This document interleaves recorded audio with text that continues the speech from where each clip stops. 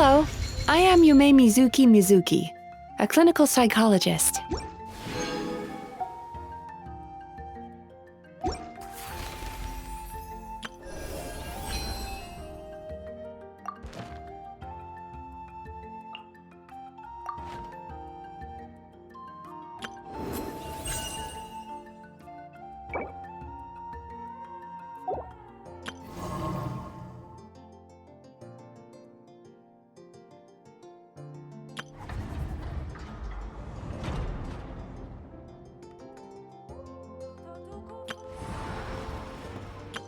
I know. Present!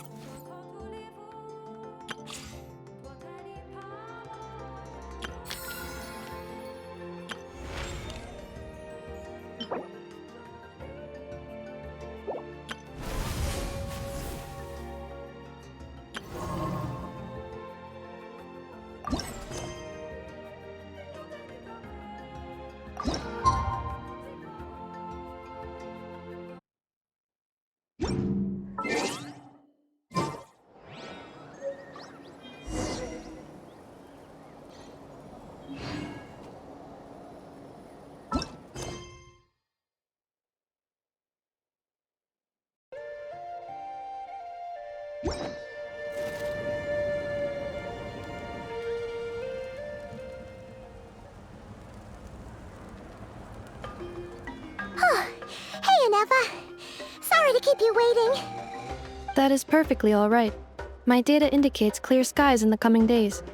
Current conditions for maritime travel, optimal. I'll be ready whenever you are.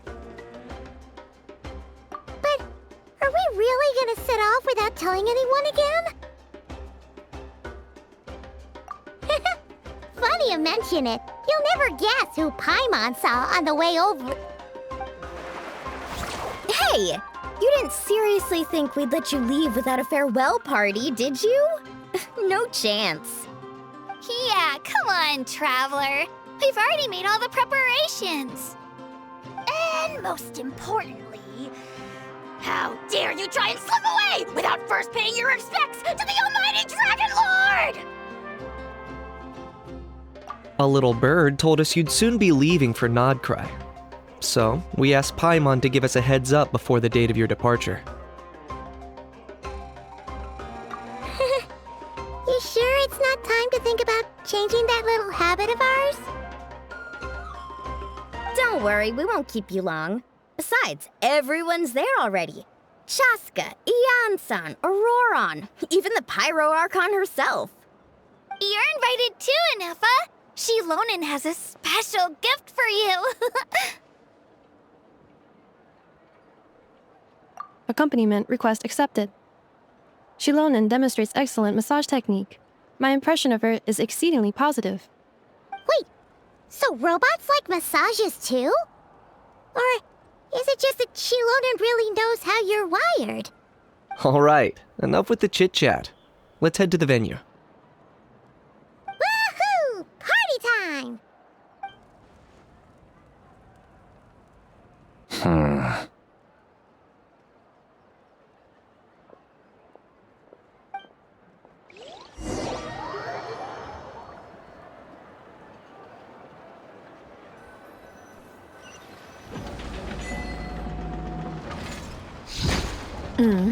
Spit it out, then. They've set off. Just as my calculations projected. About time I met this variable in person.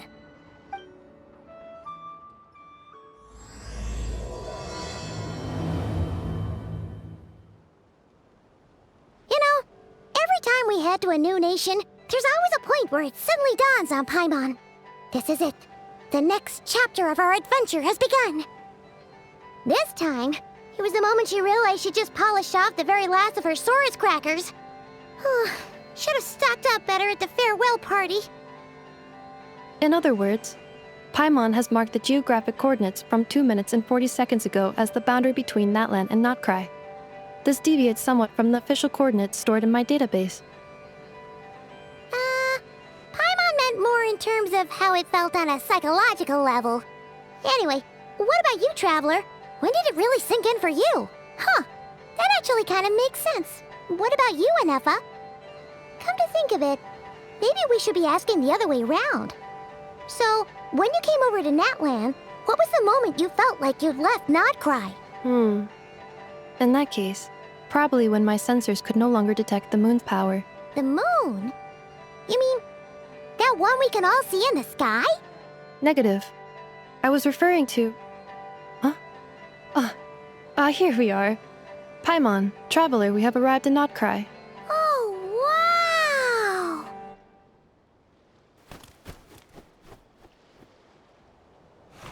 Paimon, Traveler, welcome to Nodcry.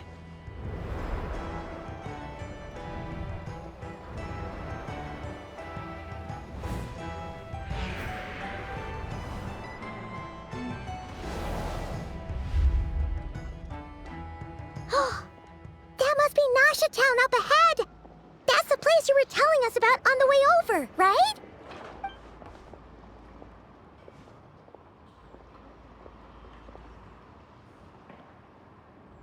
That is correct, Paimon. It is also the most bustling commercial hub in all of Nodcry.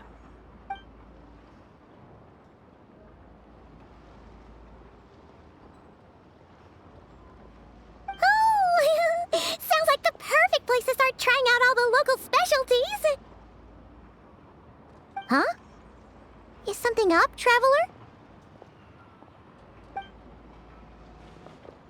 Paimon, this is where our spaceship landed when Ether and I first arrived in Tevat.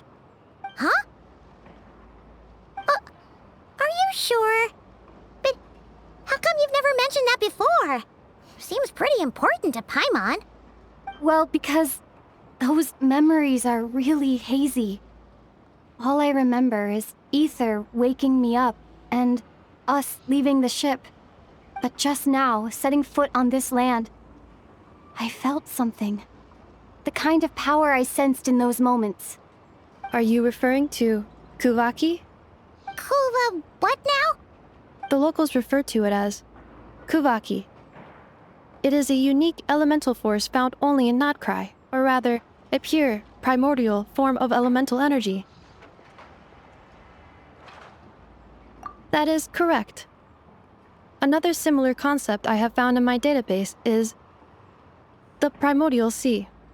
Legend has it that long, long ago, the moon that shines in the sky above us once rose from the land of Nodcry. Modern geological surveys and meteorite studies conducted in the region have since supported this claim. So, when you mentioned being able to detect the moon's power earlier, you were referring to Kuvaki?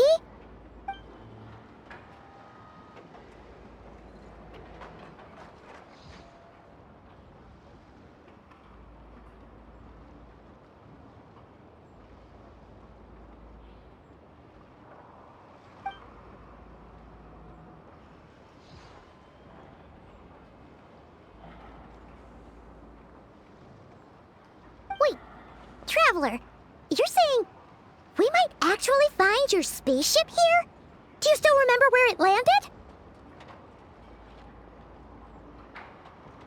Nodcry is surrounded by the ocean. In other words, it could have been anywhere along its coastline.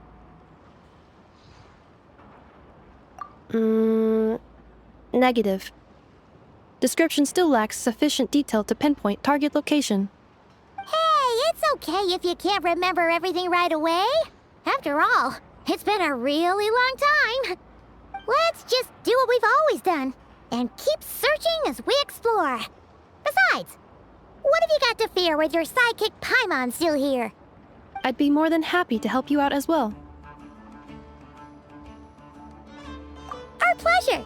Anyway, just knowing that your spaceship's here in Nodcry surely counts as a big step forward, huh? Like we've crossed another boundary? Paimon couldn't have put it better herself. You sure are a quick learner, Inefa.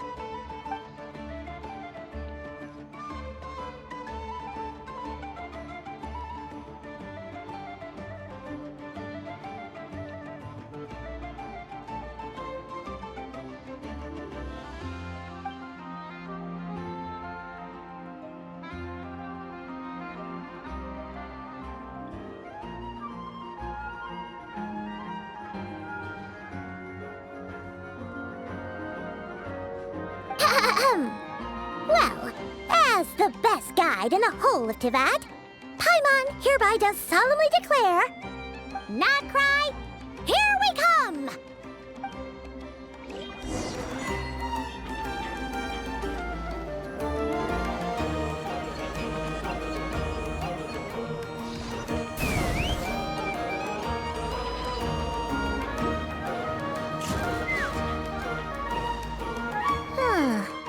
It just occurred to Paimon, if we were looking to put out a missing spaceship commission, or to learn more about Nodcry, wouldn't it make sense to drop by the Adventurers Guild?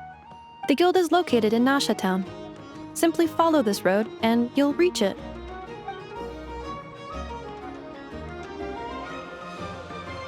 Huh? What in Tivat is that? Looks kinda like a Sealy, floating around in the air like that. That is a Kuhenki, a species unique to the land of Nodcry. A Kuhenki? Does she have something to do with the moon, too? Indeed it does.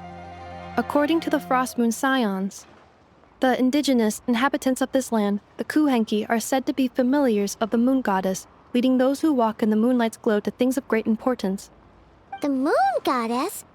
Don't all people here worship the Tsaritsa? Although Nodcry lies on Snezhnaya's border regions, the people here have held their own unique beliefs since time immemorial. As I mentioned, everything in this land shares a deep connection with the moon and the sky above. The beliefs of the Frostmoon Scions seem to date back to the civilization of the angels. According to the documents in my database, even the 7 Archons did not exist at that time. Wow! So the origin of their beliefs goes back even further than the Archon War? Correct. At some point, you may come across some statues of their goddess. The Frostmoon Scions carved these as well. Hey! Looks like she's floating away! I suggest you follow her.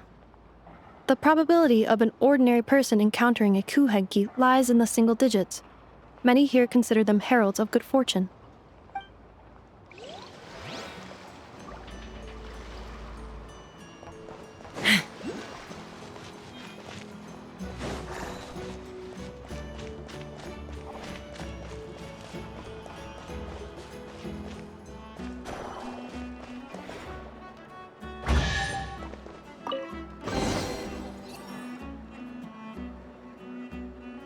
Is this a travel guide? Huh. It actually led us to something useful.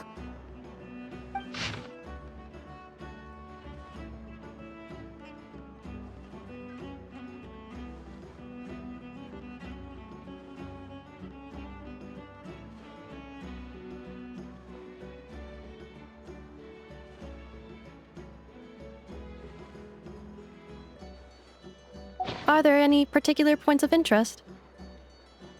Oh, it all looks pretty interesting to Paimon. If we have time, she'd love to see, pretty much everything. Recalibrating route. If we keep following the current path, we will arrive at an area of scenic beauty.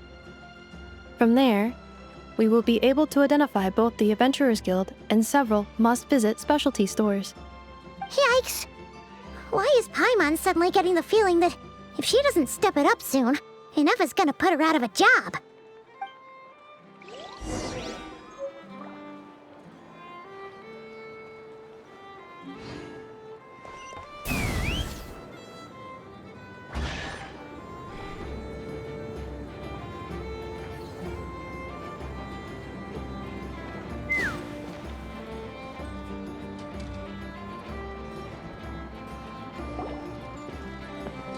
Wow! Nasha Town actually looks pretty big from here. Feels a bit different than Paimon imagined, though. Which aspects in particular deviated from your expectations? Well, Paimon keeps hearing people describe Nodcry as an adventurer's paradise. So she kind of thought it'd be a bit more picture perfect somehow. According to legend, there was indeed an era of peace in Nodcry's past, the age of the Fae. Tales of those ancient heroes are still told today. One of the most well-known is that of the Lantern Fae. This individual performed many good deeds for Nodcry. The present-day Lightkeeper's nightly lantern patrols are, in part, a tribute to their memory. But then, one day, What happened? there came a devastating abyssal calamity that swept across Nodcry, and for a time it was left desolate. Heartbroken by what had become of the land they had so cherished, that Fae extinguished their light, just as the abyss had extinguished all hope. Nowadays, the paradise people speak of is more of an aspiration, or an irony, perhaps. An irony? Today, no official authority governs Nodcry. In theory, at least, it is somewhere a person can do whatever they wish, and become whoever they want to be.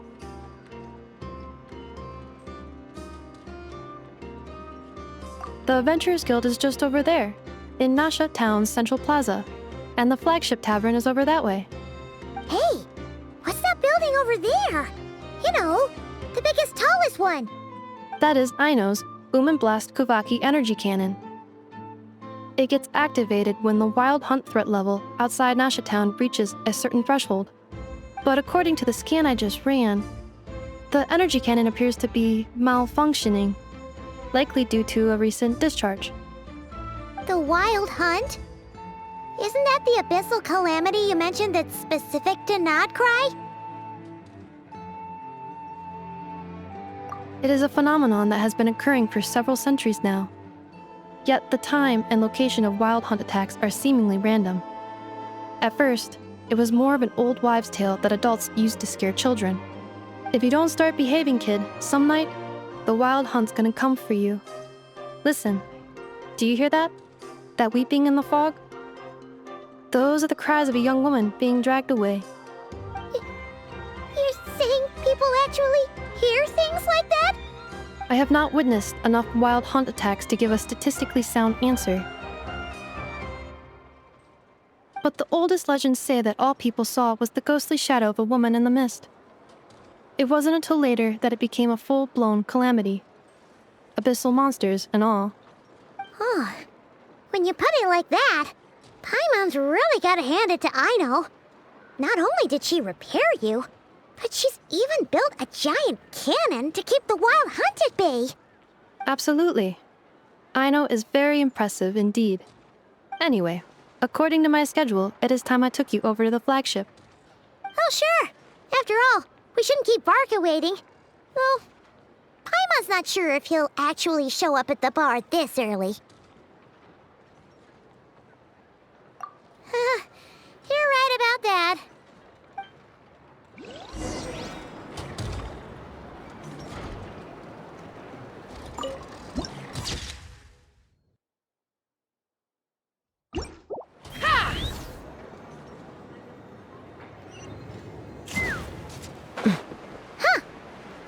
Adventurers Guild? Why isn't anyone here? Does that mean that Catherine and Nodcry actually gets to clock out? Anyway, let's come back later.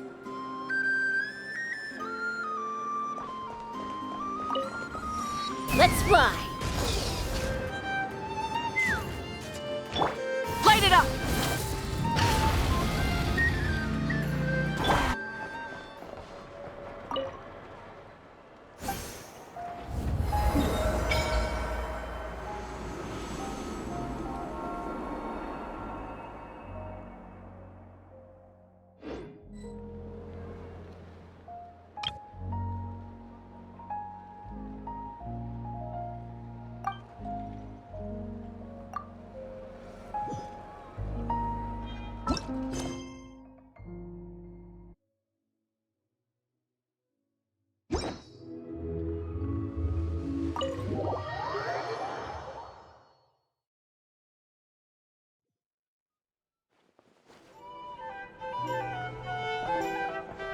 Here we are, the flagship. Varka told us to meet him here in his letter, right? Let's see. Varka? Varka! No matches, I identified. Huh. So he isn't here after all. Oh, guess we never did actually say we'd be arriving today. Hey, If what they say is true, Varka's drinking prowess must have left quite the impression.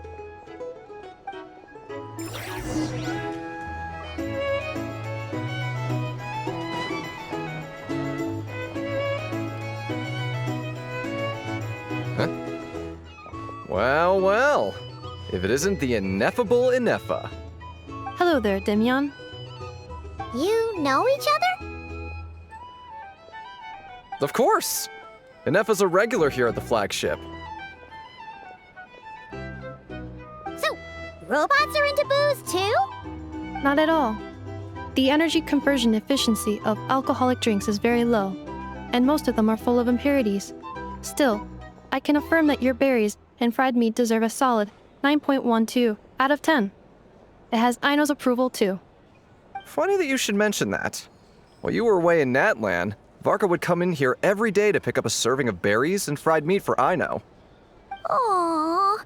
He must have been worried sick that she wasn't eating properly on account of being so hung up about Ineffa being gone. Actually it's 'cause Varka found out that Aino went wild after Ineffa left, gorging herself on snacks she normally couldn't get her hands on. So it was more worry that she wasn't getting a balanced diet. I think I might have just put my foot in it. Anyway, since you're back from Natlan, these two must be the ones Varka mentioned. The Traveler and Paimon, yes? Yep, that's us. So, from the sounds of it, you must be a close friend of Varka's too. Varka? Goes without saying. After all, he's the only one around here who's ever managed to stay standing after 10 rounds of the roulette special. Paimon can't believe he's made such a name for himself. Though, guess it's hardly surprising how. Right now? Must be somewhere near Anvantinyarvi. That's quite far from here. Huh? Where's that?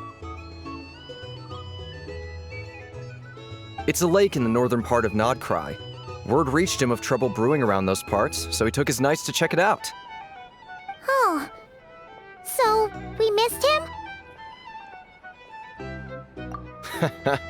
Varka knew you'd say that. So he specifically told me to make sure you stayed here and enjoyed yourselves. He sends his assurances that everything's under control. Well, if he's that confident, guess our only option is to accept. Anyway, it's not like there's any special cause for concern. He is the Grand Master, after all.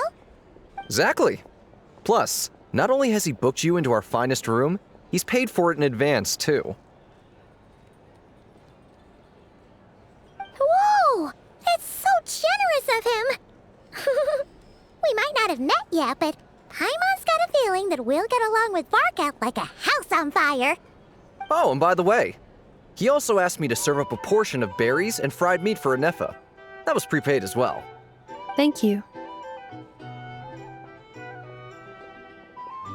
No, thank you. I'm the one who should be grateful for your business. Traveler, Paimon, why don't you go ahead and drop off your luggage? I can use this time to go pick up some components that Aino asked me to bring back. Sure thing. Besides, now that we've got ourselves a map, once we're done unpacking, we might as well go for a stroll ourselves. Why don't we meet up again later? Oh. So you no longer require navigational assistance? No worries, we should be fine. We've got a rough idea of our way around town, so Paimon's reasonably confident we shouldn't get too lost. Thank you. This translates into an approximate time saving of 30%, meaning I will be able to see Aino about 45 minutes earlier than previously projected. Oh, right. You must miss her a lot, too. In that case, we better get a move on.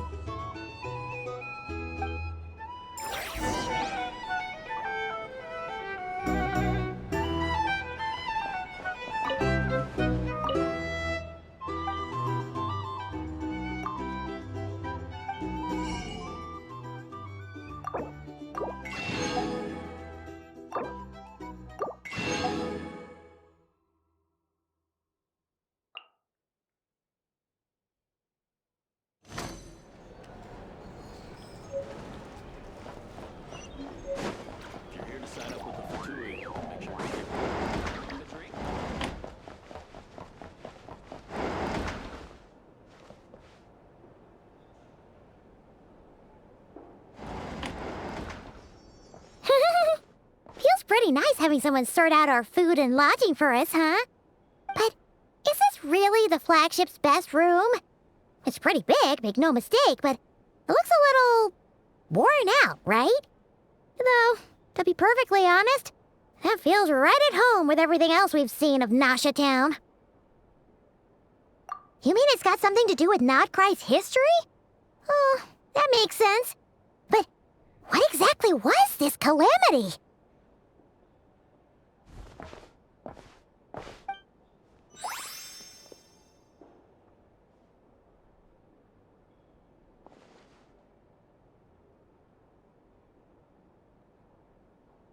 Oh, should we try the berries and fried meat too? Paimon's getting hungrier and hungrier every time someone mentions it. Oh, sorry about that. Paimon wasn't watching where she was going. Please, there's no need to apologize.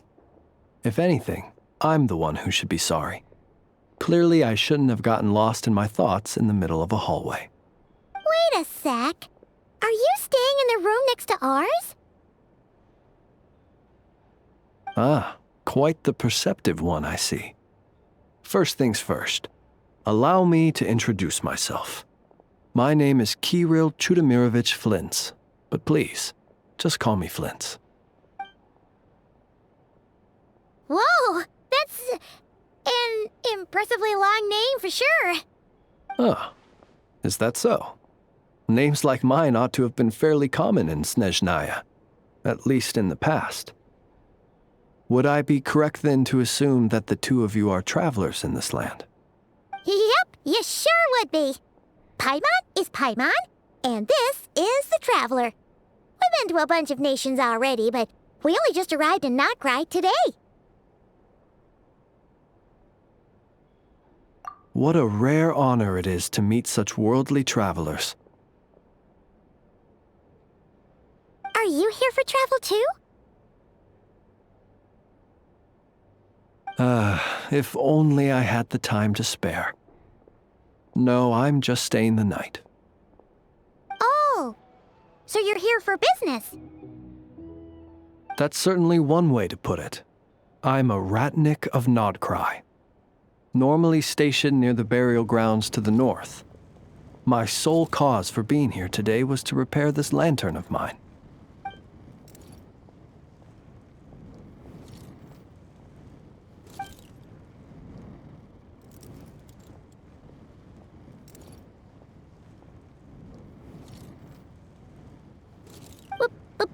Burial grounds?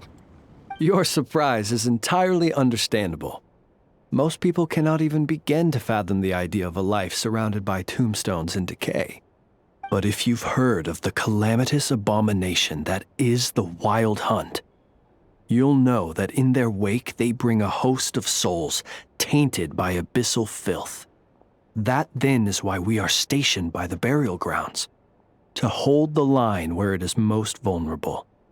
Oh, so it's all about fighting against the abyss. Oh, sounds like a tough job. I thank you for your concern. But in truth, I've long since grown used to it. In fact, I like to think it rather suits me. If anything, I'd say I prefer the peace and quiet of a graveyard to the hustle and bustle of urban life. Paimon sort of gets it now. But even so, she is still pretty sure she could never get used to living in a graveyard herself. For one thing, she'd be too scared to fall asleep at night. Oh, I assure you, there's no need to worry on that account. The kind of ghosts you find in cemeteries aren't too big on talking. But even when they do, they're usually far more discreet than the living. Well, would you look at that? Who'd have thought we'd end up chatting this long? Must have a lot in common, huh? Forgive me, but I must excuse myself, for the time of my appointment draws near. And in terms I'm sure you'll understand, a lanternless Ratnik is like a mapless traveler. A serious conundrum indeed. Oh, sure. In that case, you go right ahead. We won't keep you any longer. Not at all. Should the opportunity present itself, I'd gladly continue our conversation another time. You're always welcome to come visit my grave. The grave I stand watch over. Your visit would bring much-needed light to that place of final rest. Right. Well, if we get the chance. Then allow me to wish you a traditional Ratnik's farewell. See you by the graveside. Ugh. Jeez. What a weirdo. Not to badmouth him at all. In fact, he seemed pretty cultured, but at the same time, kinda spooky? Must be all that time he spent around graveyards. His lantern? No, not really. You mean, 'cause it was broken? Huh. Guess you've always had a nose for stuff like this. If you're worried, you can always ask him the next time we cross paths. Hey, don't you start spouting all that weird stuff too. It's so noisy here. Back in my day. Ha!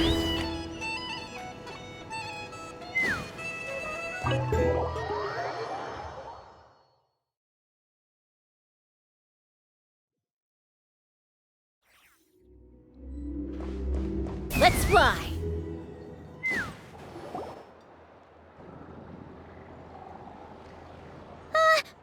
Paimon almost forgot something super important. Were we gonna go try out the berries and fried meat? But now, heading all the way back to the flagship feels like such a waste. Please, accept today's boon. Come night or day, may the blessings of the moon goddess shine down upon you. Huh? What's going on over there? Wait, free food? Wow, the people here are so nice! Quick, let's grab some too. Paimon's super curious what their food tastes like. Moonlight illuminates the path before you, travelers from afar. Huh? How'd you know we were travelers? Just now were a song the birds in the sky, singing of your wanderings. You are no ordinary guests, it seems. The birds and the... what now? Forgive me. I should not have laid the words of others out as a welcome mat for our very first meeting. You, too, must be wondering who I am. I am Lauma, moon chanter of the Frost Moon's Scions. Please, as do our followers and other passers-by, accept today's boon. Happy to oblige. Paimon's name is Paimon, and this here is the Traveler. Thanks so much for sharing your yummy food with us. We'll take one each. Think nothing of it. These fruits were the finest we found, delicacies gathered in the wake of the morning dew. It is my hope that partaking of them may lift your spirits to heights anew. The finest you found? Wow! That sure is kind of you, but wouldn't you want to keep those for yourselves? The first fruit of the harvest must be placed upon the moonlight altar, not as an offering to the gods, but as a spark for lost hunters. For it is the blade of the starving that darkness most easily corrupts. As perhaps you have already heard, we Frost Moon's Scions revere and worship the moon goddess. We believe that together, virtue and compassion are the shining light that will lead us all out of the long, dark night. And now, with tides of haughty Fatui swarming into Nodcry, driven by greed and greed alone, more than ever before, we must all unite under the banner of virtue. Ha! Look who it is again. Those unsufferably kind-hearted Frost Moon Scions. Got enough for us too? That's right! 2 servings each! We're starving over here! The Fatui! After what you've been doing to our sacred statues, how dare you even show your faces? Wilhelmina, bestow today's boon upon our guests. You hear that? No slacking now. We'll have the very best you got. But, my lady, they... Please, you two, accept this meal. But remember this. Kindness is the first lantern left to guide those who stumble in ignorance. Come again? Let me finish. But should they still refuse to follow the moonlit path, then by our frosted blades shall we show them its shadow. You! Hey, look who it is. Whatever. Just you wait. We'll be coming for you next. Huh? Where's the meat? Who wants to eat this garbage? Those stooges really are the worst. Ever since they came to Nodcry with all their weird equipment and built that so-called experimental design bureau, our lives have been turned completely upside down. Judging from how they reacted just now, it seems the Fatui already know who you are. Well, we have gotten in their way in pretty much every nation we visited, so we're probably at the top of their blacklist by now. I see. Then, on behalf of the Frostmoon Scions, I thank you for the goodwill you have shown us.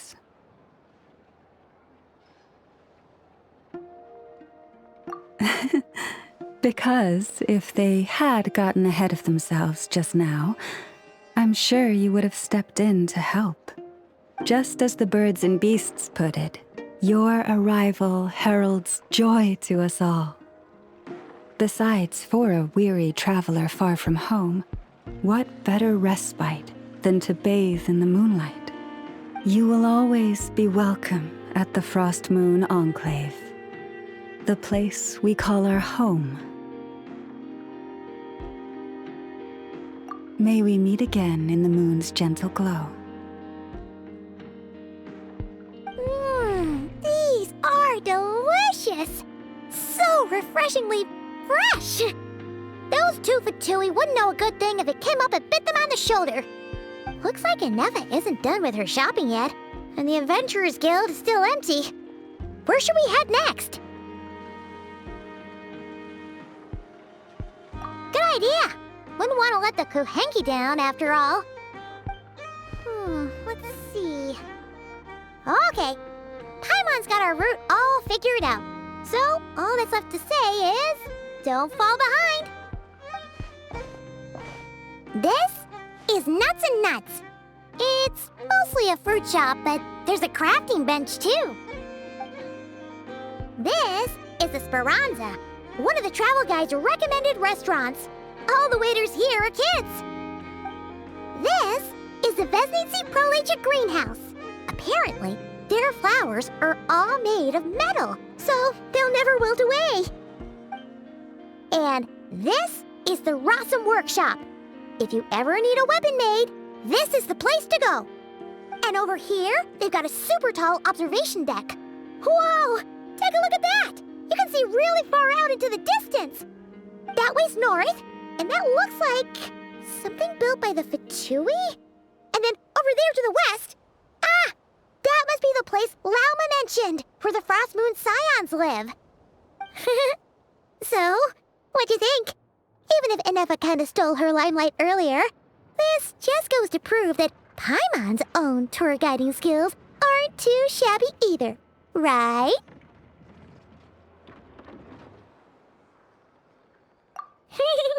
She sure is! It'd take hundreds of years of practice to beat the best tour guide in all of Tibet. Huh? Look! There must be someone at the Adventurers Guild now. There's already a line forming outside. Looks like we'll finally be able to ask about your spaceship. Oh, or was there anywhere else you wanted to stop by first?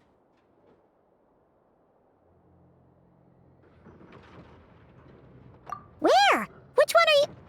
Oh. Now you mention it, Paimon's noticed it too. Ugh. Better not be who she thinks it is. Anyway, where we go first is completely up to you. Either the Adventurers Guild, or that suspicious-looking shop. A word of warning, though. If we step into that shop, be sure to keep a very close eye on your Mora.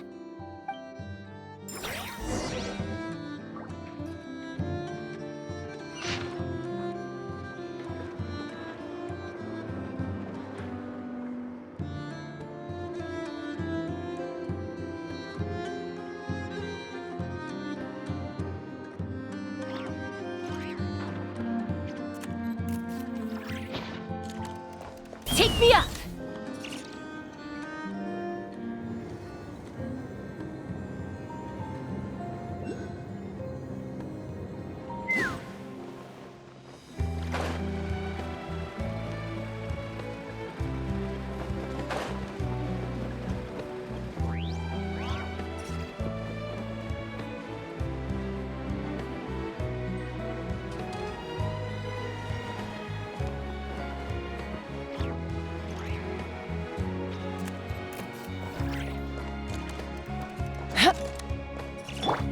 Try and stop me!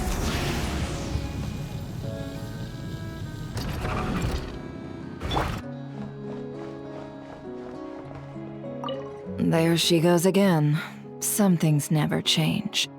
Does she really think that'll do anything to fix the mess that is not Cry? Boss, that stuff looks super tasty. I think I could grab some too.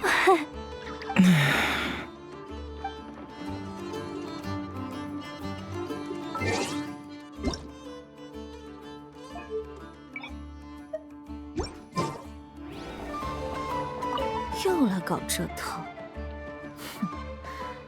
那女人还是和以前一样，真以为这能改变罗德卡莱的现状吗？老板，那看起来很好吃哎，我能请领一份吗？唉，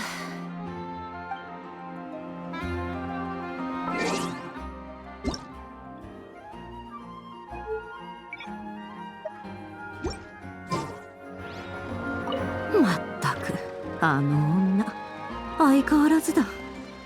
本当にあれでナドくらいの現状を変えられると思ってるのかね。姉さん、あれ、美味しそうだね。あたいも一つもらってきていい？はあ。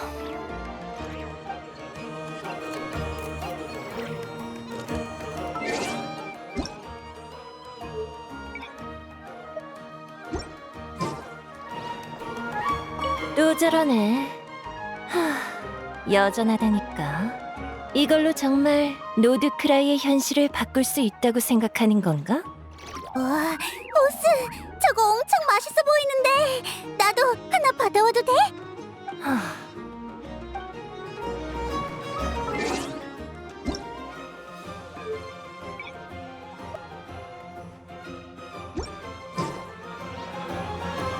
There she goes again.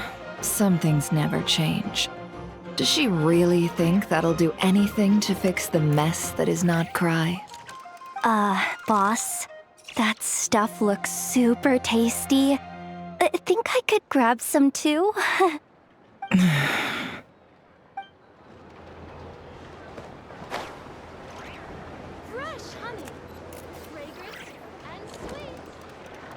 Come night or day, may the blessings of the moon goddess shine down upon you.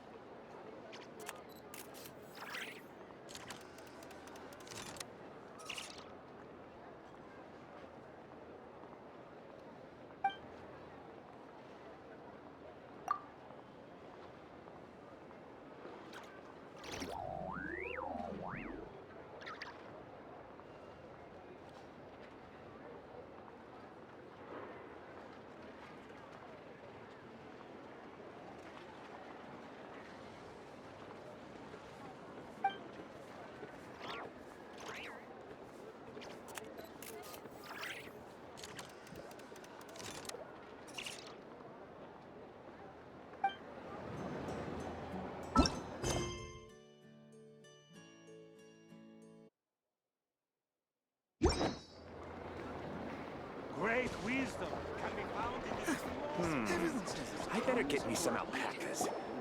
Lucky us! The line seems to be gone now. Come on, let's go say hi to Catherine. Hey, Catherine, we meet again.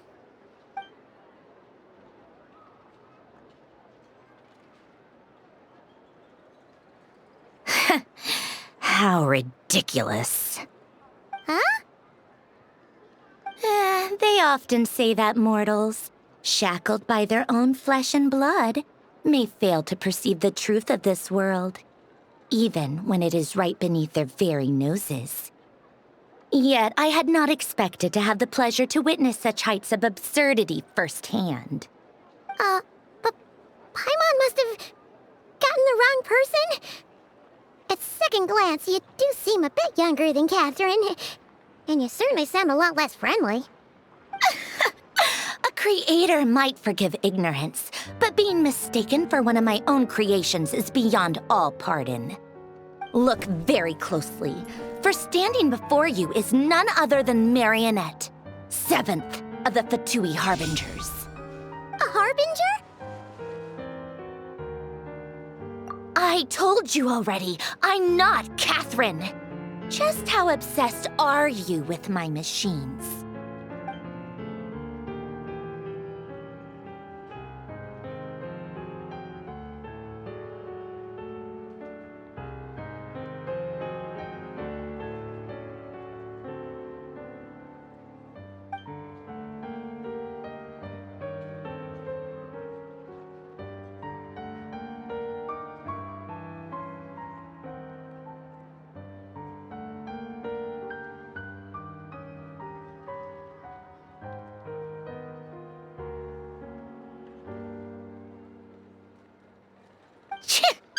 Today's encounter is merely a courtesy call. A friendly warning, if you will. You interfered with my work once before, with that little robot. I let it slide. After all, it was nothing more than a distraction, a side project at best. But we are in Nod Cry now, and as such, I strongly advise you not to stand in the Fatui's way. Otherwise, the next time we meet, I might just have to drop all this meaningless etiquette. Oh, please. You've got some nerve coming out with barely veiled threats like that. You're the one stirring things up here. Oh, perhaps you have misunderstood. Just because Nod Cry lacks a ruler at present, that does not mean it should not be ruled. We Fatui are simply establishing a new order. Yeah, right. More like shady experiments, judging by your massive creepy research facility. I've said what I came to say. What you do next, only you can decide. So why don't you start by using your already limited processing capacity to calculate your even more limited options? And, being the refined young lady that I am, I shall indulge you just this once. Ad Astra Abyssosque. Welcome to Nod Cry, Dominion of the Fatui.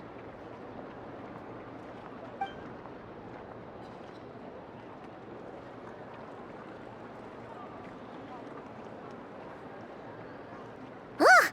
Paimon's so mad right now! How can anyone so obviously evil be so annoyingly self-righteous? But if a Fatui Harbinger is here to greet us in person, that can only mean one thing.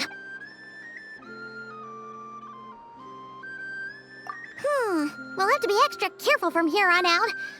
Paimon hates feeling like she's being watched. Hey! The real Catherine's back! Ad Astra Abyssosque. Welcome to the Adventurers Guild. How may I help? I will do everything I can to assist you. Oh, you're so much nicer to talk to, Catherine. Please don't leave us again, okay?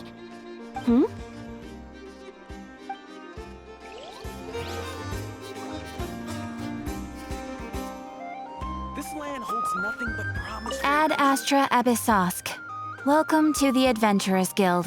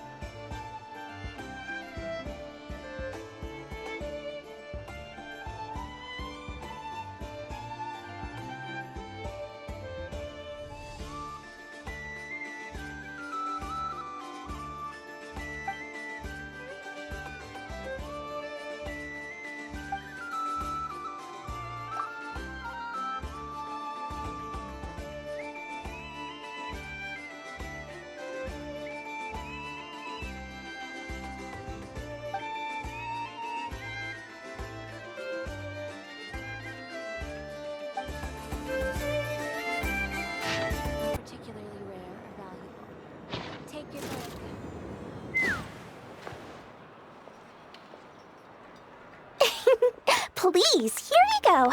And if you ever need anything else, don't forget to make the great Lord Sangama Bay your first port of call. Oh dear. So it is the real deal. Of course it's the real deal. Everything you'll find here is 110% real, meaning every one of my deals is as real as a deal can... Wait a minute. Well, if it isn't my two most valued clients! And with no small thanks to your munificent patronage. Come, how could you just sneak into Not Cry like this without telling your dear Lord Sangama Bay?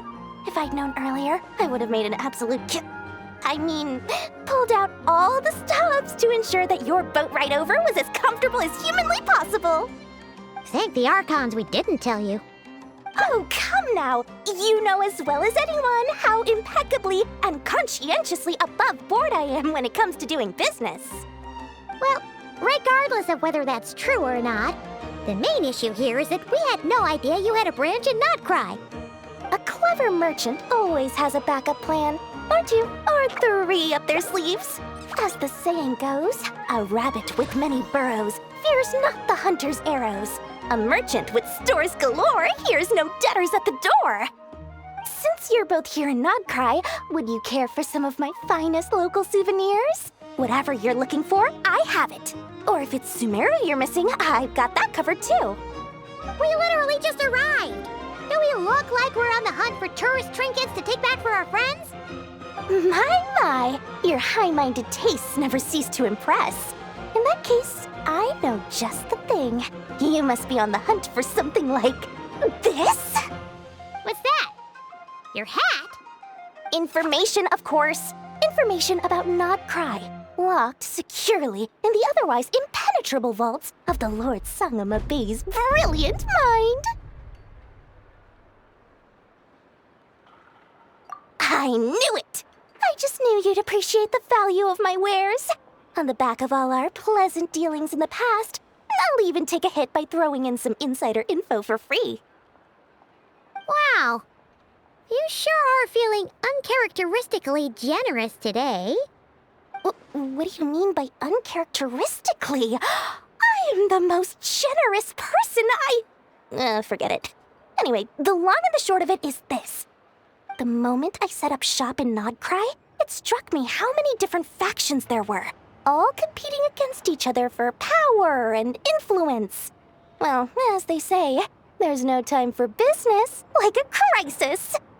Things got even more turbulent after the Fatui pulled down 2 ancient moon's remnants.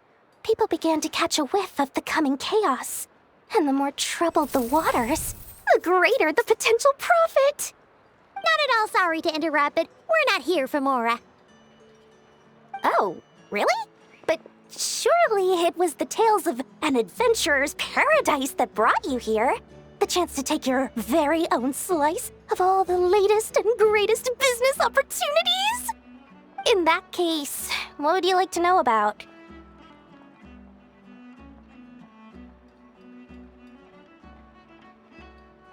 The Frost Moon Scions? You mean the people who believe in the moon goddess? They're not a bad bunch. It's just, well, they have such simple tastes. No luxuries, no indulgences, no nothing. Trying to earn a little more from that lot is like trying to squeeze blood from a stone. Still, things between them and the Fatui have gotten pretty tense. It's only a matter of time before the powder keg goes boom. And when that happens, that's when business will start to boom too.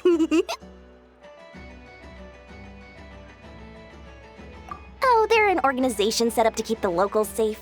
Apparently, they have a long and glorious history, and they're made up entirely of volunteers. But seriously, a volunteer organization in Not Cry? This place is hardly a magnet for noble hearts. No pay, all work. That's not a business model, and it's certainly not for me.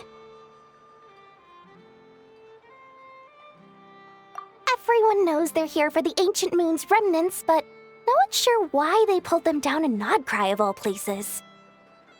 Anyway, they've been acting mysterious enough, but if you ask me, that Kuvaki Experimental Design Bureau of theirs up north hide secrets wilder still.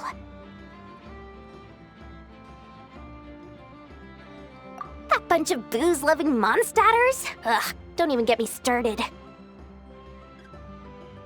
As fellow Outlanders, I thought they'd be easy pickings, but somehow, every single one of our business negotiations wound up at the flagship. I've done plenty of deals with heavy drinkers before, but those guys?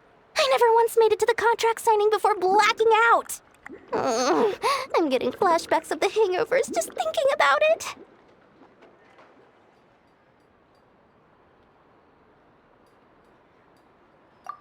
What now? A spaceship? Nope, never heard of anything like that. Don't you two get involved in any big business here without so much as a heads up, you hear me? At the very least, consider letting me in as a key investor.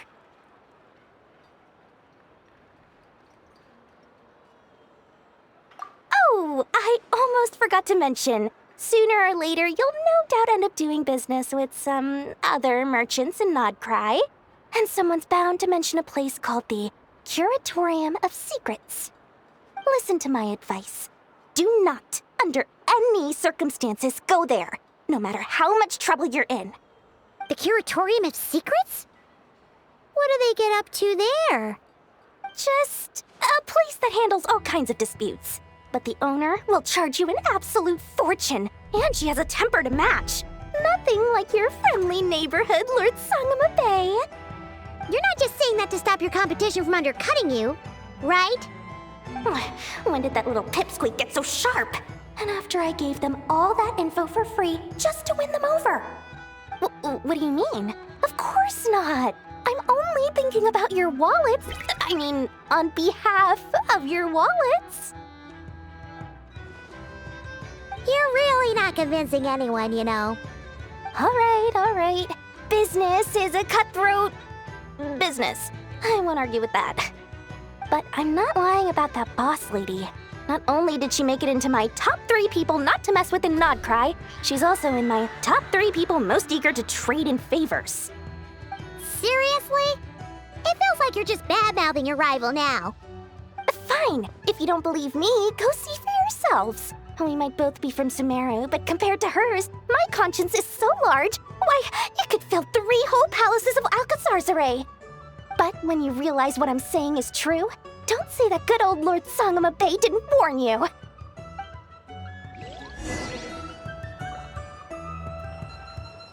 Anyway, don't be a stranger now. We might be a Nodcry, but don't forget, Dory's doors are always open for you.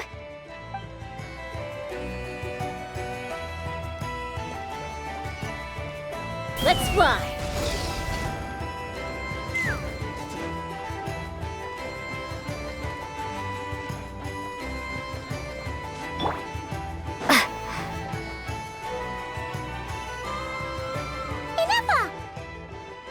Hello.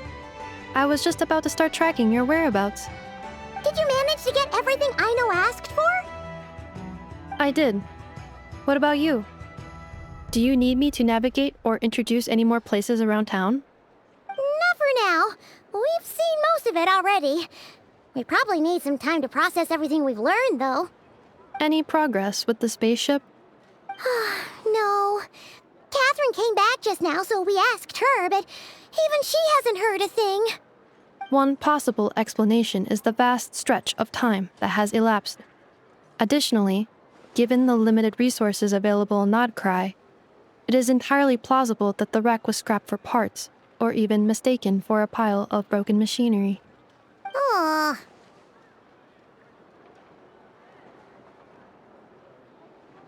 Understood. In that case, why don't we go ask Aino together? After all, she was the one who salvaged me, ancient dragon technology and all. If there really are any unusual parts floating around Nodcry, there's a high chance they've passed through her hands at some point or another. Good point. And since you keep mentioning her, we're curious to meet this whiz-kid mechanic too. Understood. Then I'll handle navigation as before. ETA at the Clink Clink Krumkake craft shop. 34 minutes ahead of schedule.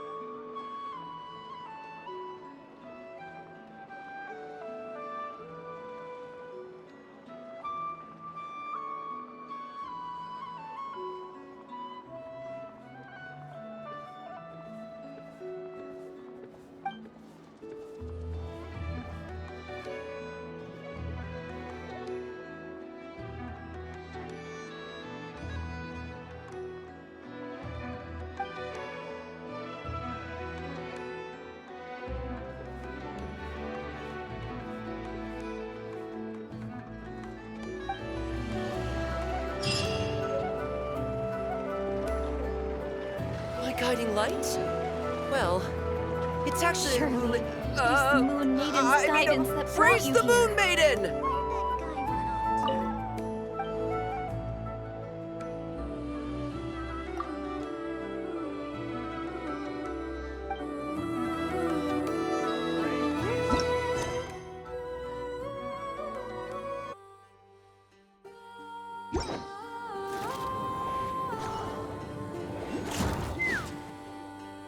Oh no!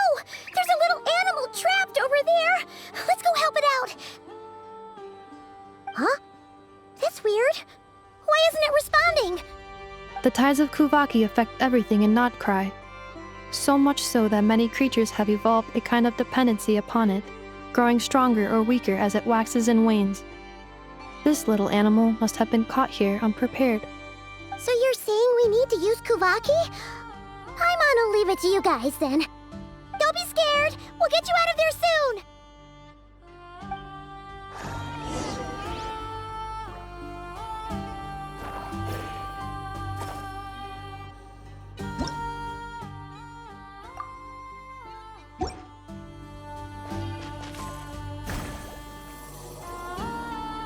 Oh! It worked! Off you go now, little one. Don't go getting yourself caught again.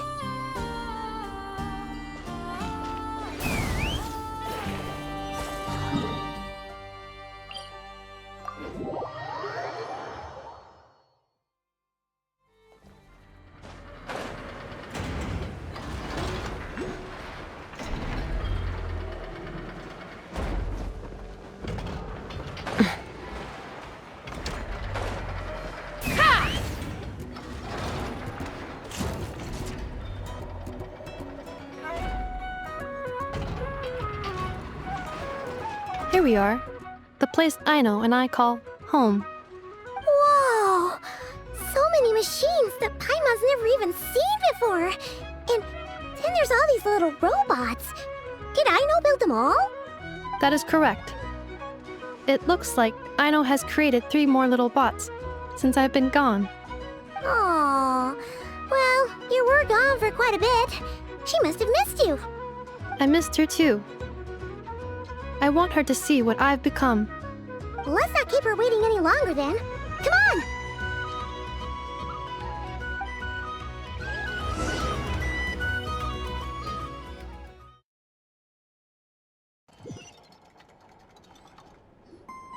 on! Aino, I'm back.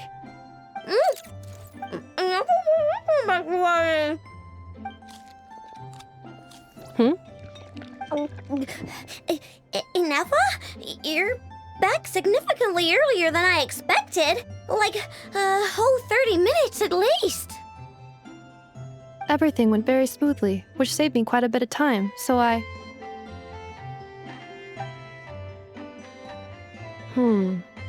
Aino. Could you turn around for a moment? Aino. I've been on my best behavior the whole time you've been gone. She's got chocolate all over her mouth. Aino. While I was away, did you strictly abide by my tailor-made snack intake schedule? Oh, of course I did. 1 whole cake, 1 crumb cake, and 1 pack of chocolates a day, right?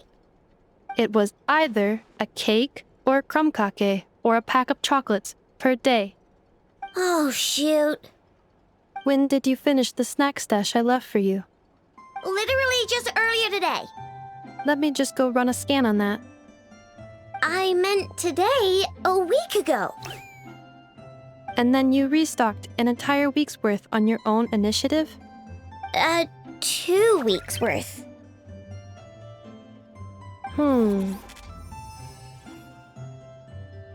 Why does Paimon feel like the roles in this household are pretty much the opposite of what she imagined? Calculation complete. Aino's recommended snack calorie intake for the next 4 weeks. 0. Ah, no fair! You're a meanie, Ineffa. This is what happens when you break an agreement. Oh, come on! Don't do this to me! I only ate a teeny bit extra every day. just a teensy-weensy bit extra. That is objectively not a teensy bit extra. Aw, seriously?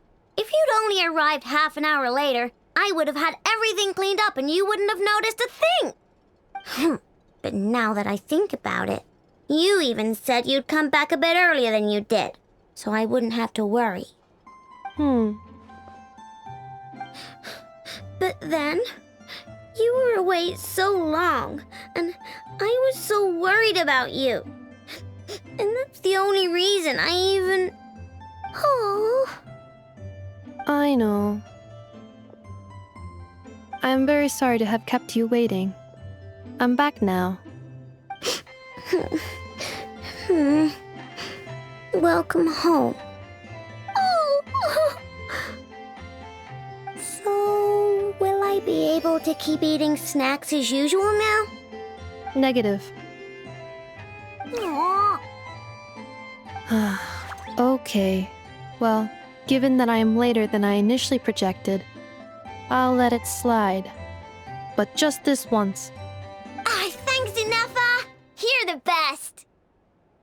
I know. Allow me to introduce.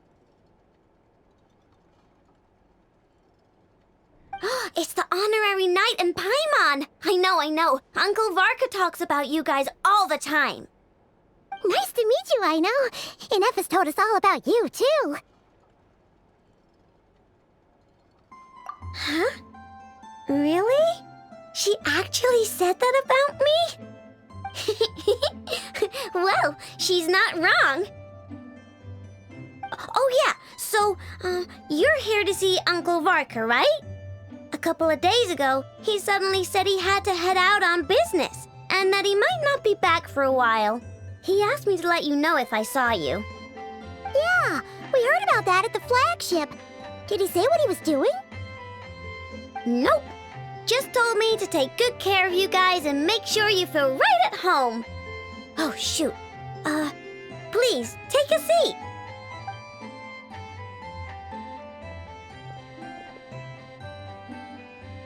Do either of you need my help with anything? Anything at all? After all, I'm the head of this household. Sure wouldn't know it from that snack tantrum she just threw.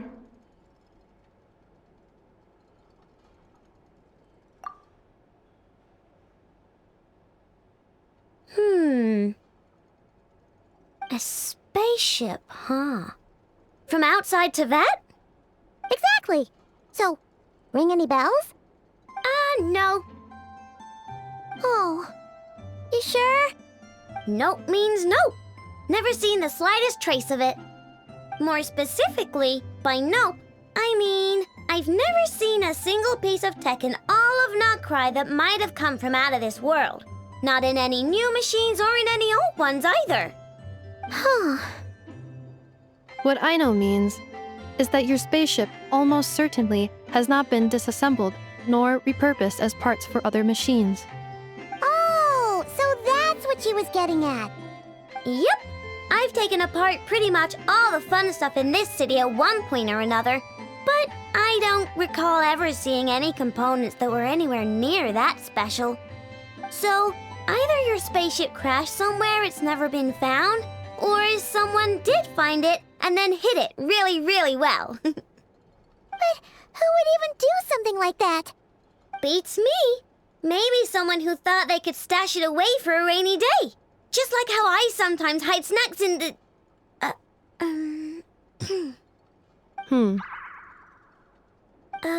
Anyway, long story short, I definitely haven't seen anything like that. Besides, sounds like it would practically be ancient history by now. If anyone still has any leads on what really happened, it'd be the Frost Moon Scions. The Frost Moon Scions? Huh? Haven't heard of them yet? Didn't Inefa tell you about their rituals? There wasn't enough time to delve deeper into their history and traditions. What kind of rituals are we talking about? I've never actually seen them myself, just heard bits and pieces here and there. They say that each of their moon chanters has had access to an ancient relic that lets them see the true past. Not sure exactly how it's meant to work. I can't get my head around anything that can't be explained by either machines or science. And to tell you the truth, I don't like it much either. Looks like we'll have to try our luck with the Frost Moon Scions. Aw, leaving so soon? Sure you don't want to hang out a little longer? It's getting late, I know, and these two still need to head over to Hisi Island. It would not be convenient for them to linger much longer. Aww. All right then. Don't worry, we'll be sure to drop in on you as often as we can. Really? You promise?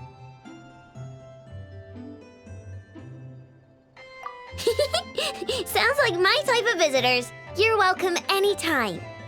I'll be staying to look after Aino today, so I won't be going with you. Hey, don't sweat it. We'll find our way just fine. I'm glad to hear that. Also, I must admit, I have very much missed the charging bed that Aino made for me. Oh, are you here to play with me? My name's Aino, and I'm an inventor. Me and Anefa live together. I could probably eat all the cakes and cookies in the world because I love them so much. But my favorite kind of all is lacquerberry crumb cake. Come visit my Clink Clank crumb cake craft shop whenever you want. Anyway, that's me. What about you? Tell me something about you, then we'll be friends.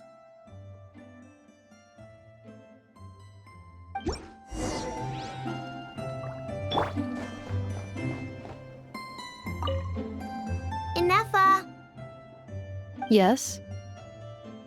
feeling comfortable? I am indeed. No bed in the world is as comfortable as this one. Anefa, Yes? want me to increase the charging rate? Please, if you would. Thank you, Aino. Anefa, Yes? I'm hungry. In that case, please enable quick charge mode.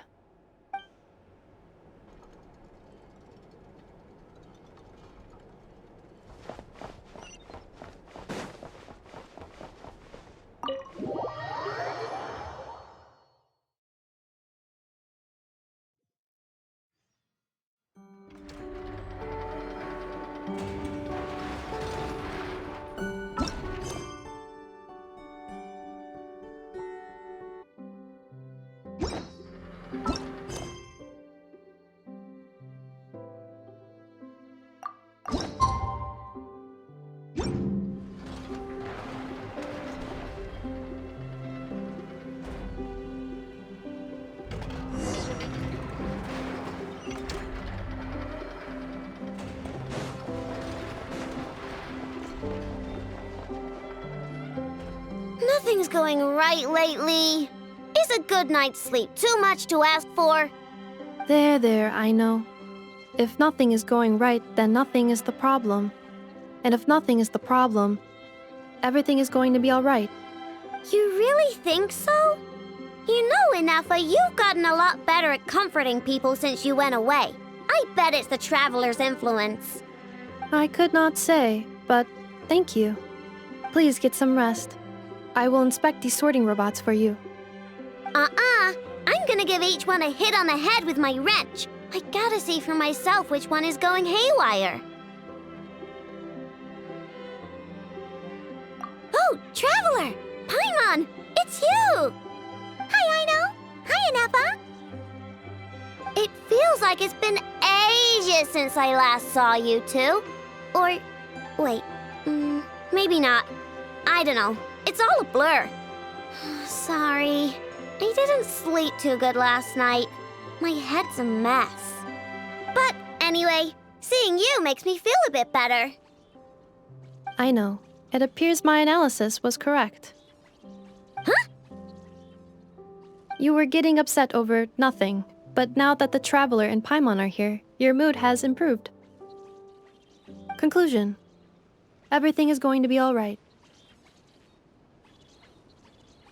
Huh! Well, I can't fault that logic. Oh, what's the matter, Aino? You can tell us. Whatever's going on, we'll help you out. Oh, it's nothing major. People keep getting into fights around here, and last night they crashed right into my workshop. All the clinking and clanking makes it hard to sleep. Oh, sounds like the Clink Clank from Kage Craft Shop is living up to its name. Oh, sorry, not the point. So, who are these people? They sound dangerous. Do not be alarmed. It's a group of treasure hoarders on the run after stealing from the Fatui. Treasure hoarders? Dipping into the Vatui's pockets? Wow, the Not Cry faction's pretty bold. Sorry, again, not the point. What matters is, disturbing people in the middle of the night is unacceptable. Yeah, before Anefa came back, all I could do was hide in the workshop and curse them under my breath. But now, I can teach them a lesson. I already cleared them out last night. You will not be bothered again, I know. You're the best, Anefa. Wow, so problem solved, right? Well, the sleeping problem is solved, but now there's an issue with my prospector bots. They're supposed to sort out the useful treasure from the junk. Nice! Sounds impressive. No, not impressive. There's a traitor among them. Correct. The sorting bots delivered several items of no utility this morning. The ratio of useful to non-useful items suggests that one of the bots has malfunctioned. My bots don't just break down for no reason. You know what I think? It was sabotage. And it must have been one of those people from last night. Then we'll find them and make them pay. Yeah!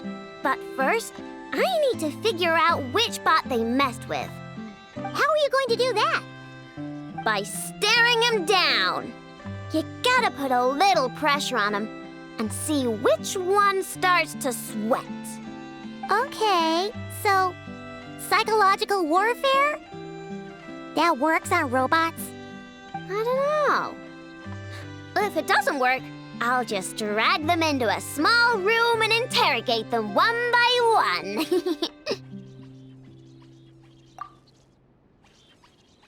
Whoa! How's that fair?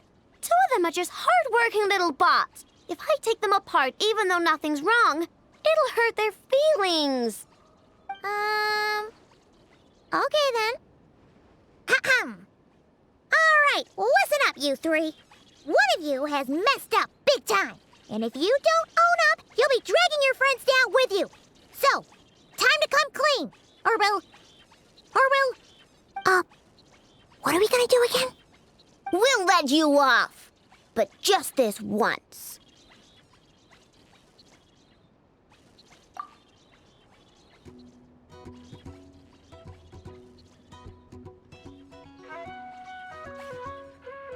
You stared them down all right, Traveler. Notice anything off?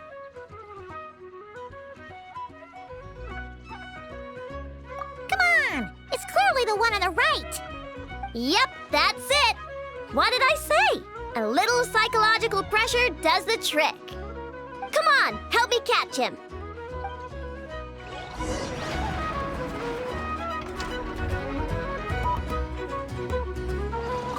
Come on, help me catch him.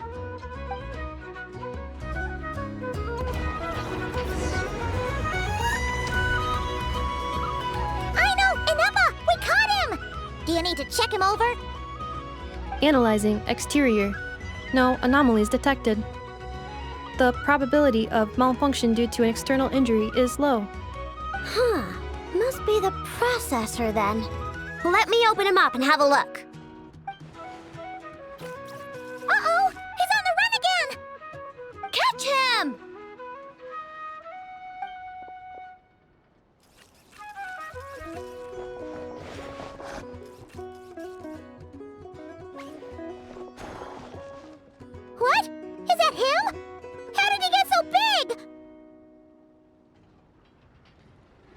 No, those are scrap sorting bots.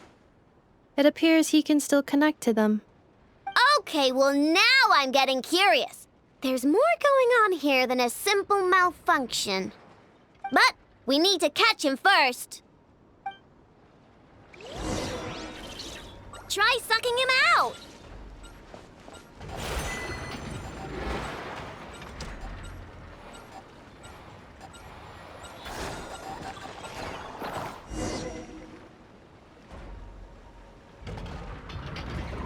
Oh, finally! We caught him! Man, what is going on with this bot? Wouldn't you like to know? Huh? You can talk? I know. Is he supposed to do that? No, it's not possible. I mean, my prospector bots do have a voice function, but it's all preset phrases. There's no way they have awareness like a Nepha. Their cores aren't even a fraction as advanced as hers. But it seems like he can communicate.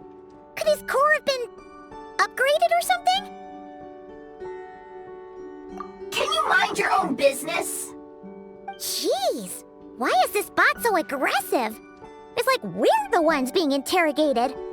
Oh, just you wait. If you don't get out of my sight, I'll round you all up and send you straight to the Fortress of Marrowseed.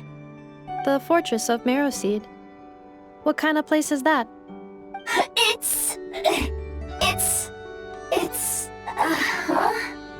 What is it again?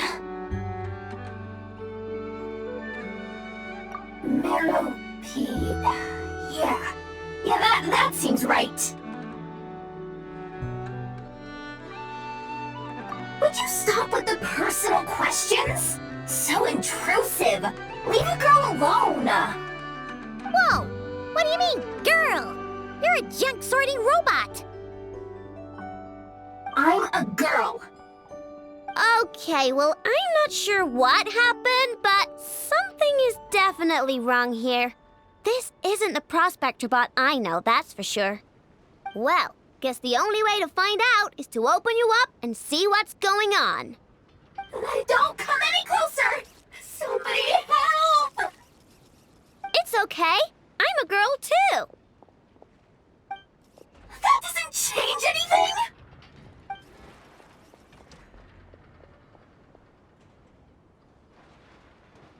Apologies, Traveler in Paimon. Aino prefers to devote her full focus to solving problems.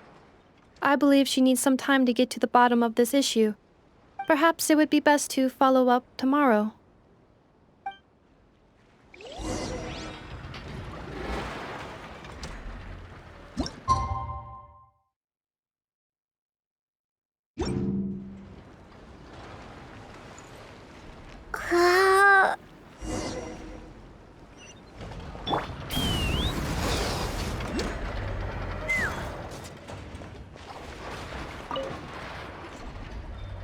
Weird.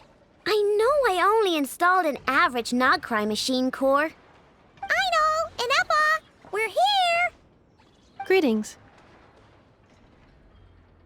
I mean, I found the source of the malfunction, but now I have way more questions than answers. What? Why? The bot has the wrong core. It is not the one Aino installed originally, but the core of a clockwork mecha from Fontaine.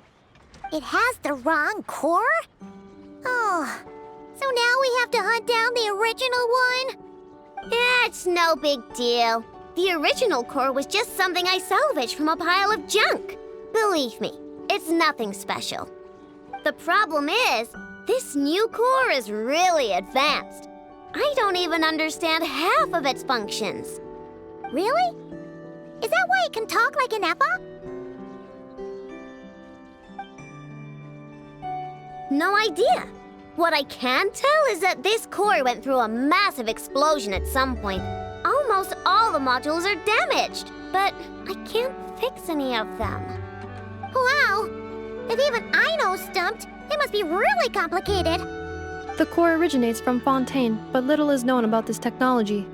Without relevant knowledge, a breakthrough will take time. Yeah, but it's not all bad news. I managed to extract a useful bit of information from the data I could salvage. One word. Charred. Charred? Is that its name? I doubt it, but I'm sure it's important. It was stored in the deepest part of the core. That's the best protected part, which is why I was able to salvage something from there. The best protected part? In the event that my core sustained damage, that's where I would move all Aino-related data to keep it intact. Ah! Knock on wood, knock on wood! Your core is gonna be just fine, Inefa. Don't jinx yourself like that. I was engaging in a hypothetical discussion. Doesn't matter, you still gotta say it. Say knock on wood. Knock on wood. Like that? Yeah! Whew, that was a close one. Huh? Anyway, I bet there's other data preserved deep in the core, too. Otherwise, this thing wouldn't be able to talk. And I'm gonna extract it all. Here, data, come to Aino. Man, this core is so mysterious. But if it's so high-tech, how did it end up inside a random prospector bot? Bingo! That's the question, isn't it? Who replaced the original core with this one and why? I mean, even though it's damaged, the research value is off the charts. Bingo! That has to be the answer. You know what happened the day before it started malfunctioning? The Fatui chased a group of treasure hoarders straight into my workshop. I'm thinking the treasure hoarders stole the core from the Fatui and needed a place to hide it. So, they stuffed it in my prospector bot and handed the original core over to the Fatui to smooth things over. Makes sense, don't you think? I'm pretty clever, right, Inefa? Of course. In fact, intel from the Curatorium appears to corroborate this hypothesis. Several of Marinette's subordinates were robbed on their way back to Snezhnaya. Although it is unclear what was stolen, the culprits were identified as a group of 3 treasure hoarders. Their leader is a silver-haired woman wearing a hood. As for the remaining 2 members, there is a man with pink hair and a man with purple hair. Wow! So Paimon was right. The local treasure hoarders around here aren't bold. Actually, this group has only been active recently. The Curatorium suspects them to be outsiders not local to this area. Who cares? Yehoda said they're just a bunch of small fry anyway. Yeah. If those treasure hoarders really did mean to hide the core in this bot, they're probably gonna come back for it. Let them come. If they're nice, I'll even share my crunkakes with them. And if they're mean, Inefa will give them a good old knuckle sandwich.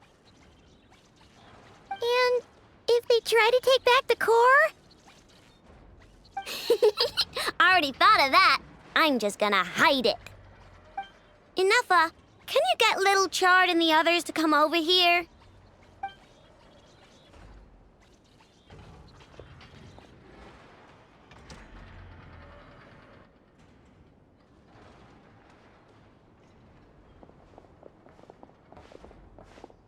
Okay, hold on to your hats. I'm gonna hide Little Chard in a scrap prospector bot. What did you just call me? Come on, we have to call you something. What? Do you already have a name? Lombro. What kind of name is that? Did you get it from somewhere in your data bank? It doesn't sound like a little girl's name to me.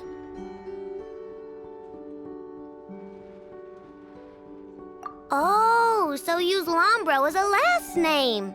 Huh, I kinda like it. Then it's decided. You're Chard Lombro from now on. No complaining, all right? You're stuck with it either way. You're the one who decided to hide out here, so from now on, you work for me.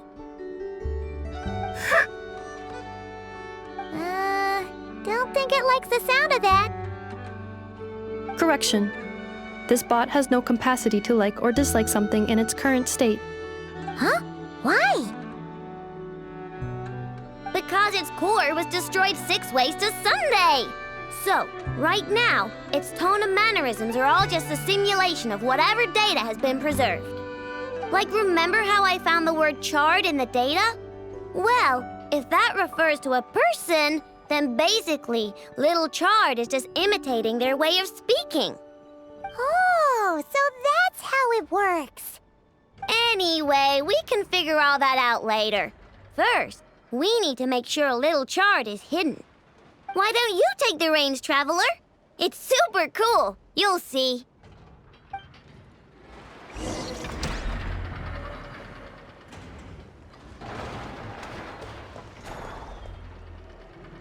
Why don't you take the reins, Traveler? It's super cool. You'll see.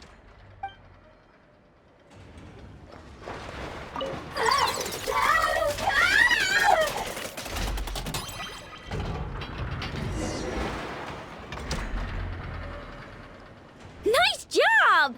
You've got some engineering chops, that's for sure. And thanks to you, I'm now the proud owner of the most advanced prospector bot in town. I expect good work out of you, little Chard. But don't worry, you'll be compensated. Like I care! We gotta do something about that temper of yours. Maybe a little flour on your head will soften you up a bit.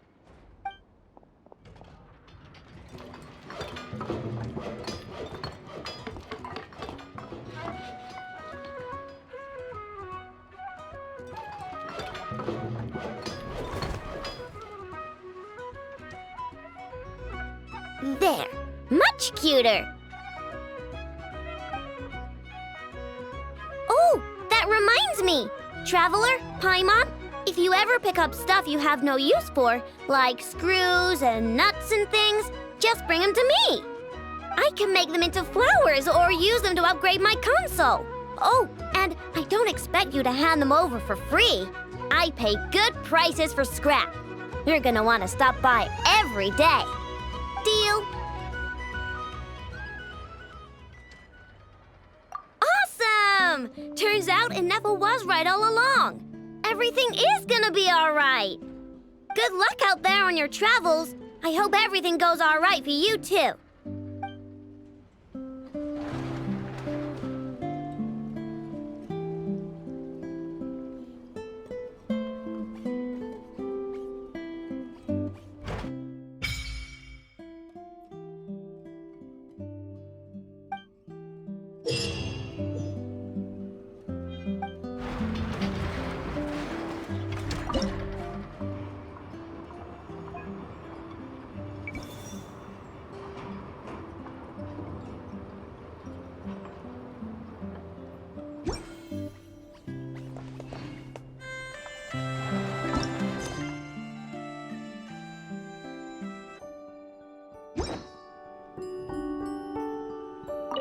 Inefa, quiz time! What's the difference between a domestic duck and a wild duck? One is domestic and one is wild. Bingo! You got it! Okay, here's another one. What's the difference between those two and Knuckle Duckle? Knuckle Duckle is a duck with knuckles? Wrong. Wild ducks and domestic ducks are ducks, but Knuckle Duckle isn't. I see. Then, are robots people? Of course not. Oh, so I'm not a person. You're Inefa, the one and only Inefa, my Inefa. Just like I'm the one and only Aino, your Aino. Understood.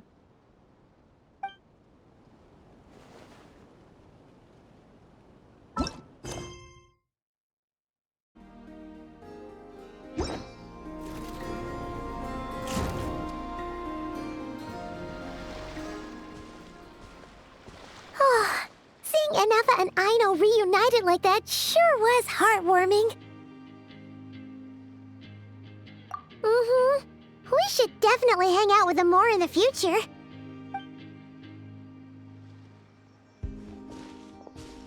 Speaking of homes, we must already be close to where the Frost Moon Scions live. The vibe here feels different, just like the scenery.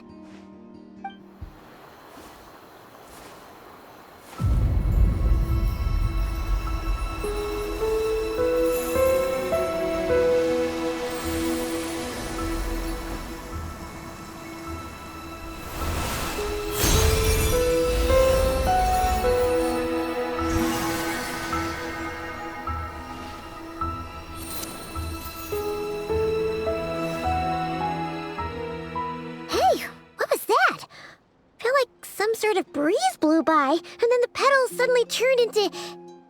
Huh? Is that a Kuhenki? She looks different from the ones we saw before. Hey there! What's your name? Huh. Doesn't seem able to speak.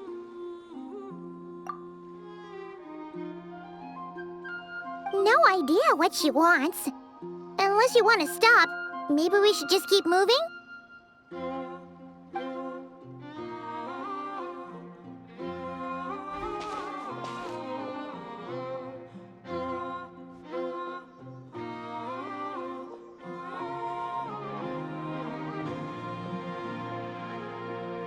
She's following us! Go on. Go on now. We've got stuff to do. Best you find someone else to hang out with.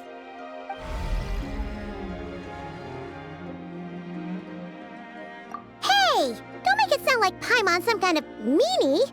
Paimon had no idea what she wanted, okay? Ugh. Anyway, next time Paimon sees her, Paimon promises she'll be nicer. Seeing as we're on our way over to meet Lauma anyway, we can ask her about it while we're there.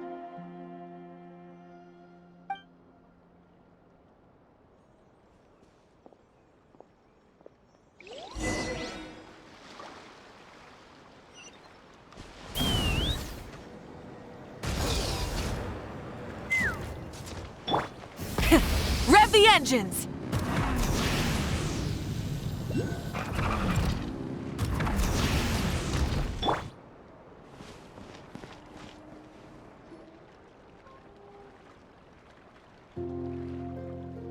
Huh? Hey, look! Isn't that Lauma? The moon chanter? Let me take a look at your wound. You must be more careful. Doesn't matter how much of a rush you're in, your safety always comes first. Oh, you're back too. How was your day? You what? Those two Fatui? The ones who were causing trouble in Nasha Town? You went to teach them a lesson? And you put that in their food? You naughty little thing! How could you do that? They didn't notice. That's not the point. You mustn't do that again, okay? Next time, at the very least, bring a few of your friends along too. You'll be an easy target if it's just you on your own. Hey, Lauma! Still remember us? Oh, it's the Traveler and Paimon, isn't it? Welcome to Hisi Island. Not at all. Those who come with kindness in their hearts are always welcome with the Frost Moon Scions. Were you just talking to those animals? I was indeed. The Frost Moon Scions bloodline is unique, for throughout our history, there have been many among us who could communicate with all living things. What was that? Oh, is that so? She says she was trapped in a plant earlier, and that you were the ones who rescued her. She wants me to thank you on her behalf. Oh, it was nothing. Barely lifted a finger. If you both are free, why don't you join us at the Frost Moon Enclave for dinner? Consider it a small token of thanks for your kindness. We'd love to! And actually, we had something we wanted to ask you anyway.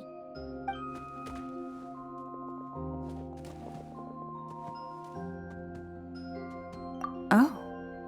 You're interested in the story of Kutar? Kutar? Yes. Kutar is our moon goddess, the moon maiden who guides us. But up close, this one somehow seems a bit different from the one in Nasha Town.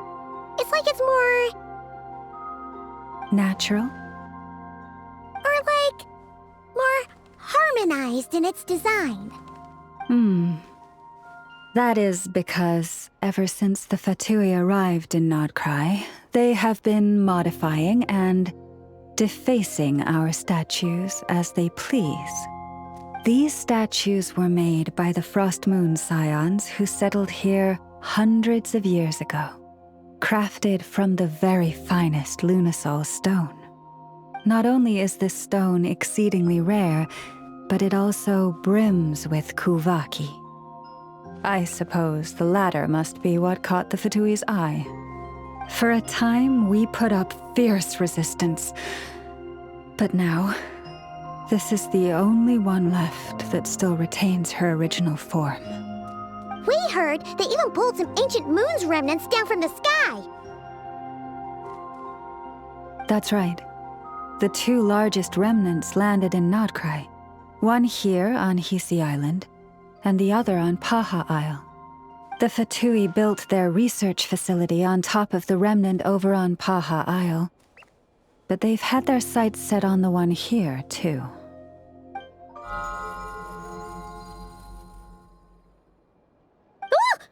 Oh! It's that little Kuhenki again! Surely that can't be. Hey! We've been wondering what was up with it, too. It just appeared out of some petals and hasn't stopped following us since. No, that is no ordinary Kuhenki. These we name Luonnotar, beings born from the moon goddess's blessing. Can you understand what it's saying? We honestly haven't got the slightest idea why it's been following us. I'm afraid not. I cannot fathom its thinking any better than you can. Sometimes a long time must elapse before the moon goddess's blessings turn into Luonnotar. Perhaps you two were simply there to witness that transformation. Oh, maybe. Legend has it that the Luonnotar bring good fortune. Given that it seems to have taken a liking to you both, why don't you let it come along with you? Really? Then you can start by helping us find some more treasure chests along the way. Capiche?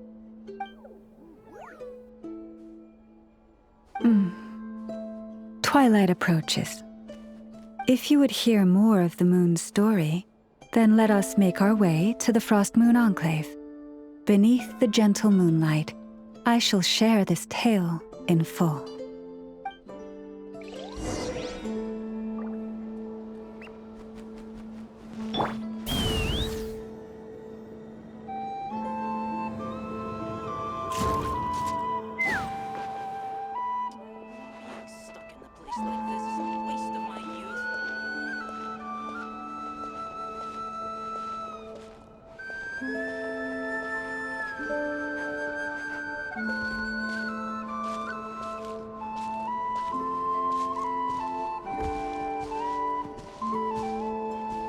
Take me up!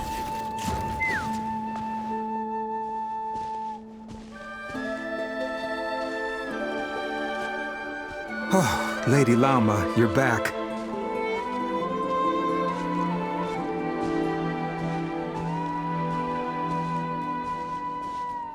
Come day or night, may the blessings of the moon goddess shine down upon you.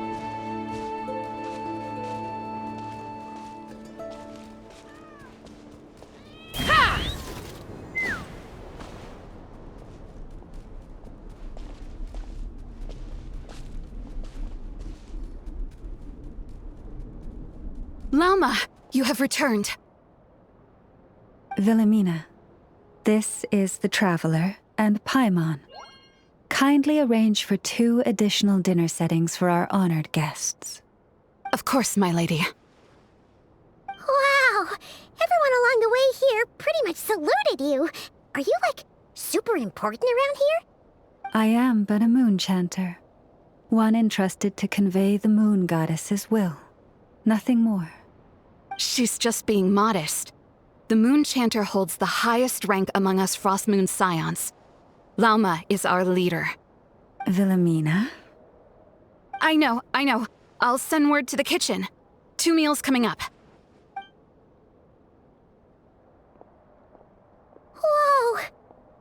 had no idea you were such a big shot. It is merely that the unique traits of our bloodline have manifested themselves especially strongly in my person. That is no accomplishment of my own. Please, follow me this way.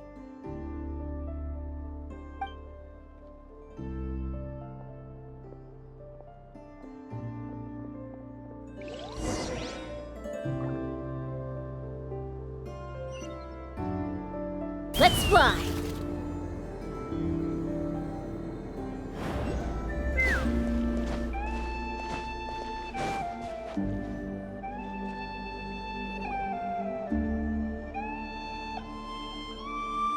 Even to this day, I am still trying to piece together the many fragments of our past. It is a story not only of the Frost Moon Scions, but also of the moons themselves. A story of the moons? Yes. We Frost Moon Scions are the last descendants of the ancient golden realm of Hyperborea. Its former glory may have faded, but what remains is a memory uniquely ours. In the distant past, Tevat had not just one moon, but 3. It is said that they were created by the primordial master of this world, cast into the firmament to keep peace in the land below. Firstborn was the eternal moon, largest of the 3. Legend has it that it was her immense kuvaki that gave rise to the ocean tides. Next was the frost moon. Smaller than her big sister, yet brightest in radiance. Her glow became the cold, undying lantern of the night. Finally came the iridescent moon, smallest of the sisters. Most of the time, her light was barely visible to the naked eye. Yet when she shone, her fleeting halos were all the more mysterious for it. Wow! Sounds like it all happened so long ago. So, what happened to them afterwards?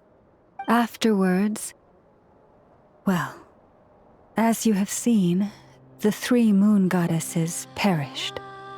This happened in a war triggered by the Descenders, and of the 3 lunar husks, only the frost moons survived unbroken, while the others were shattered to pieces. Oh, so that's why there were ancient moon's remnants in the sky. Yes. It is also said that when the moons shattered, most of their fragments rained down upon this land like stardust. That is why Nodcry is blessed with such an abundance of kuvaki. As for the remnant that the Fatui recently pulled down, that belonged to the eternal moon. Wait a sec. But you just said that 2 of the moons were shattered, so where are the remnants of the iridescent moon? The iridescent moon's remnants were never found. What happened to her after the war remains a mystery. Some say she vanished in an instant, while others believe that her remnants are simply too delicate to leave a trace.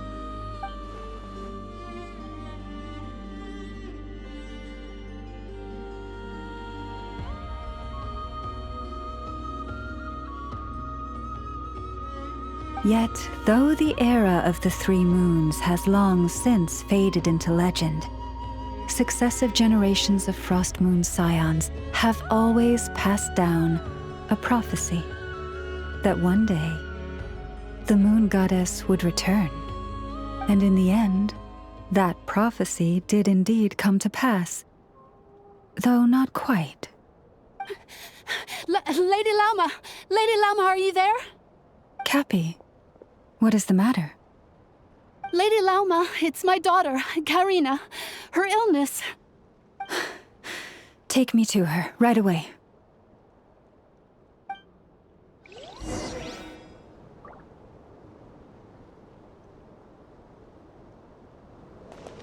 Ha! Giddy up!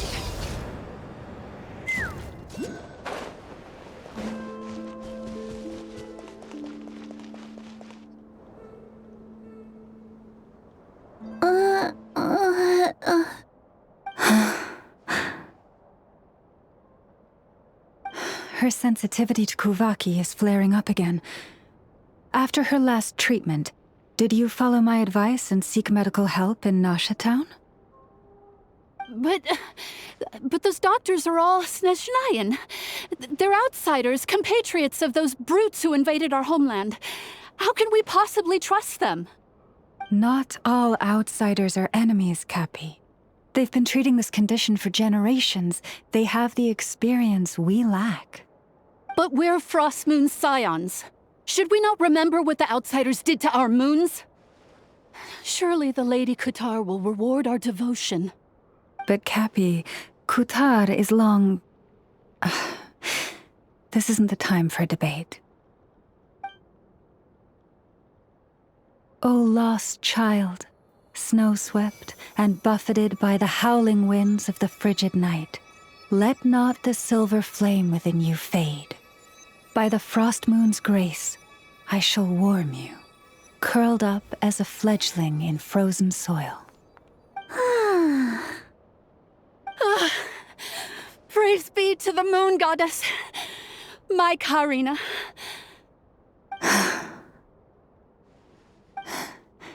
Remember, she must take powdered laka berries daily. It will ease her symptoms.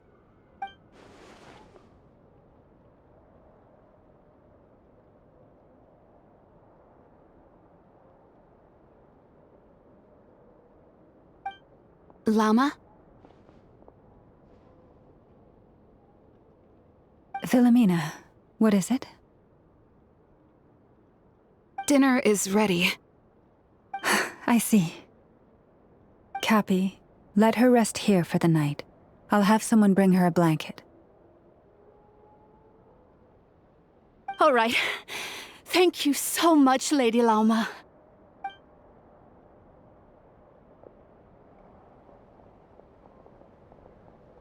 Will she be all right?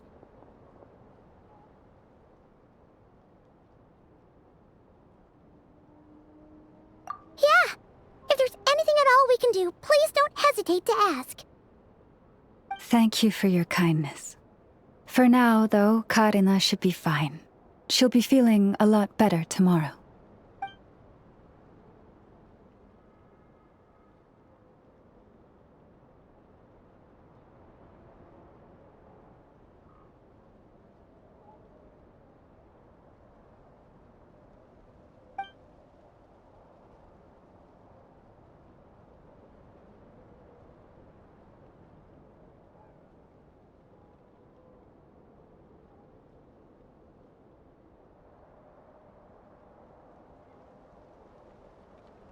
Please do not be worried. Come, let us head to dinner. I believe you still have some questions for me.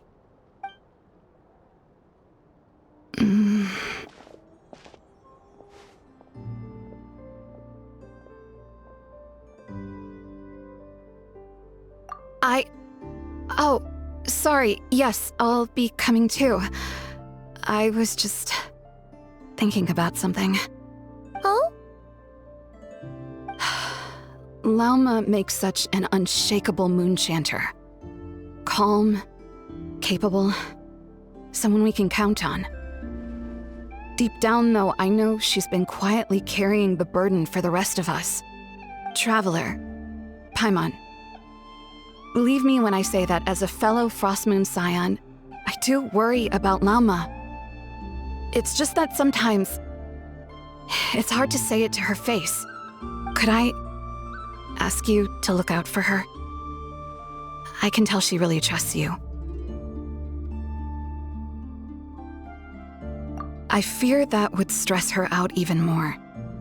Sometimes I really admire her strength, but at the same time, I can't help feeling powerless myself. This is more than a fair price already. Prices like these are just outrageous. Take me up!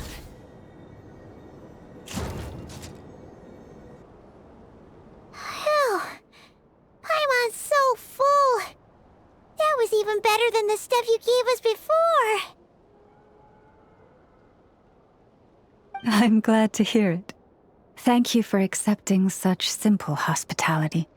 Hey, We should be the ones thanking you. Seriously, that was seriously scrumptious. How did you even manage to finish it? This slop's barely edible. Then again, I guess that's what you'd expect from savages. It's you! Those rude old Fatui we just met back in Nasha Town! My sincerest apologies. If you found the food we gave you earlier difficult to swallow, may I suggest taking a deep breath and joining us? These delicacies might change your mind. After all, I suspect that your previous meal may have been tainted with something most unpalatable. Huh? What do you mean? Tainted with what exactly? With the bitter snobbery of those who call themselves civilized. Why, you...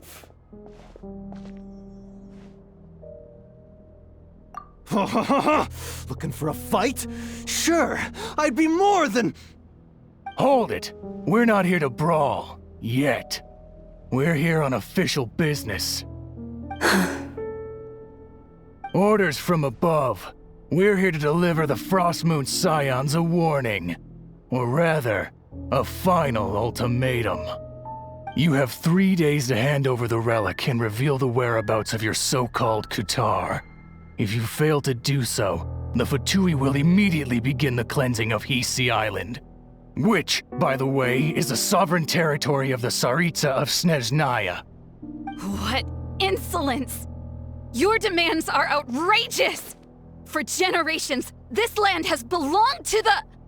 Dear guests, allow me to save you both time and trouble with a speedy reply. The Frostmoon Scions will never hand over anything to the Fatui. And to those who set foot on our land with ill intent, I say this. With your blood, we shall draw an inviolable line in the snow. That applies to you, too. Stubborn savages, the lot of you! Better hold down this time. You poor lost lamb. Gather! Rise with the sun! Born of ice and frost. Yeah. Leave this place. Yeah. You'll pay for this. Mark my words.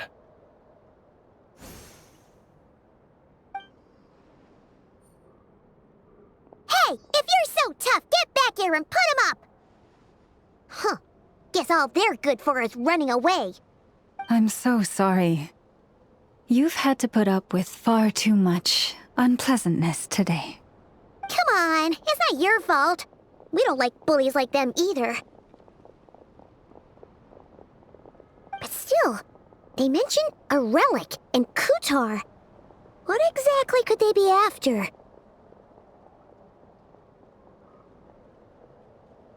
Oh yeah, so this might not be the best time to bring this up, but we kinda have a favor to ask of you, Lama.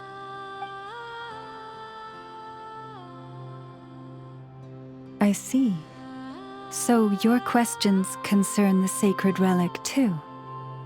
Please, do not hesitate to speak your mind. Unlike those insolent intruders, you walk in the moonlight with open hearts. You stood by us when we needed your help, so it's only right that I return the favor. But let us continue this conversation somewhere more fitting. As it happens, there's something I'd like to show you, too.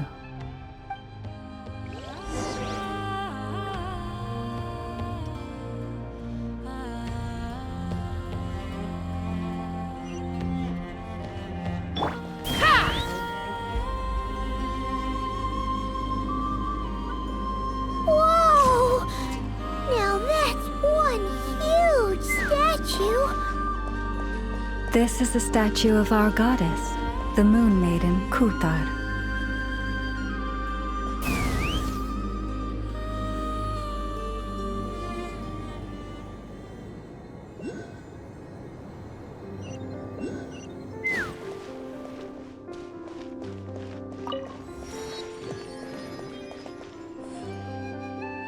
Let's fly!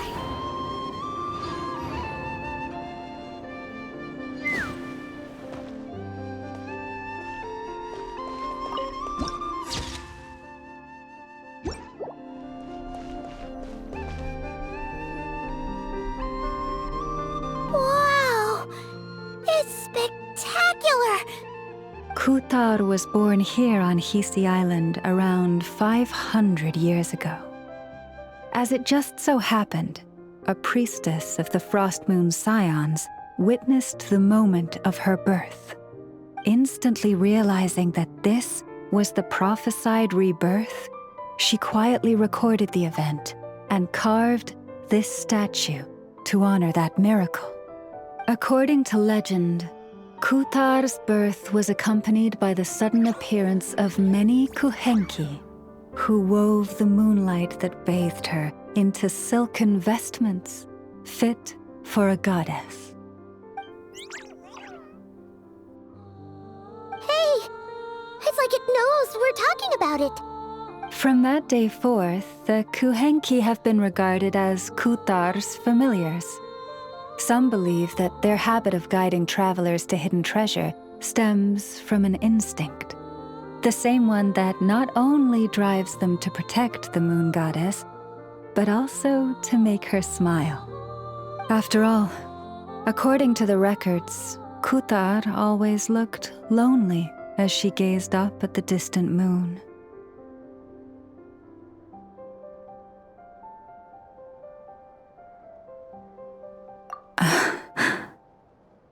Kutar left Hisi Island before I was even born.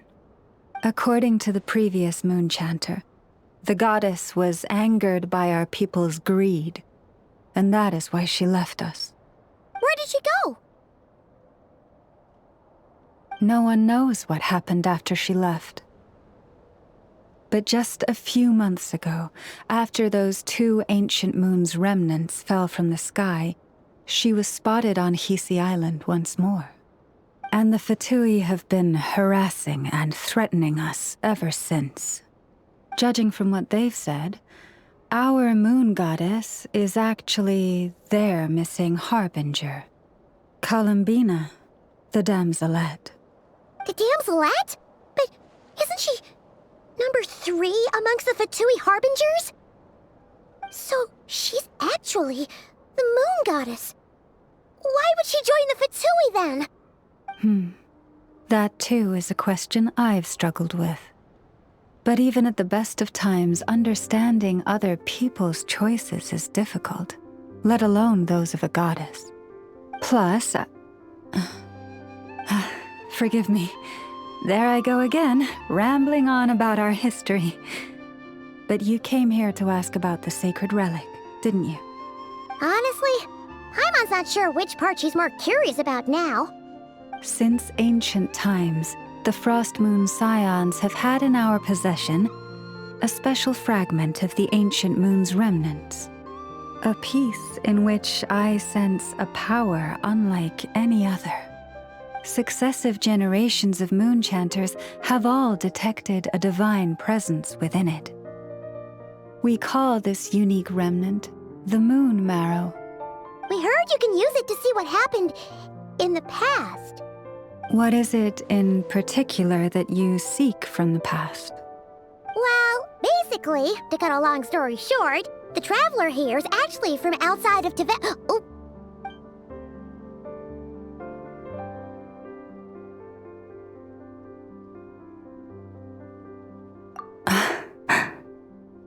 Thank you.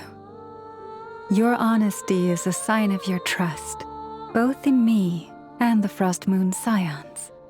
Unfortunately, though, I won't be able to use the Moon Marrow to shed light on your past just yet. Our people revere the Moon Marrow as a sacred relic.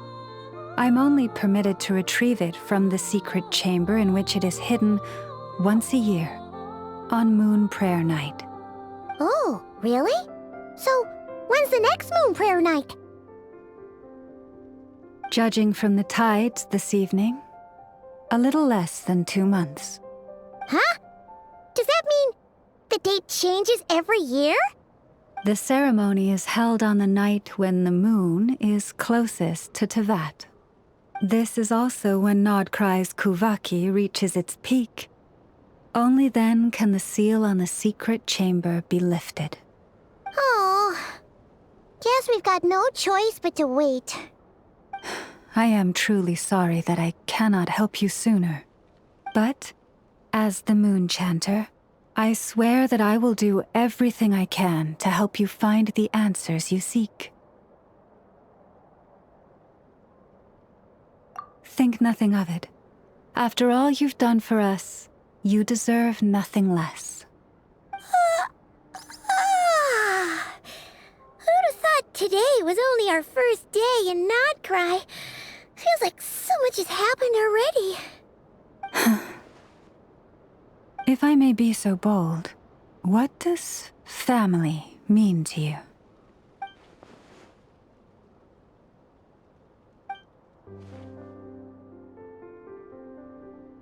If you are aware of something, a secret that could hurt your family, would you be honest with them, or try to hide it?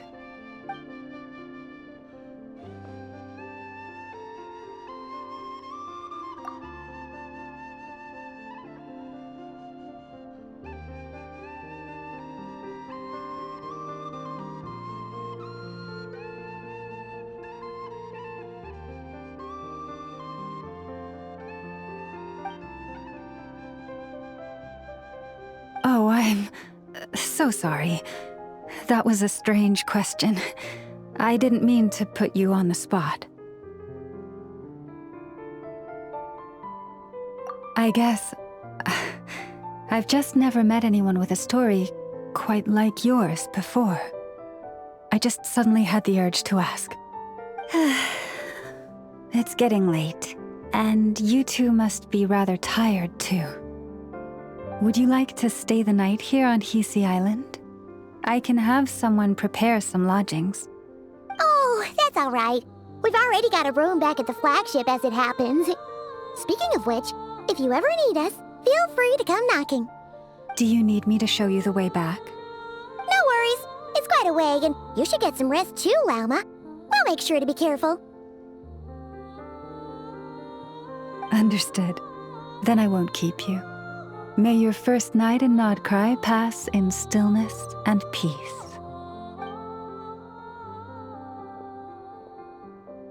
So, what you thinking? Sure was an eventful day, huh?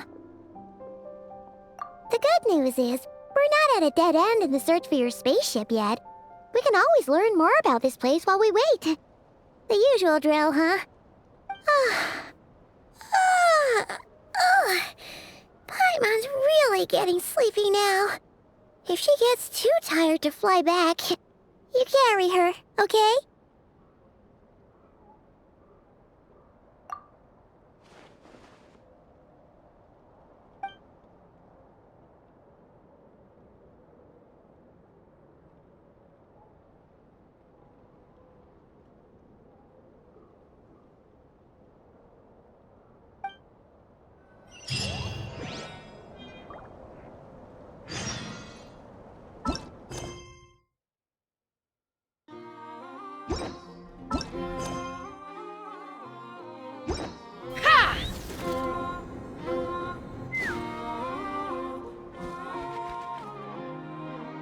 Yes, I'm sure you have very many friends indeed, but that's not the issue. Even if you summoned every ibis on Hisi Island, I still don't think you'd be able to move the moon mirror. And even if you managed it, the lunar semblance within would still... dig it out? You could, but moving the mirror would still pose a challenge, even for you. Huh? You really can summon every ibis on the island if that's what it takes? And you, on the other hand, think this plan is a joke, even if the ibis gets its entire family involved?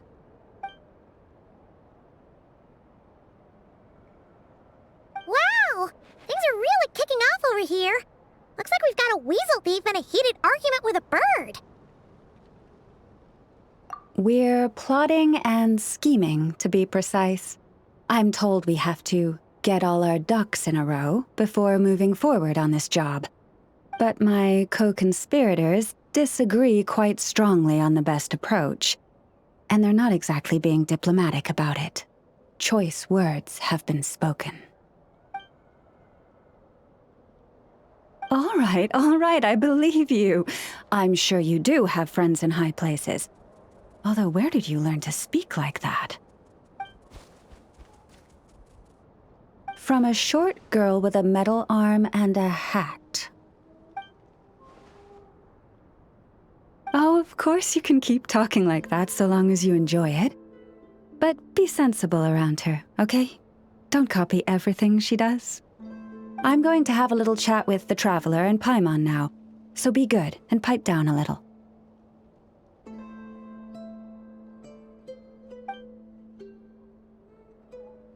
Huh, it really did quiet down. Being able to understand animal speak is so cool. Paimon wishes she had that ability. Trust me, Paimon, you would not enjoy it very much at all.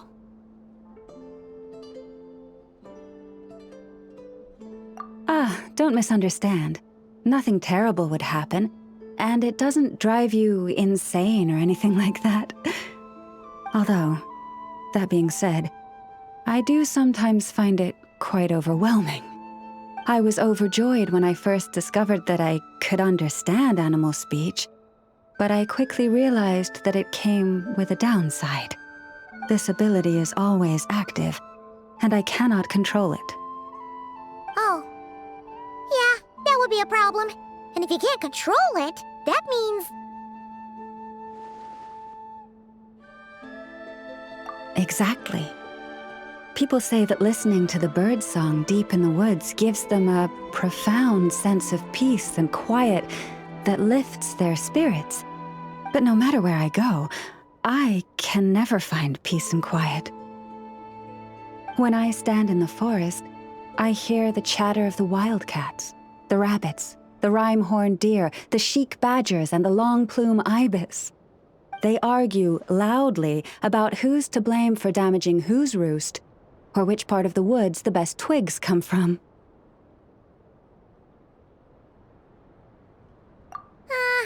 Alright.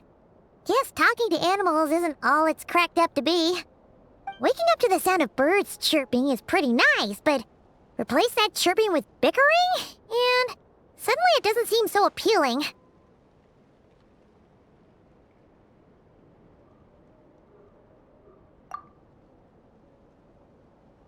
As for me, I've lived with it so long that I'm used to it now.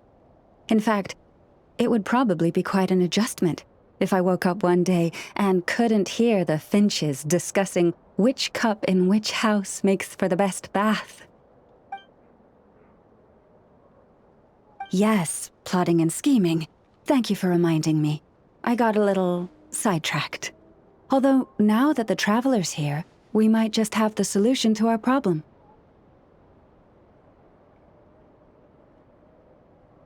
No, just you will suffice. This job involves breaking into a storage room by undoing the seal created with the moon mirror by a previous moon chanter. But for someone of your talents, I'm sure it will be a simple task. Don't worry, I'm sure you'll be fine. Come, let's go.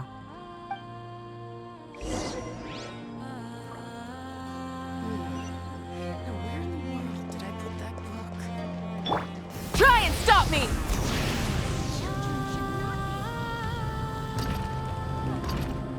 Let's fly!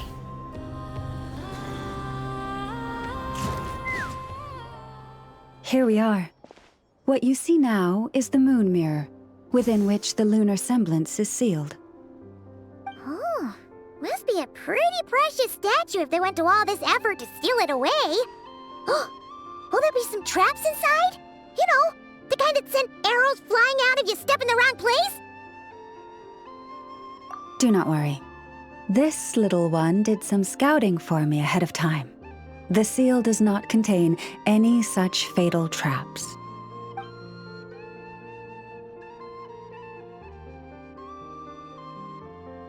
Oh, nice. That's good to know. And yeah, that sounds like a job for a weasel thief.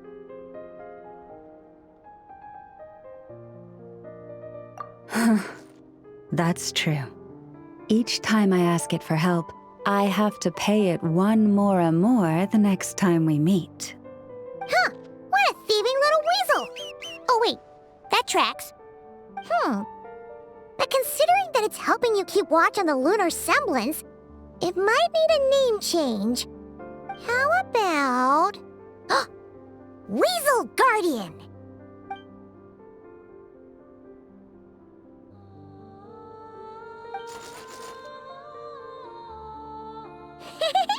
Can't catch Paimon! Paimon can fly! Nee!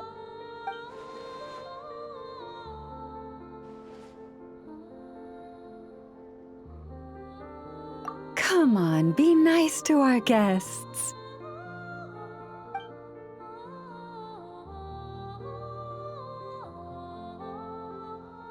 To retrieve the lunar semblance, we need to activate pairs of mechanisms in 2 different locations. So it's a 2-person job. If you head over there and take the mechanism on that side, I'll take this side.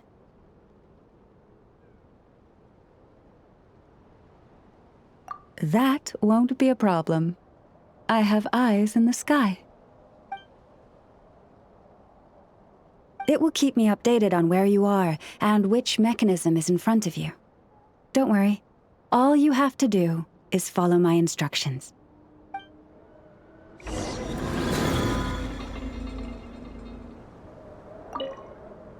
If you head over there and take the mechanism on that side, I'll take this side.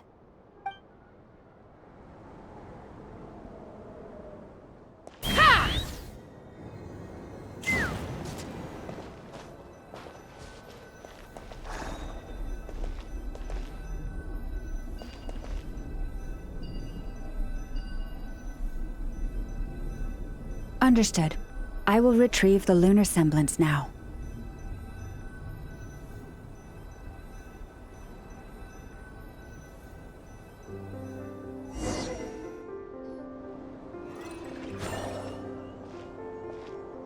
Wow! What a huge statue! Yeah, no amount of birds or weasels is shifting that. They probably couldn't even get past the mirror. So, Lauma, just how valuable is this statue anyway? In terms of mora? Not much, I suspect. It's crudely fashioned, and the kind of stone it's carved from is found everywhere around these parts. But to the moon chanter of that era, and to the frost moon scions of today, it is a priceless treasure. If nothing else, I now have concrete proof of its existence. That's enough to confirm the reliability of several documents on the topic. To me, that makes this a very successful trip. Thank you for your help. I knew I had judged you correctly. The moon mirror posed no obstacle to you. And our little friend here was very impressed with your mechanism operating skills. What is it saying, Lauma? It says that the Traveler is the best treasure hunter it's ever seen. It wishes it could join her on a quest to unlock all the treasure chests in the world.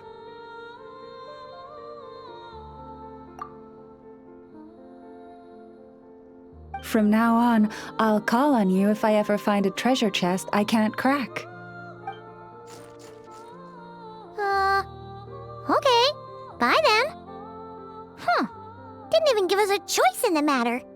Don't worry, it won't come knocking on your window every day with a mora coin in its jaws trying to drag you off on a treasure hunt. And it certainly won't be visiting your room in the dead of night, moaning about locks it can't pick.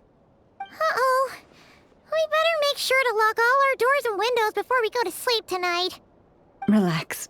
That weasel's only a child. It means no harm. It's just more talkative than most. All right, let's head back. It's almost time for dinner. Oh, and we still need to figure out how to get this statue back to our library. It seems like I'll need a little help from my friends, after all.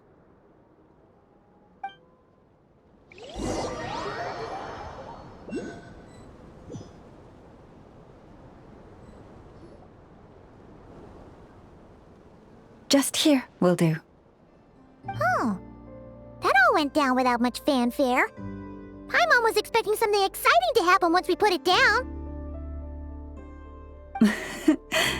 Well, it's just a plain old statue. A historical relic. It doesn't hold any kind of mystical power. The real value lies in the stories behind it. My job is to dig those stories up, wherever they might be hiding, verify them, and then share them with the people. Cool. Well, it's a good thing we got it back here in one piece. Indeed. And you two have my thanks for that. Please, take these fruits and quench your thirst. I had the animals gather them in the woods. And after that, forgive me, but I have another request to make of you. I apologize if this is presumptuous of me, but I've seen how well connected you are, and I've heard of your many travels into secret and forgotten places. On your future travels, if you ever come across any texts about the Frost Moon Scions, could I borrow them and make a copy with which to enrich our library?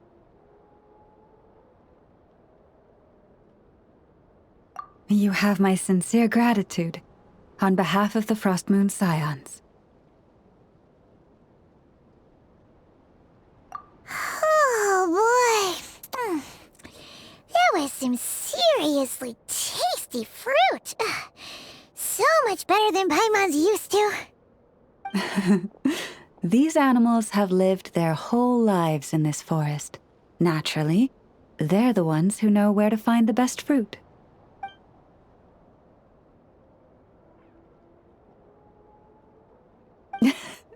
This one says to eat as much as you wish, because it's the top fruit finder in the whole forest. It'll fetch some more right away. Awesome! Thanks so much!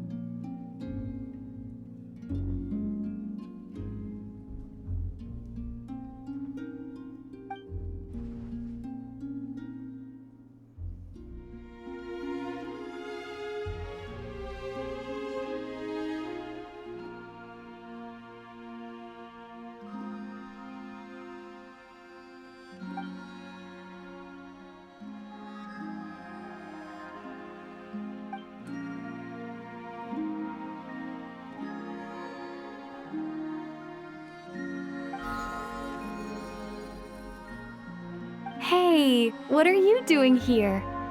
Oh, these flowers. I remember when you first appeared, there were flowers like this all around you.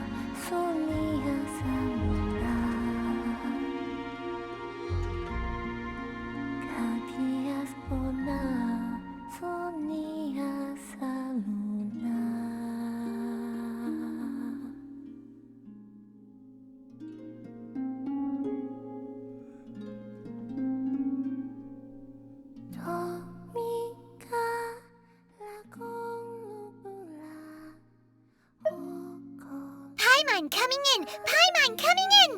Is this level okay? You hear Paimon?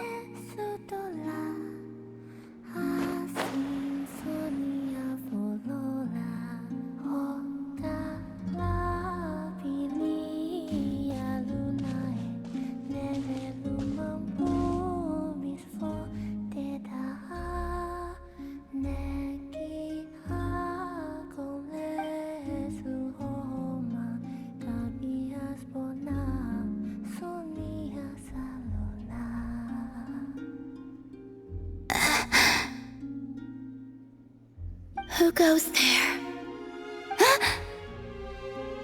How did you get in here? I am but a passing traveler. I followed your song here. I'm very sorry if I've intruded. The Kuhenki. She brought you here.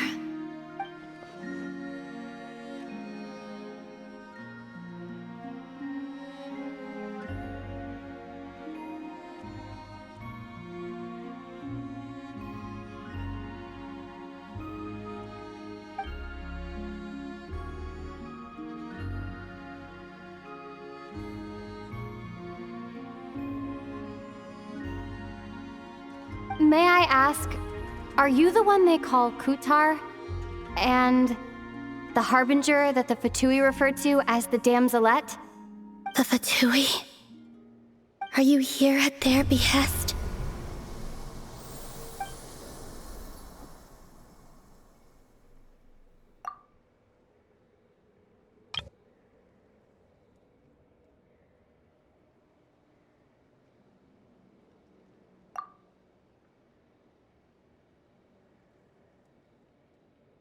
Please don't get me wrong. I have no intention of doing anything for the Fatui. I just wanted to ask you about Nodcry. And the moons. The moons? Do not believe in what you can see. What truly matters is what you cannot.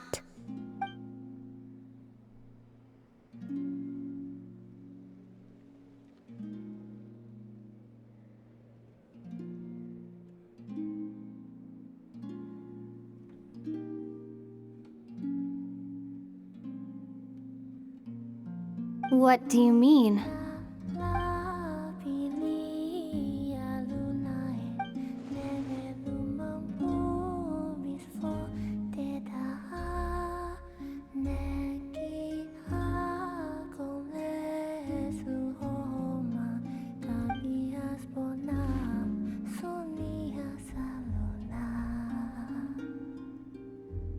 Listen, I'm the Traveler.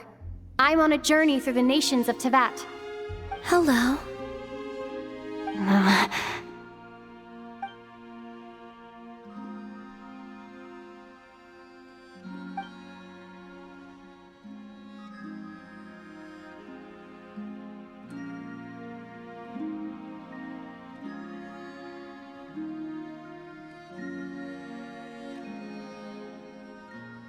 Could you tell me your name?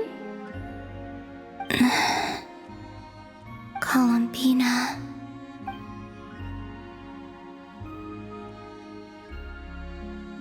Kutar, the Damselette, the Moon Goddess. Pick whichever takes your fancy. I do not know my own name.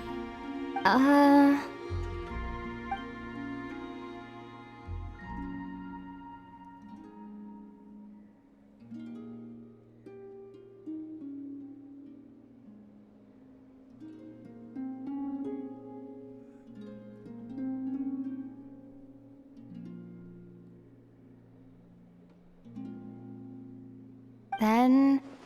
Columbina. Hmm?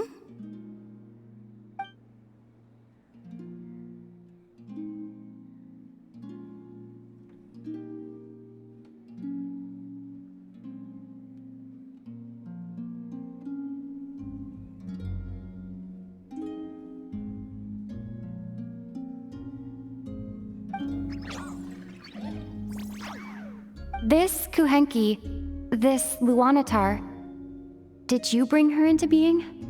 Come here, little one.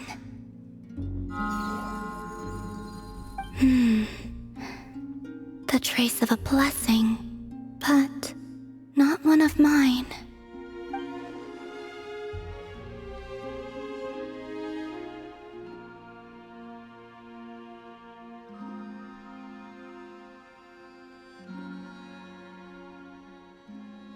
People always assume I can do many things. Assume I have done many things. But I haven't. All I ever wanted was to.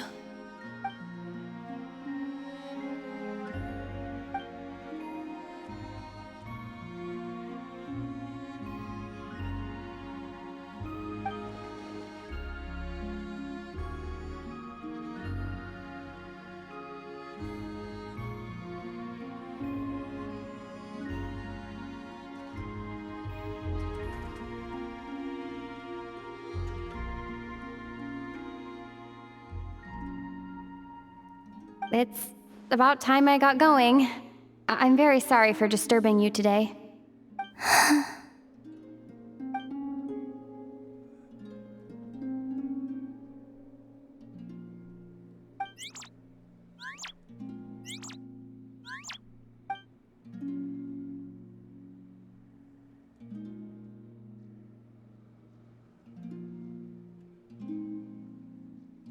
Columbina, that Kuhenki.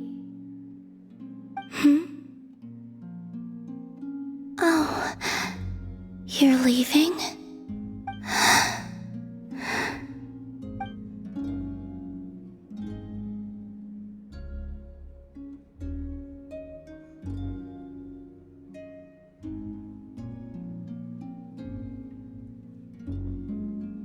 Go then.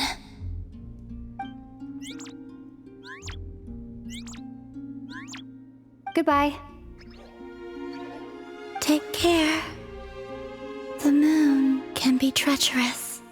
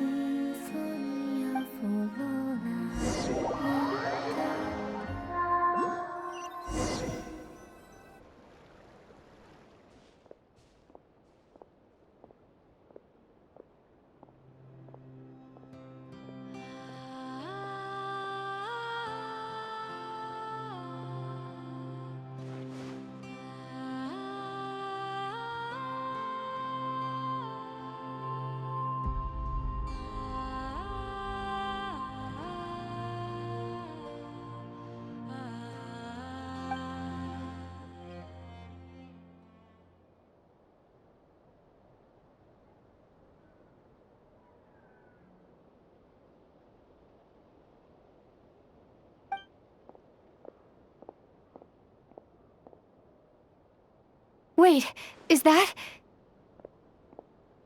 Ether?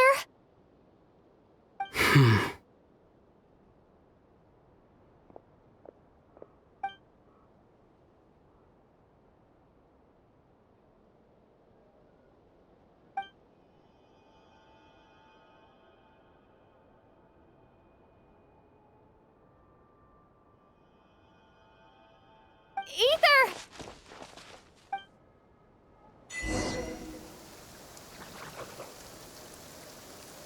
Ether!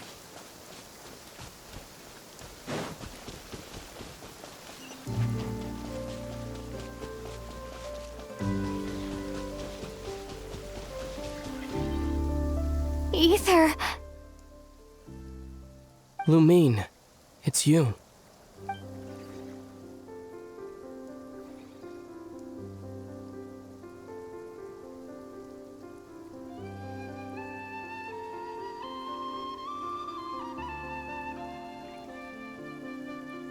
Why are you here on Hisi Island? If I told you I was here in search of the Frost Moon Scion's sacred relic, what would you think?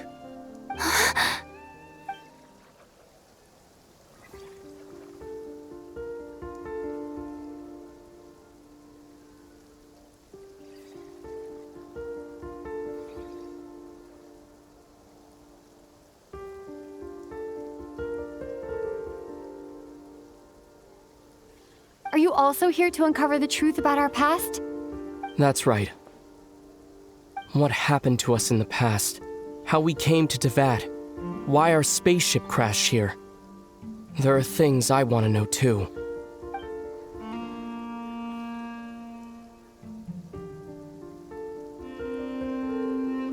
But I'm not about to sit around waiting for another 2 months to find out.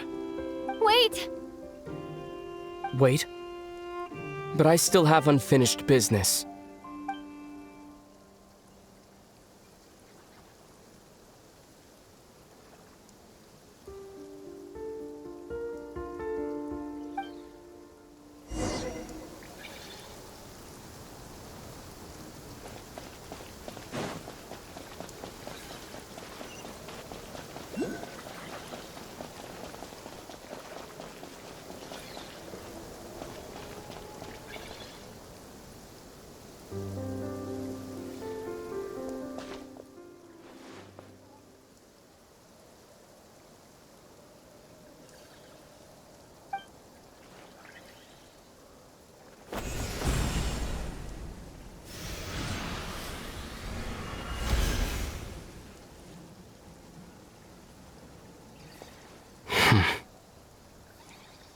Hold on a second.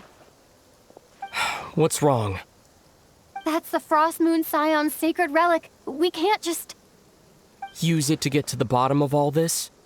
We should at least get their permission. You barely even know her. Yet already you hold that moon chanter in such high trust. What do you mean?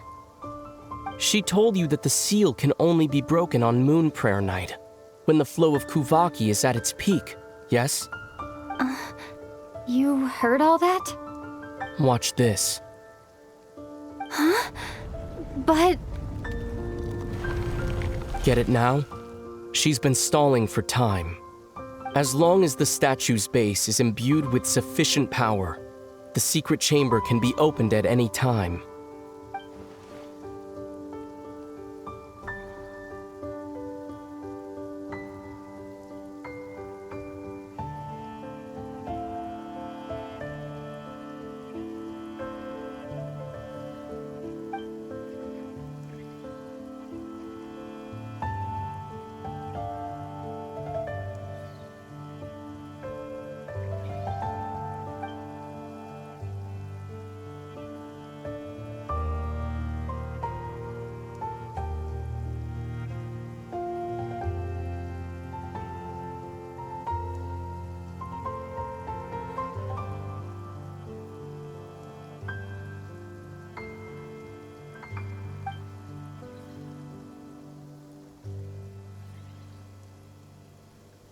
Is it such a sin when I don't put all my cards on the table for you, but not when someone else is doing it?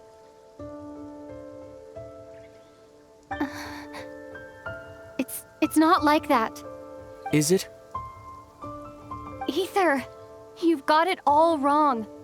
This whole time I've wanted to ask you, what happened to make you like this? I admit, I've been having trouble accepting it.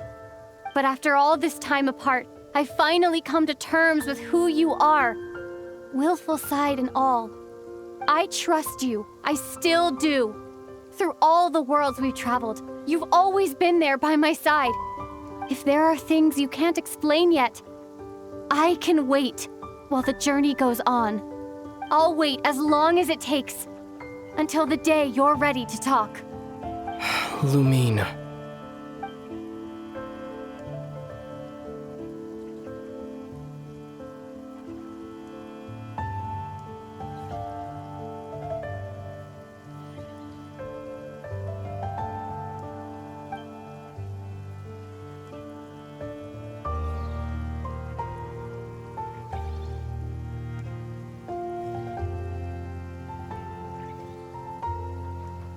I'm not looking to borrow the moon marrow simply because of our past.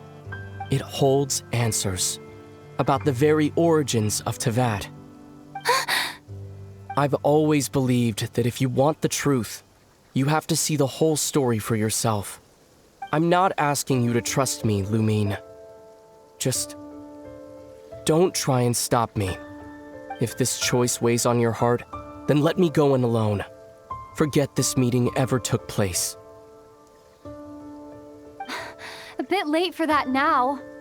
But maybe this is the chance I've been waiting for all along. Even if it fades with the morning light. I want to go with you. You sure? Yeah. Then let's go. Ether. It's been ages since we went on an adventure together. I can't wait. Really? You think I'd lie to my little sis?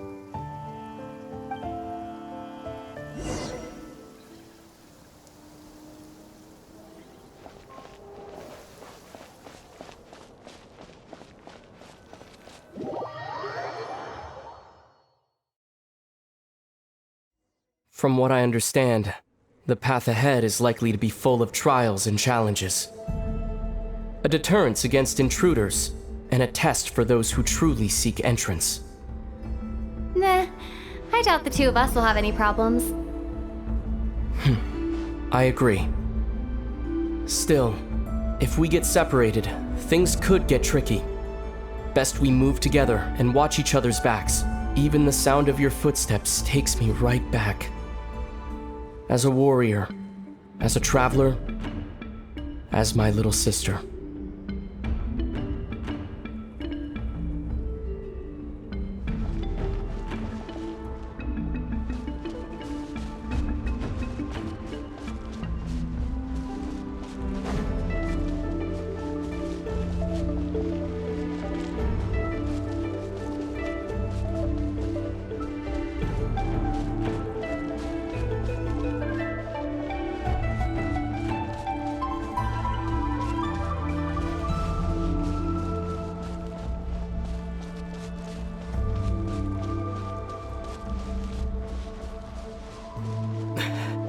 Looks like this is the first trial.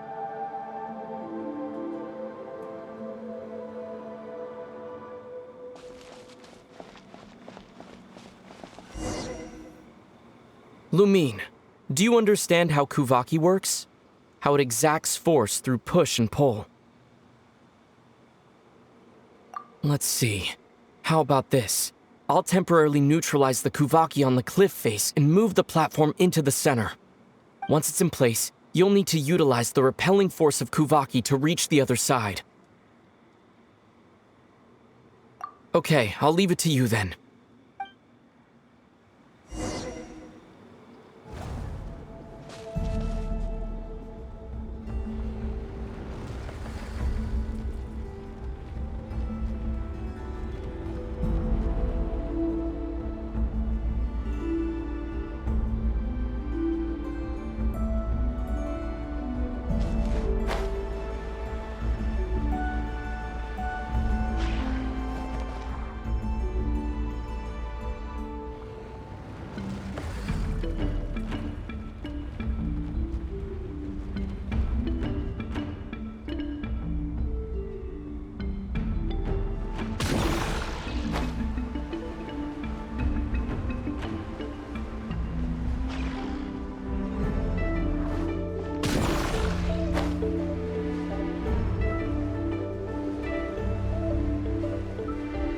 This should help Ether get across. Ether!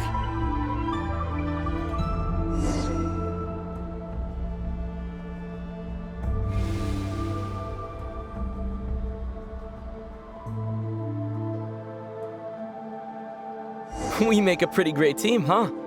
Just like the old days.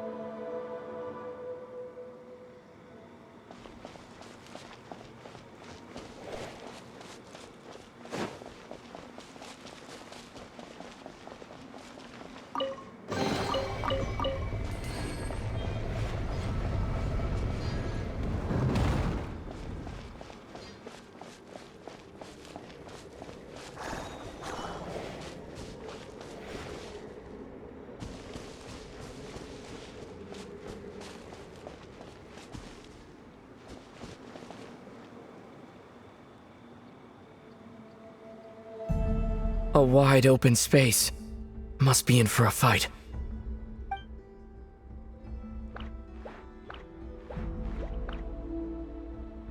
Was that it? What a letdown.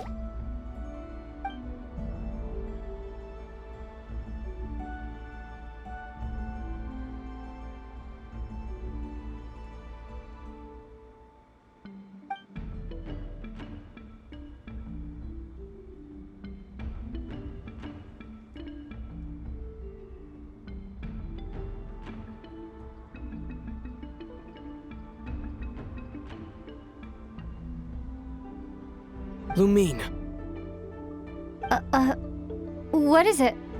Why are you looking at me like that? Those enemies were weak, were they not? Maybe it's because the trial's only just begun. Actually, I've got an idea. Why don't we have ourselves a little friendly competition? Let's see if your journey has made you rusty. You're on!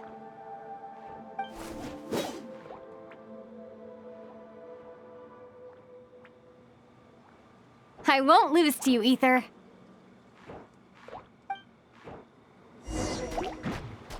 If memory serves, I used to come out on top more often than not. You sure you're alright? Seems your memory's slipping, Ether. Save it. We'll know who's stronger soon enough. Let's see what you've got.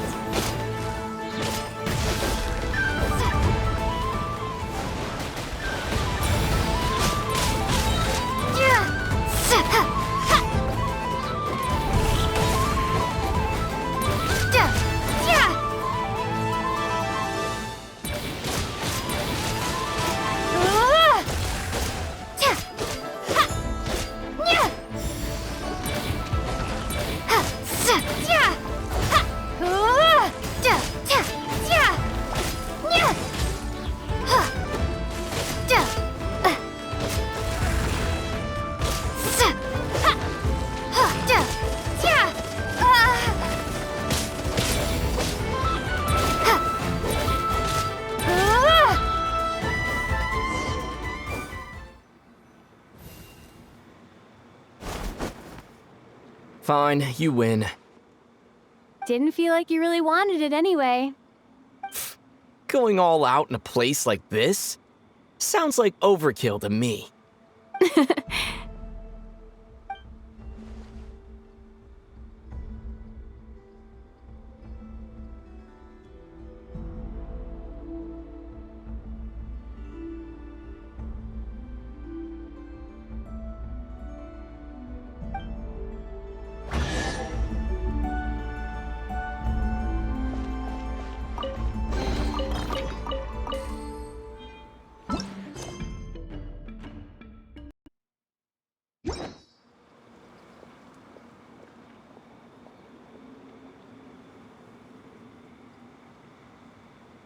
A wide open space. Must be in for a fight.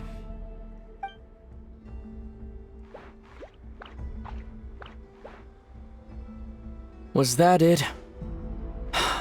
What a letdown.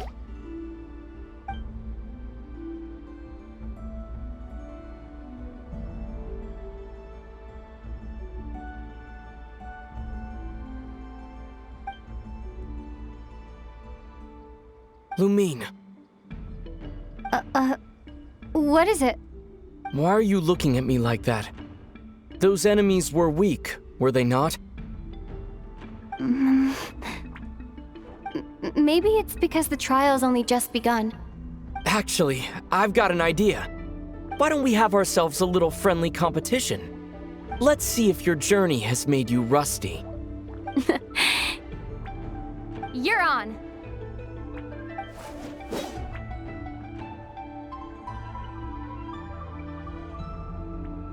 I won't lose to you, Ether.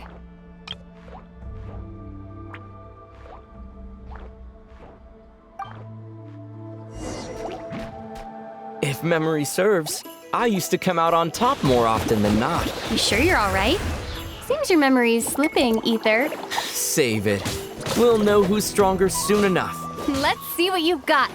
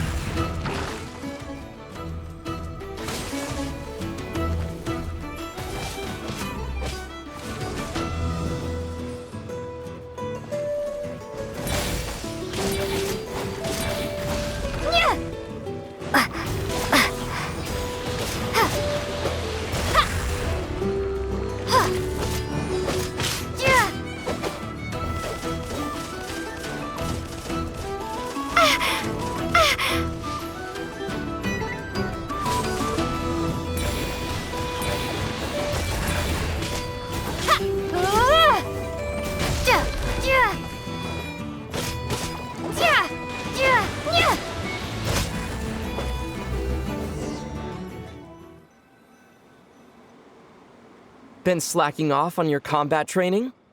Or has no one been around to keep you in shape? No, I just wanted to let you win. Been too busy practicing your excuses instead, huh?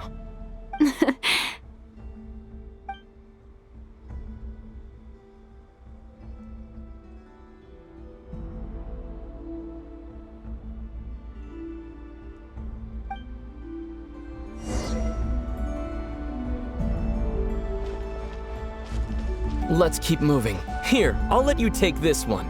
But next time, I won't be so nice.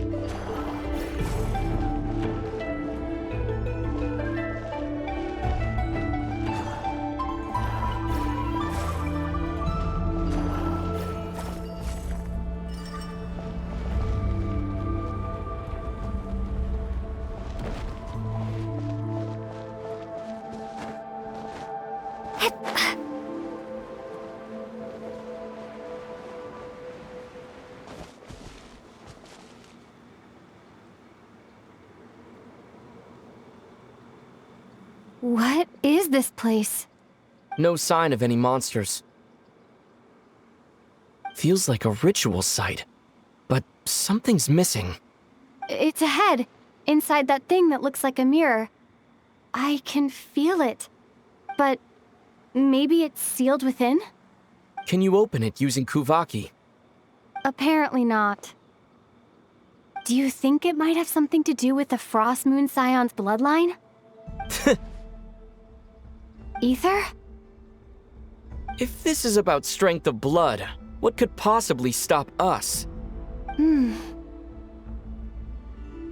Let me give it a try. Why don't you check around for other clues?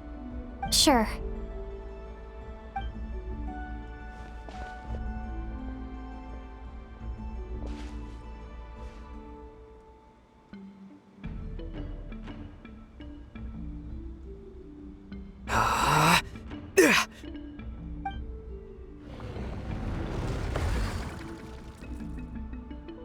Found it. This should do the trick. Okay.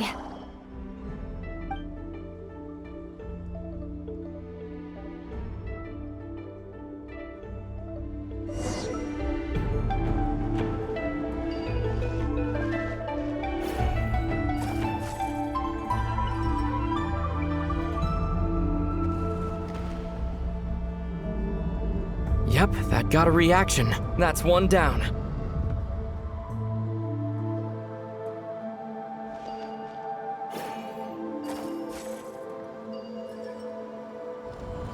Nicely done.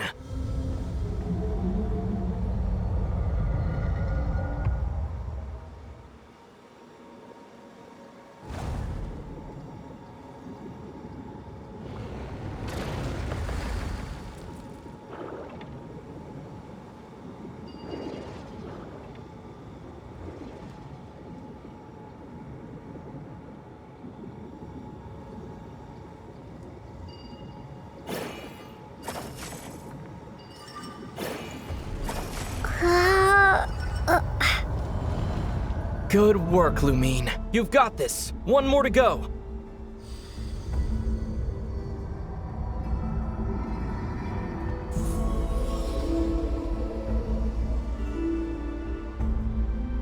The door's open. Come, we must be close.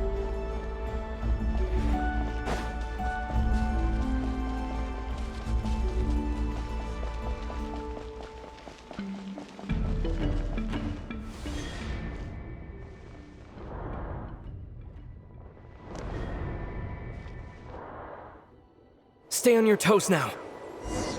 Have you considered that I might be the more experienced between us? Is that so?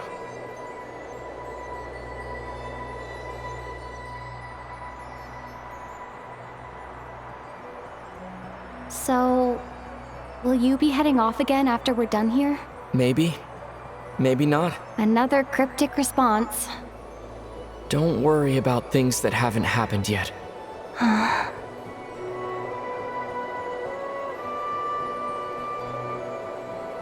At the end of all this, what do you think we'll find? Whatever it is, we can handle it. What about the end of our journey? That's not something we need to worry about right now.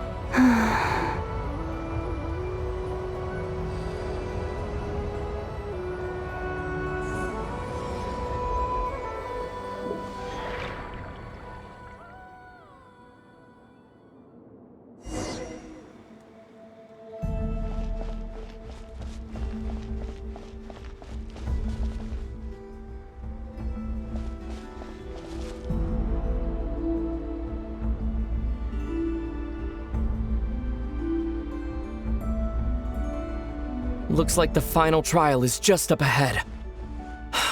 Ready for battle? When have I ever not been? What's wrong? Going on an adventure with you side by side, it's been so exciting. But at the same time, it just feels surreal, I guess. Maybe because it's been so long. You know, this is only the second time we fought together since the day we both woke up in Teyvat. Maybe that's it. Lumine, let the light of our blades come together once more, just like they did in the past. Ether. This is a night of miracles, an adventure that belongs to us. Let's not weigh it down with worries and regrets. This is our adventure.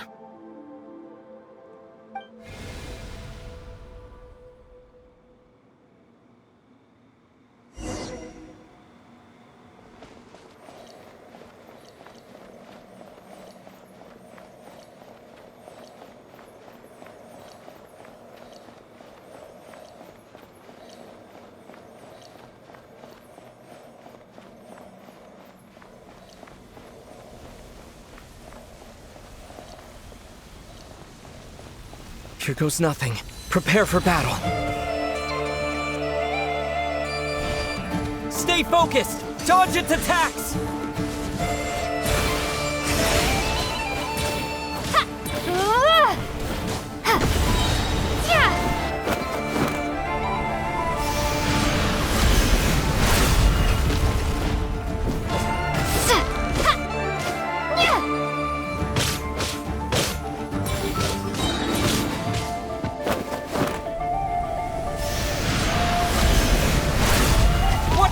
Now's our chance! Don't forget to heal yourself!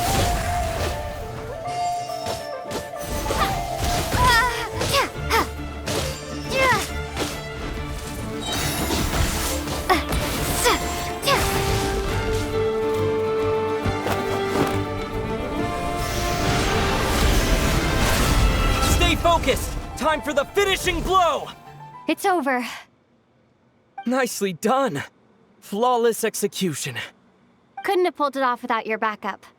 Not too shabby at all. As for what you were saying, yes, I should have come to see you earlier. Or at the very least. Spent more time with me, going on adventures like this? Something like that.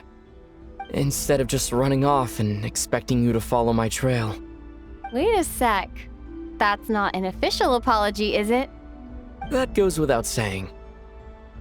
Come on, time to claim the treasure we came for.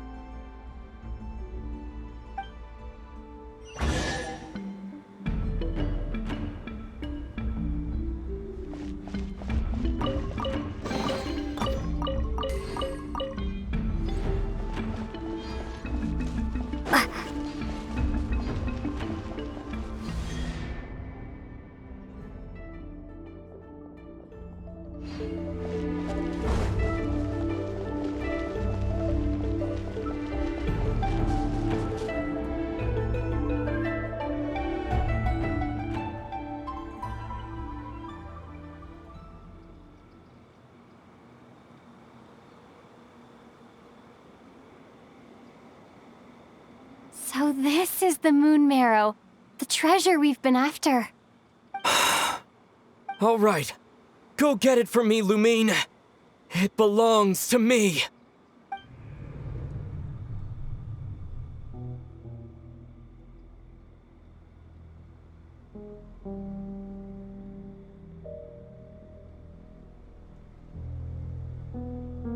What's wrong, Lumine? After everything we've just been through, you still don't trust me? Don't you want to know the truth too? Just like I do? Rest assured, I'll share the truth with you afterwards. Now go, bring it to me.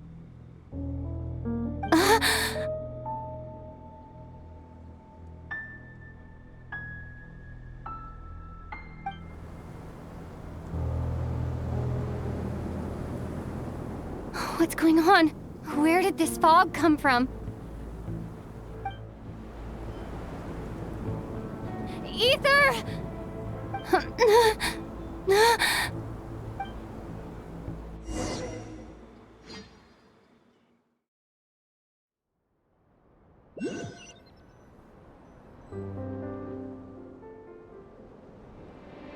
Ether!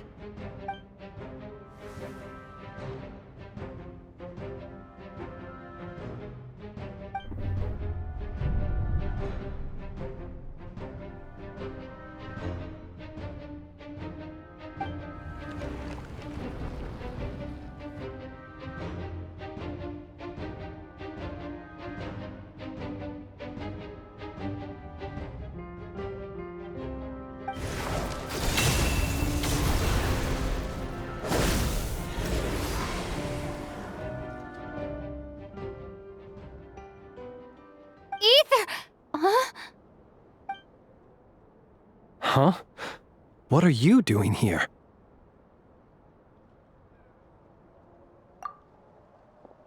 Yes, we ran into each other at the flagship this afternoon.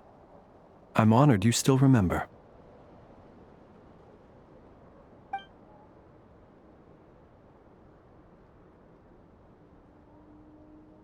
Are you looking for something here?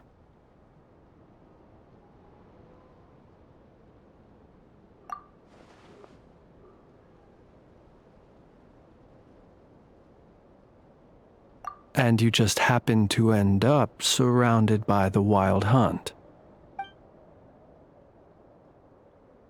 Sorry, I did not intend to come off as pointing fingers. Indeed, perhaps our courses of action do not differ so greatly. Not exactly. We Lightkeepers are accustomed to patrolling at night. A long-held tradition, you understand.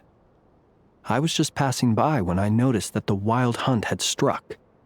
So I simply did what I am duty-bound to do. As a matter of fact, I just saw someone leaving in quite the hurry. Was that your companion?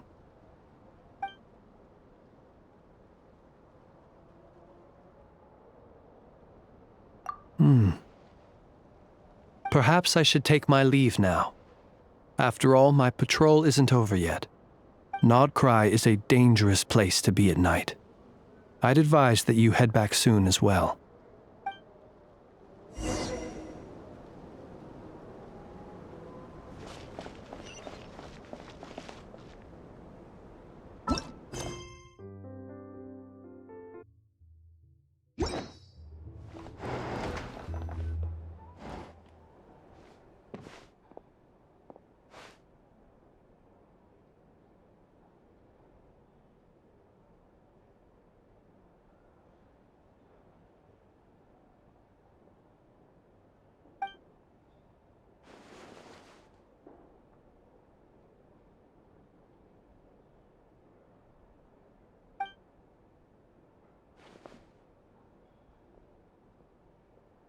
Paimon woke up and saw you were gone, so she made you a cup of berry juice to help you sleep. Her own secret recipe. When you get back, drink it up and go get yourself some rest.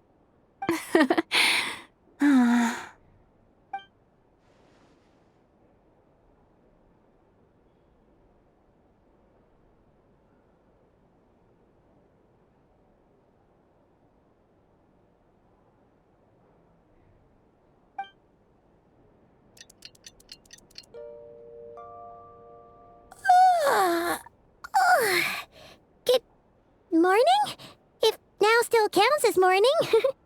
When did you get back last night? Did you sleep well? Good to hear. So, where'd you wander off to on your midnight stroll? Anything interesting to see in Notcry at night? Oh, really?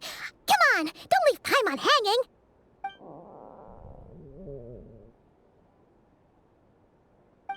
All right. Guess we'll have to feed your stomach before we feed Paimon's curiosity. Let's go grab something to eat while we talk.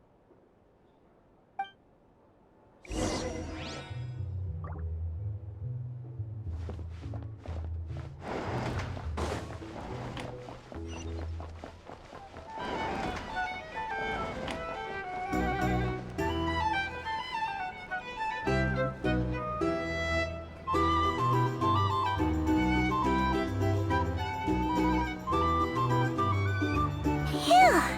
This is just the best, huh? Free food, free lodgings. This park is friend for life material, that's for sure. Hey, did you hear what happened? Hear about what? You know, all that commotion over at the Frost Moon Scions. Crazy, huh?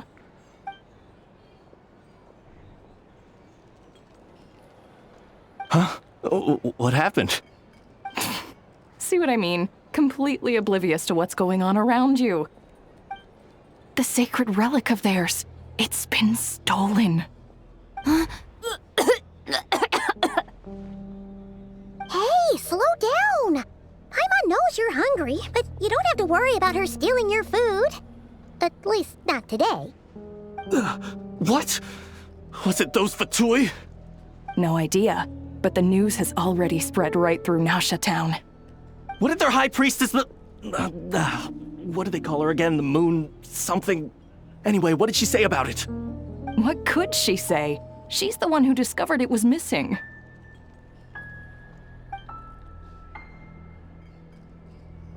She was in Nasha Town first thing this morning, hoping to launch a joint investigation with the Voynich Guild. Whoa! Did you hear that? Lauma and the others, their sacred relic's been stolen! Who in Tivat would even have the nerve? Paimon bets it was that bunch of good-for-nothing, rule-breaking, troublemaking Fatui!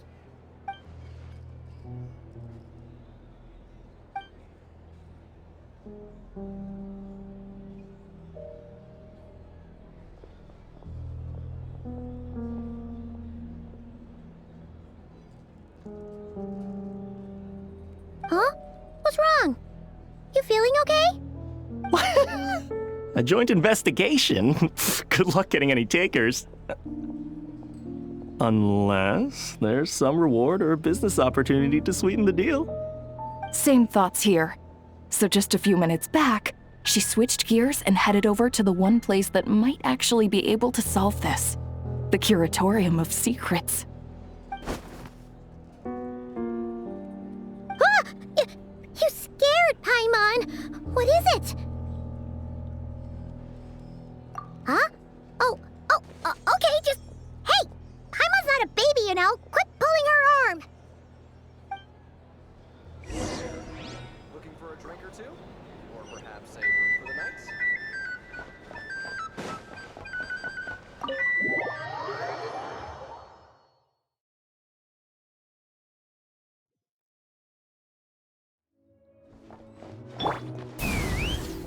Giddy up!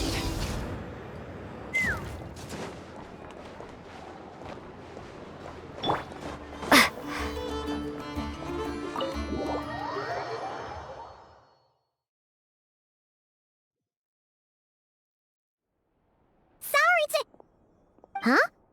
There's no one here. But didn't they just say Lauma came this way a few minutes ago?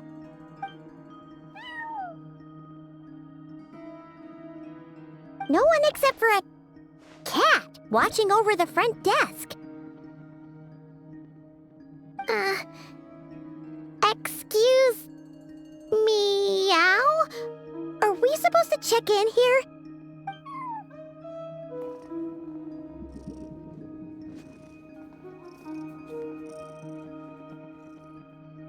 No idea what that means. Is this Lauma's personal receptionist or something? Pretty sure she'd be the only person who could actually understand it.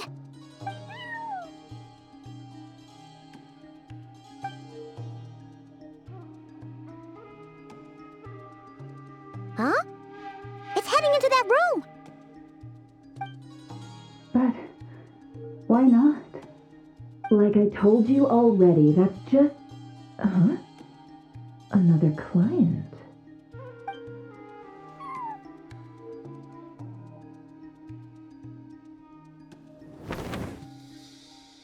Ah! So, you were in this room the whole time? Something I can do for you? Traveler. Paimon. Oh, you're acquainted then? Yes, they visited Hisi Island yesterday. We had dinner together. Allow me to introduce you. Traveler, Paimon. This is Nefer, boss of the Curatorium of Secrets. Pleasure to meet you. They are travelers who arrived in Nodcry just yesterday. Greeted by the birds and beasts of this land, they are kind-hearted souls who walk in the moonlight's glow.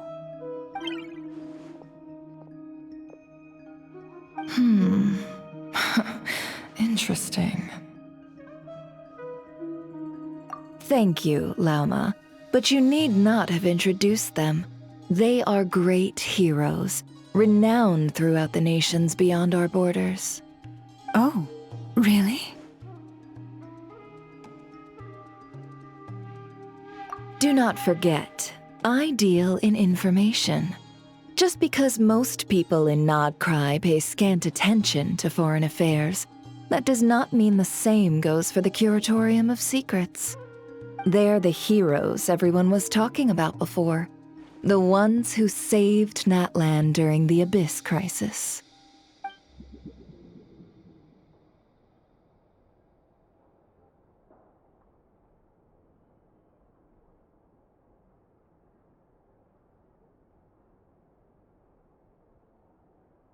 I see.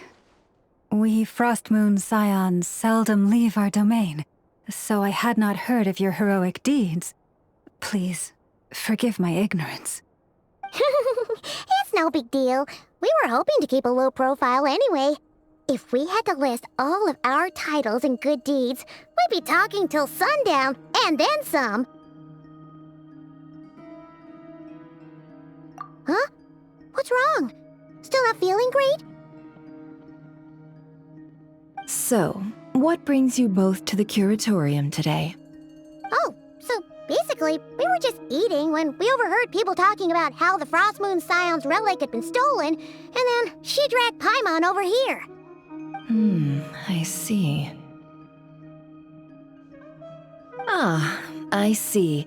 So you came over here because you were worried about Lauma. A combination truly befitting of great heroes. Strong at arms and pure of heart.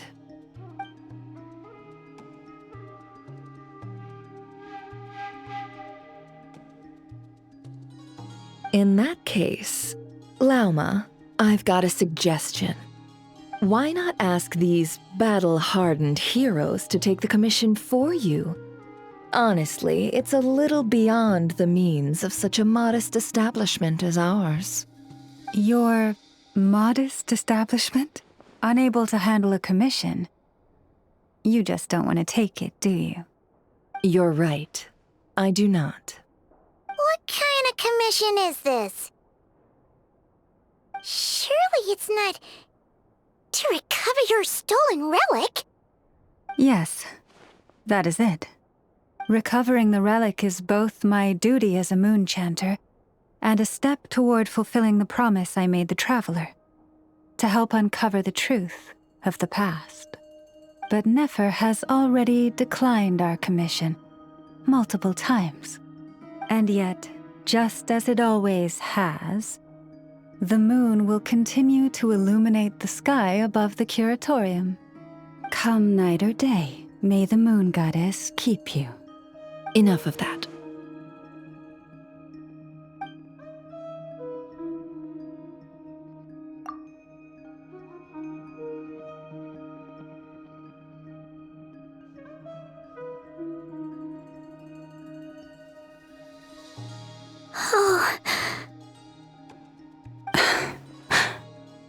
So, according to her, she never came into contact with the relic.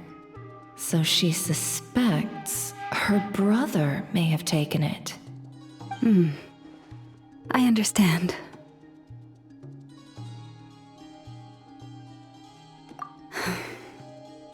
The Frost Moon Scion's secret chamber has remained hidden from the world for generations. But the reason outsiders are forbidden entry is not only to prevent theft. Within the chamber lie ancient trials, challenges designed to test the worthiness of those who enter. To intrude without rightful cause is a most perilous act indeed. So please, don't be too hard on yourself. The fact that you made it through those trials proves your right to stand before the relic. To put it simply, the Moon Marrow itself has deemed you worthy.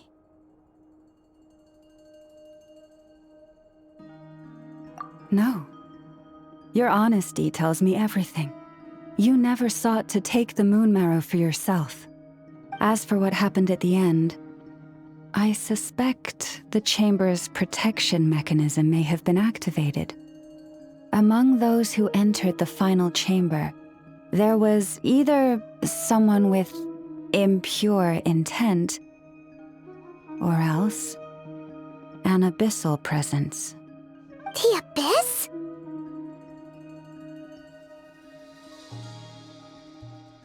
Perhaps that's why, then. Either way, the Moon Marrow was taken. And I believe you. So the problem remains the same. I need to recover our relic. See? Didn't I tell you it would all work out in the end? But before everyone starts celebrating, forgive me for asking just one more thing. Are you absolutely sure your brother took the relic? What do you mean? Weren't they the only ones inside at the time? Who knows? Think about it. After your brother broke the seal with abyssal power, what was to stop someone else from following you in there? In theory, nothing. And as it just so happens, I received a tip-off from one of my sources earlier this morning. Word is, today of all days, the Fatui suddenly called off their search for the relic. What? Huh? Why? Well, either they woke up this morning and suddenly decided they'd lost all interest, or...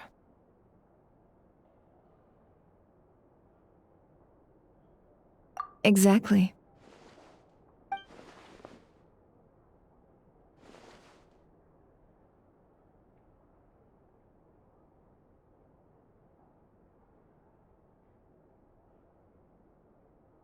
Are you wondering if your brother might be in cahoots with the Fatui? Which is why I asked, are you absolutely sure your brother took the relic? Or to put it another way, do you really know your brother?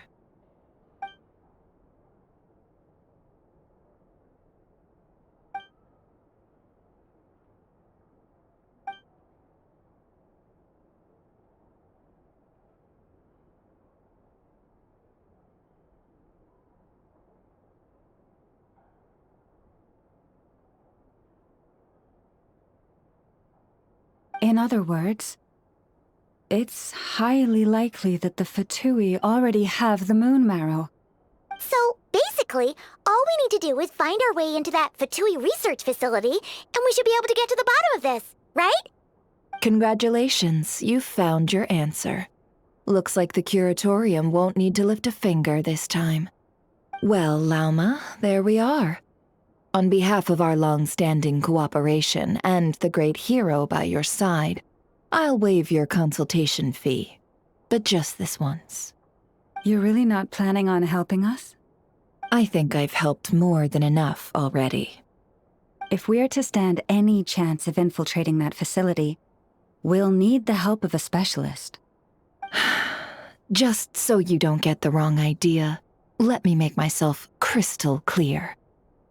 The Curatorium of Secrets has always striven to abide by a policy of strict neutrality. We do not take sides with any faction in Nodcry. I cannot help the leader of the Frostmoon Scions sneak into a Fatui facility. That would make me their enemy. When one of their harbingers asked me to help them infiltrate your territory, I gave them the same answer. No. All right, I understand. But I do have one final request. I promise it's my last. It had better be.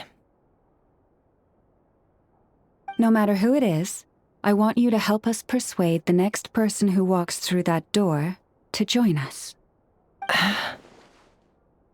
What is she up to?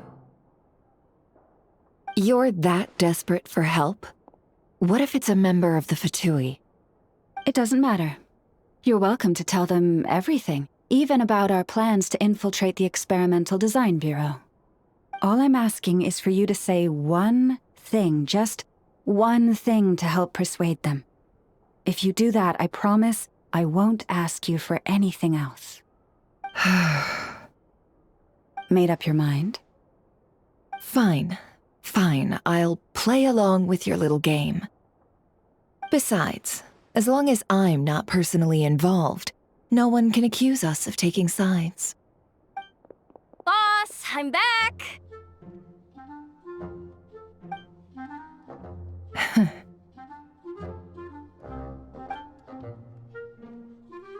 You won't believe the luck I've been having today. Remember you sent me to find that runaway cat, yeah? And you said I'd only be back after dark? Well, guess what? Right after I left the house, this big ibis flew over and the missing cat was right in its claws. And once it got close, it loosened its grip and... Boss, you're meeting clients. I'm so sorry. I'll get out of your way.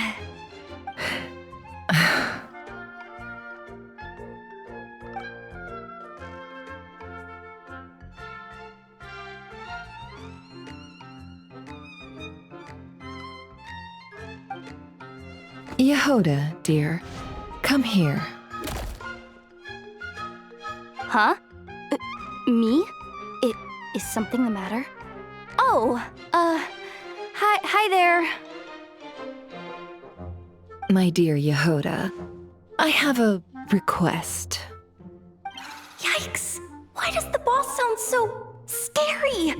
Did I do something wrong? Would you be so kind as to accompany these 3 delightful clients of ours and help them infiltrate the Fatui's Kuvaki Experimental Design Bureau? What is going on here? Boss usually just says things like, hey, go do this, or you, go take care of that.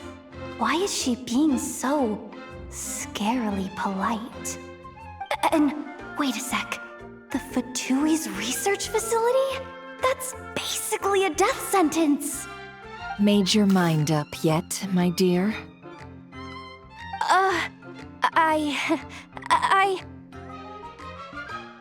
What is up with Boss today? Am I supposed to say yes to this? Or maybe it's because the mission's too risky, so she's actually looking out for me?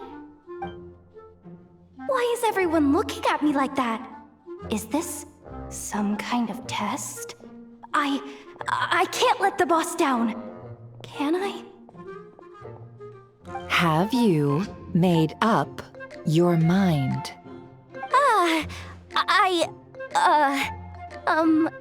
That's... Sure, why not? Really? You really don't mind helping us? Huh? Oh, yes. I mean, no. Of course, I I mean, I guess I do? Oh, thanks so much! We owe you big time! On behalf of the Frost Moon Scions, too, thank you, Yehoda, for your help. What the? Seriously, what just happened? Why does the boss look so fed up? Oh no, was I supposed to turn them down? All that mentoring, time spent teaching her how to deal with different factions. In one ear and out the other. Never. You got what you wanted. You promised that was it. I know this goes against your principles. I won't forget the favor. Trying to get me to change my mind now? Of course not. I just wanted to say thank you. So, thank you. Oh. Yehoda, we'll leave the planning to you. Let's discuss the details elsewhere. Huh? Oh, okay. Oh, what have I gotten myself into? Oh, by the way, Yehoda, before you go... What is it, boss? You're fired. Huh? Effective immediately. As in, this exact moment. The curatorium will take you back, of course, but only once you've completed this commission for our 3 clients. What? Is there some issue? Well, here's the upside. Without me taking a cut from your commission, you'll earn more. Seriously? Can someone explain what's going on here?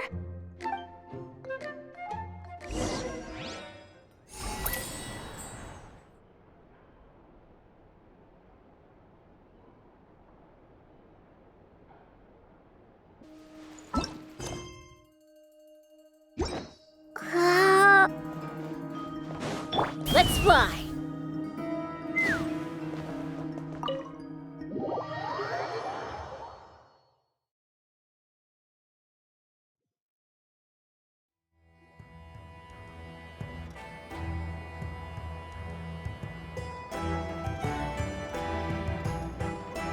Are we sure Yehoda's alright? She looked totally crushed just now. She'll be fine. She's just in shock. But one thing's for sure. The curatorium's professional standards are beyond question. The fact that she only requested 1 day to prepare says it all. As an apology, I'll ask my animal friends to help her out more often in the future. Also, thank you for being honest with me. It means a lot.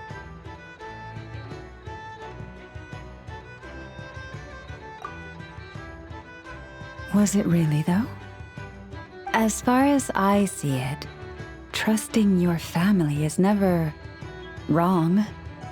In this case, let's call it a misjudgment.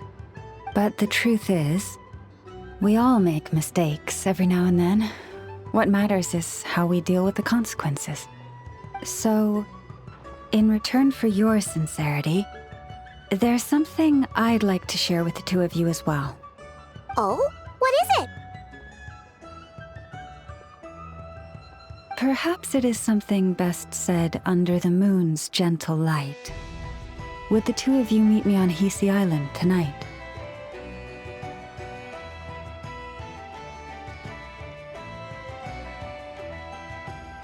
Oh, it does sound important. You're right, there's too many people here. Somewhere quieter makes a lot more sense. Thank you both for understanding. Then let us meet beneath the moonlight.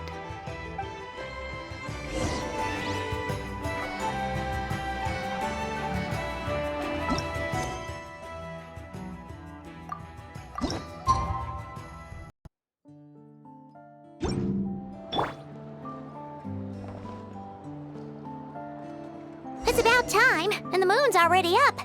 Let's head over to the place we agreed to meet Lauma.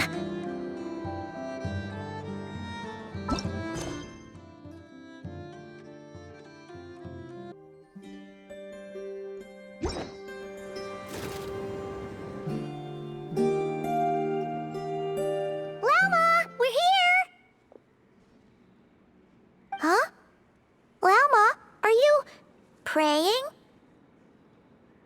am indeed. For the moment I was born, my people exclaimed, "Behold, eyes like the moonlit tide, antlers like the crescent moon, and blood that glimmers silver as the moon's reflection." From as far back as I can remember, I was revered as the Frost Moon's emissary and the Moontide Maiden. The first words I ever learned were prayers to the Frost Moon. The first gestures, those of our sacred rites. Wow, that must have been tough. Back then, I didn't know any better. It all just seemed so natural. The Frost Moon Scion's bloodline has long since begun to run thin. Nowadays, even those of us with antlers are few and far between, let alone those attuned to the power of Kuvaki. But I...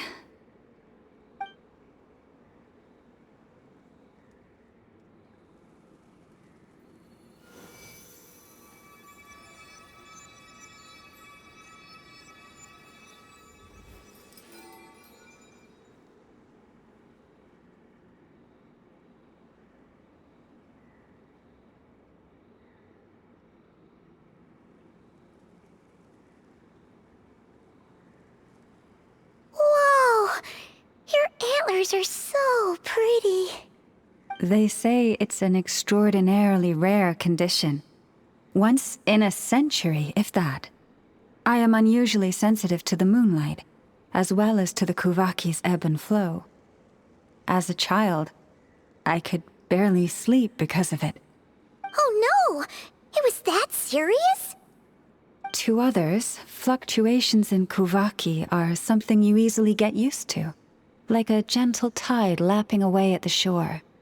But to me, that same tide is a towering tsunami, a surging swell crashing against me. Of course, as the years went by, I learned how to suppress my senses and my power, enough to keep it all from overwhelming me. But because of that, I also had to walk the path of concealment.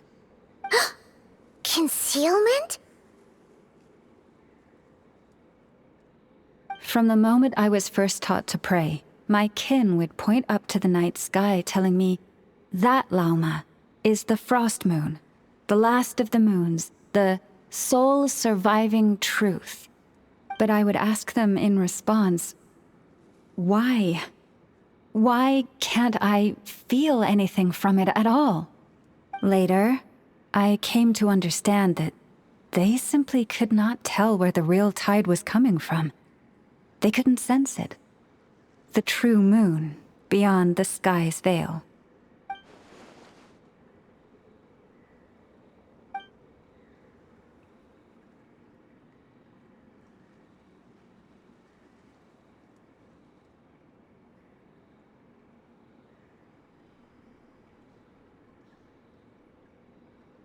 The moon is false. I reached that conclusion long ago. But there was no one I could tell. Not a single soul. At least, not until now. Am I the one who's wrong? Is it the moon that is false, or my own senses? I asked myself such questions time and time again.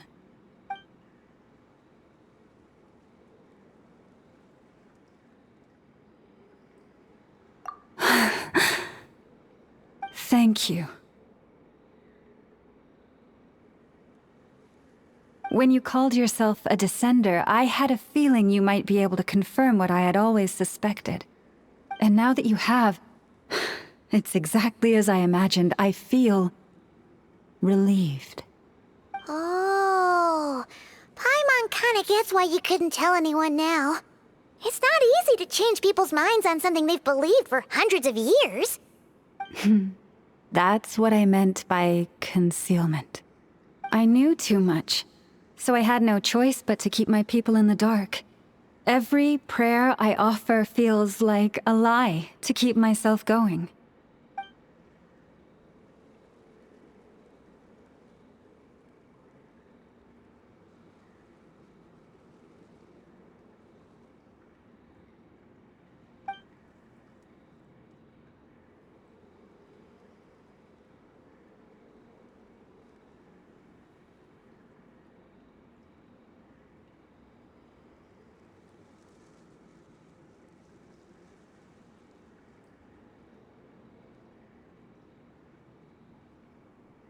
You've already met our Kutar, haven't you?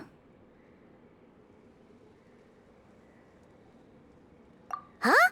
When was that? And more importantly, when were you planning on telling Paimon? Ah, no wonder. What did you think of her? What exactly do you mean by up in the clouds? I understand what you mean. She is quite indifferent to the world outside herself. But I find it hard to hold that against her. Yes, it was shortly after the fall of the ancient moon's remnants.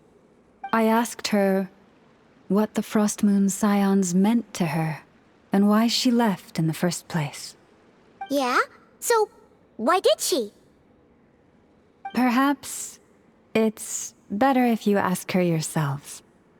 Things tend to get lost in translation when you speak on someone's behalf.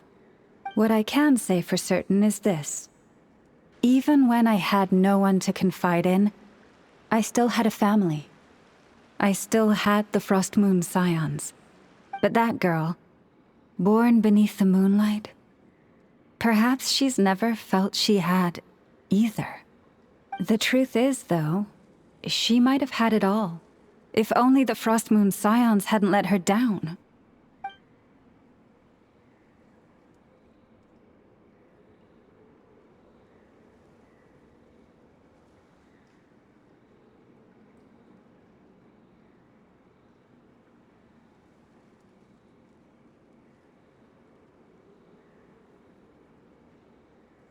The Frost Moon Scions now walk a path of error. They offer their prayers to a false moon, and to a goddess who can no longer answer them. I want to change all that. But with the Fatui closing in on us day by day, the Frost Moon Scions must stand united, now more than ever. I just need to wait for the right moment. Lady Lauma! Lady Lauma! Cappy?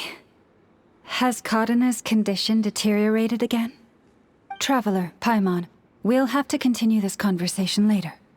We'll come too!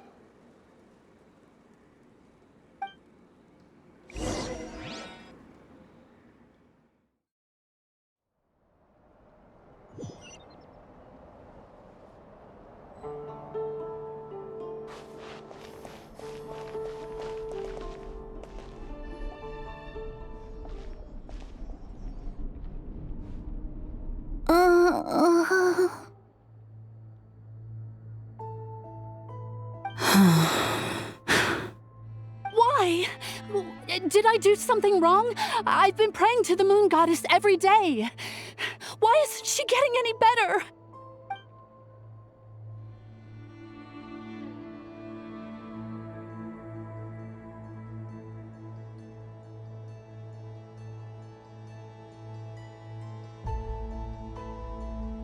Cappy, I need you to wait outside.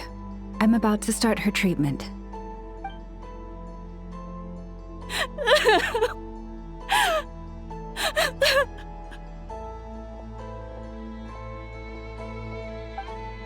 Is there anything we can do to help? Just don't be alarmed by what you're about to see. And please, don't let her mother see it.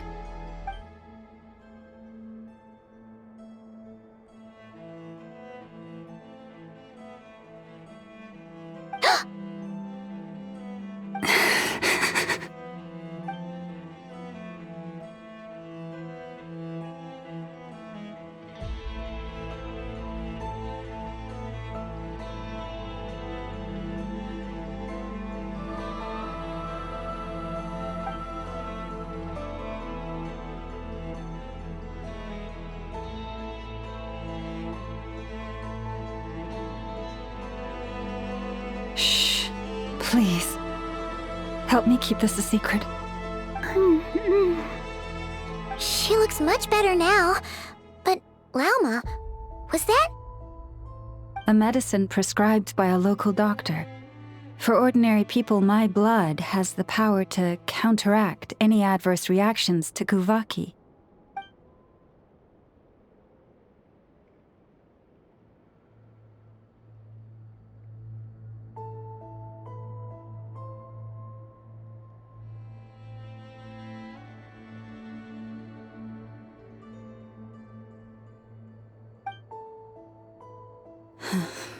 So, now you know another of my little secrets. I had hoped to guide the Scions out of error before Karina's illness reached this stage, but clearly, I was too late.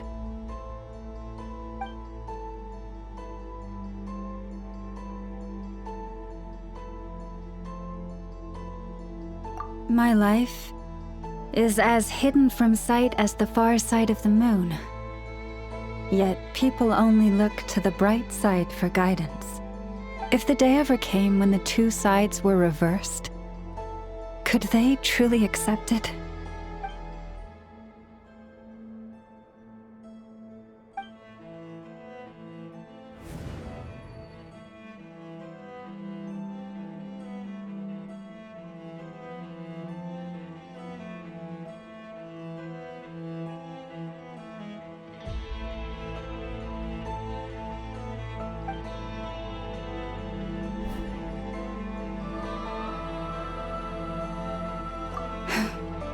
Hearing you say that puts my heart at ease. Mm-hmm. And if there's anything we can do to help the Frost Moon Scions, just let us know. Our priority, right now, is reclaiming our relic from the Fatui. But I now understand that the day I will tell everyone the truth is no longer far off.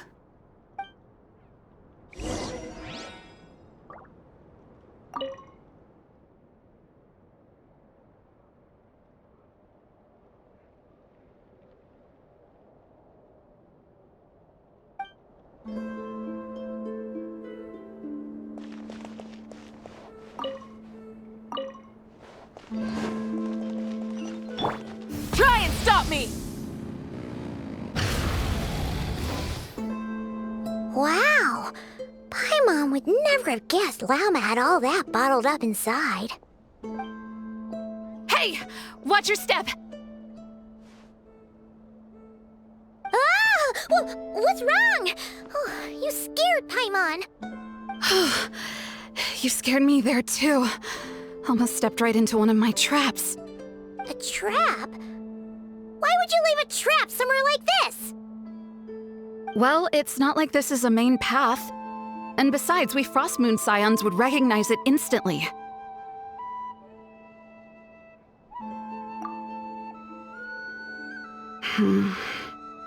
Alright.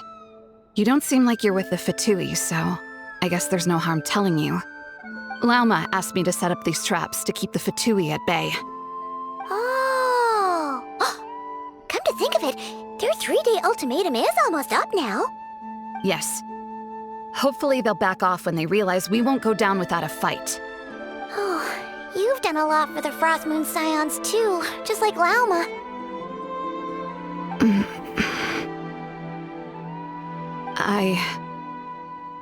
Philomena?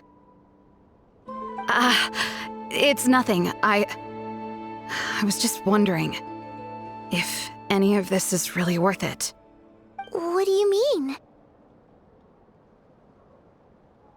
Our people. So many are stubborn, stuck in their ways, clinging to a truth they refuse to even question.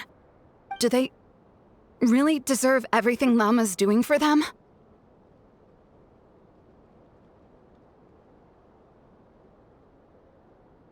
Afraid. Huh. I suppose. Maybe you're right. No. I shouldn't be saying this. Just forget it, okay? Bye. Huh?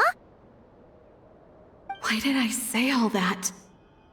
Or really, why am I still doing any of this?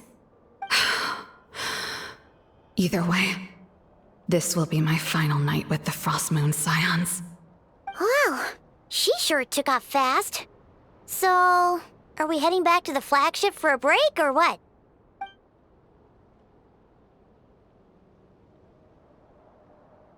Wait, you're not thinking of visiting that damsel light up in Cloud Cuckoo Land, are you?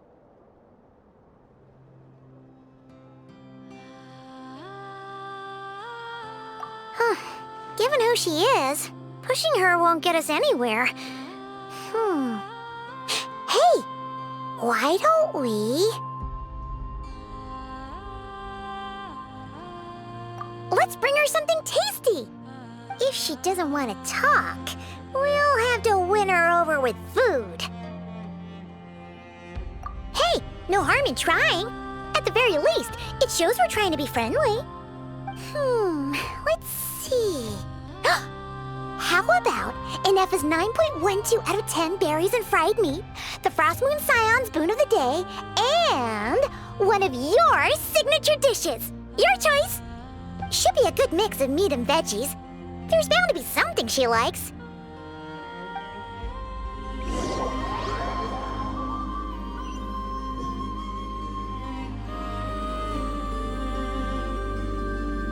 All right, food's packed and ready. This is the place, right? Why does it feel like we're going to visit a patient? Oh, no. Take this seriously, Paimon.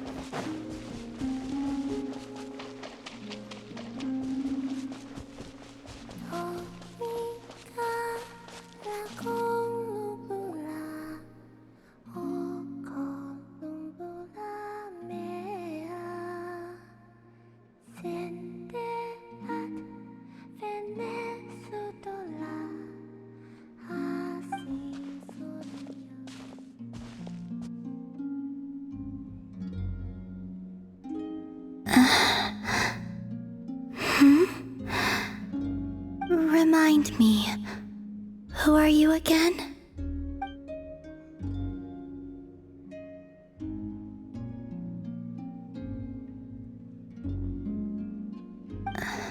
A different one floats by your side today. A different one? What's that even supposed to mean? Ugh, there goes Paimon's perfect conversation starter. Hi there! Paimon is Paimon, and this is the Traveler.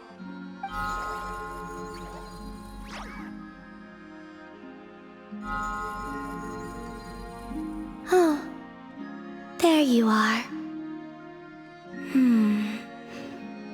Between the two, I suppose you're cuter. Wait, what do you mean Paimon's less cute than that floaty thing? Columbina. What is it? What's your favorite kind of food?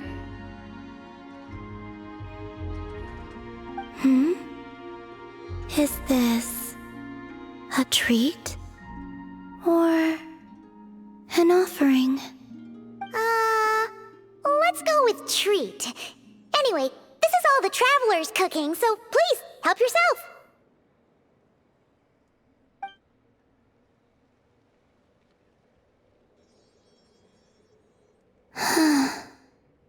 Oh, that wasn't exactly a yes, but she didn't turn it down either. What could she be thinking?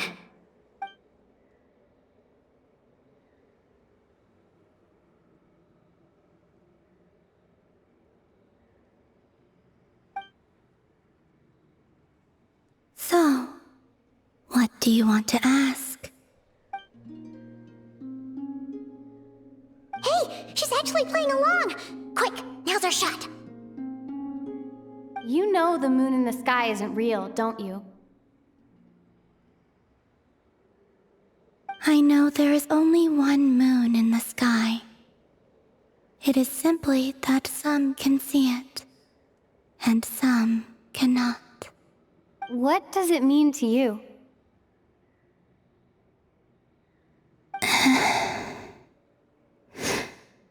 The missing prologue.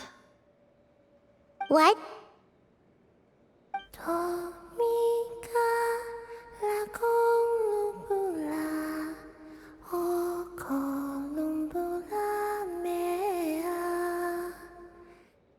Huh? What does that mean? Isn't she going to explain herself? Can you tell me more about that melody? You were humming it last time too. It must be important to you.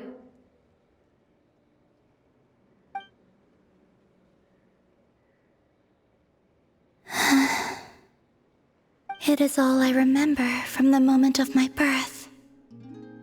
A melody. A few lines of lyrics. Like a lullaby from a foggy dream. Oh, so who was singing it? I do not know. I have nothing else. Just that song. Huh? And the Frost Moon Scions who found me. They had nothing either, but hope. Before I even knew what was happening, they were already calling me their goddess. And I had no reason to decline. Like two lost infants unknowingly exchanged, I adopted their faith, and in return, they adopted me. But my adoption drops you into the story halfway through. What came before was scribbled onto the wrong pages, never even bound into the book. That sense of something missing only served to nurture their greed and doubt. And thus, I came to realize that this place was never truly my home. Greed and doubt? O Moon Goddess, forge weapons for us, drive out our enemies, and expand our lands. O Moon Goddess, heal our wounds, ease our suffering, grant us strength. They asked for everything, and I obliged. Until the day came when no answer could be given. If mortals can turn to the gods when they are powerless, then who do the gods turn to when they have nothing left to give? You've got Paimon there. In those days, the Frost Moon Scions cared more for faith than for truth.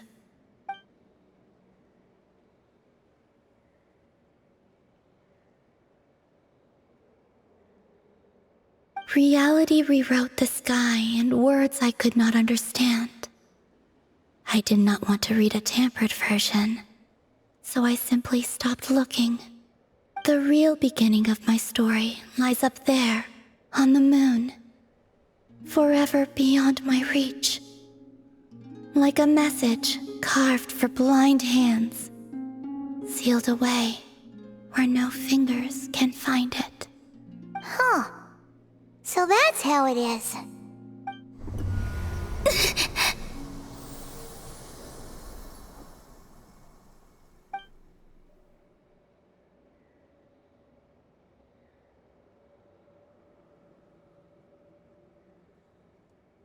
What's wrong?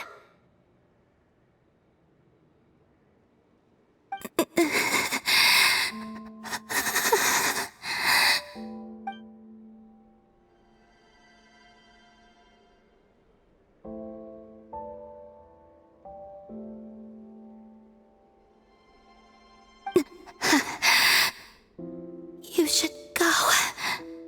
What, now? But you really don't look well. Did something just happen? Is there anything we can do to help? No. Aside from answers, I have nothing else to give you in return.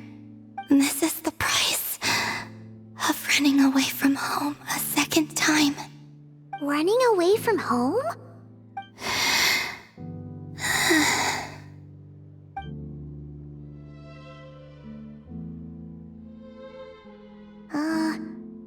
Is she heading towards the food?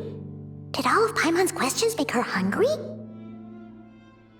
Do you still have many questions?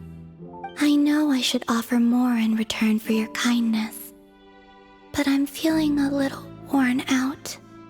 Oh, we're so sorry about that. But Tsaritsa was right. Freedom always comes with a price. She said I could treat the Fatui as a second family, a second home. But in the end, they were no different. All they wanted in truth was my power as the moon goddess. I'd rather not dwell on such unhappy memories.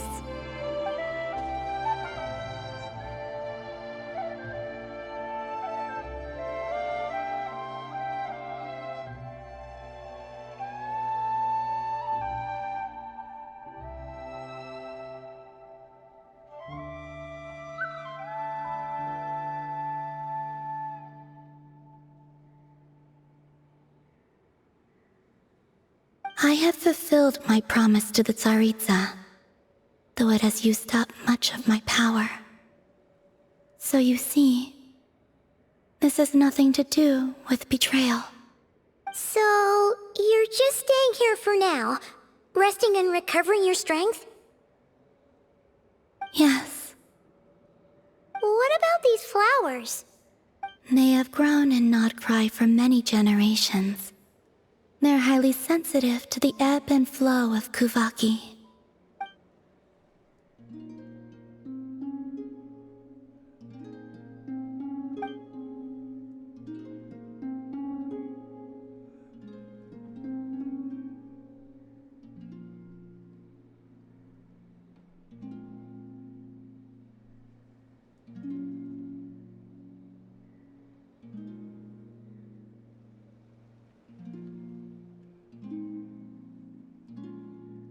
At times, I thought about using that relic the Frost Moon Scions had hidden away. I could sense the power within it. But going out is such a hassle. People might see me, and I promised Lauma I wouldn't show myself to anyone. Besides, I know it's gone now anyway. Really? Lauma asked you to stay in hiding? Uh-oh, she's looking back at the food again. But Paimon's still got some little crumb cookies here. You could have these for dessert if you wanted. Lauma said she wishes to change the Frost Moon Scions, which is why she asked me to stay out of sight. I don't really understand what she meant, and to be honest, it's not something that concerns me. But I wasn't planning to see anyone anyway. If they found their way here themselves, that's hardly my fault.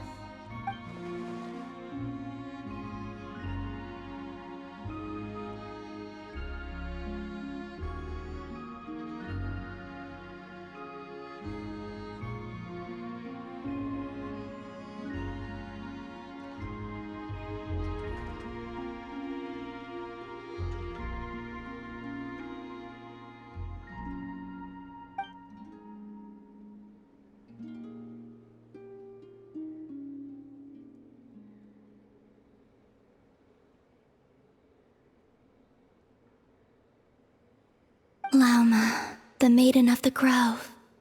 She is quite unlike any Frost Moon Scion I have ever met before. After hearing my story, she actually apologized for how the Frost Moon Scions treated me back then. She told us she feels like she's been living on the far side of the moon. Is that so? I actually got the opposite impression. She's been keeping her true power hidden away. afraid that people might be dazzled by its brilliance, and that they'd no longer be willing to look her way.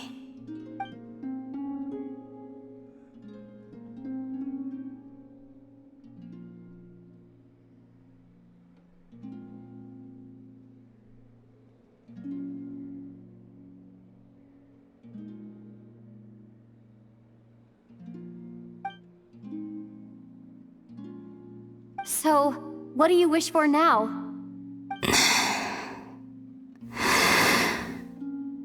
I wish to return to the moon, to the home where my story is written. Right now, that is all I wish for.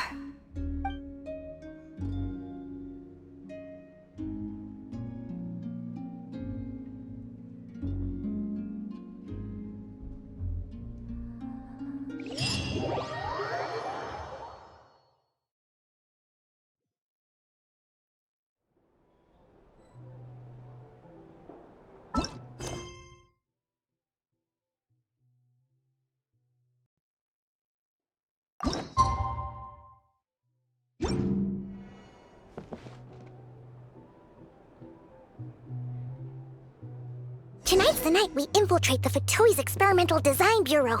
Come on, we better go meet up with the others.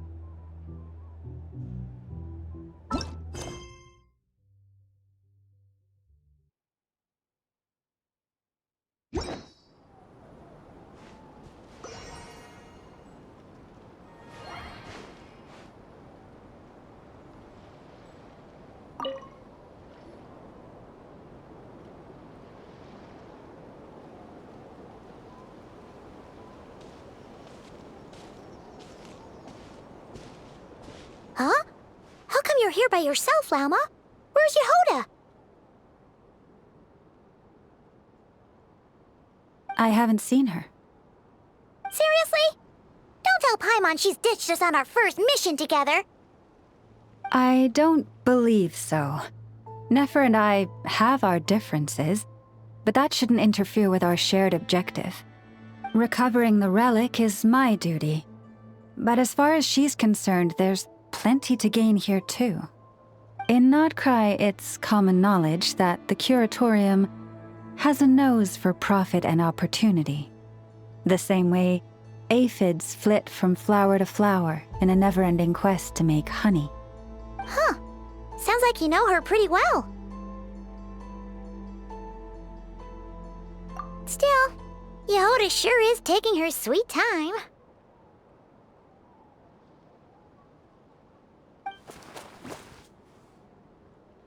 Hmm?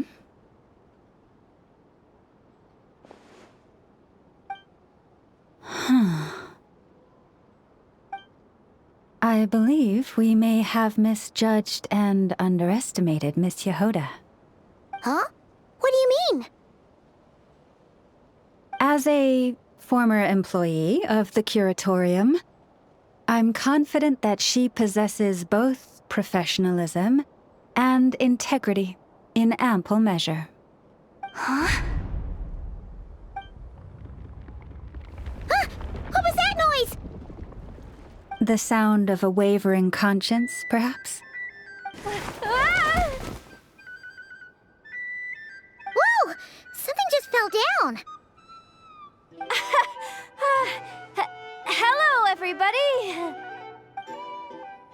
What kind of an entrance is that? Wait a second. Have you been hiding nearby this whole time? Yeah. I was just, scouting things out from up high. Darn it. How did Jane Doe even notice me up there? I can't believe I'd only realized I'd run out of smoke bombs this morning. What if something goes wrong inside? How am I supposed to make a quick getaway now? Thought I could just hang back and wait for the clients to get cold feet. But nope. Turns out they're all completely fearless. Don't they know how scary the Fatui are? Really sorry, everyone.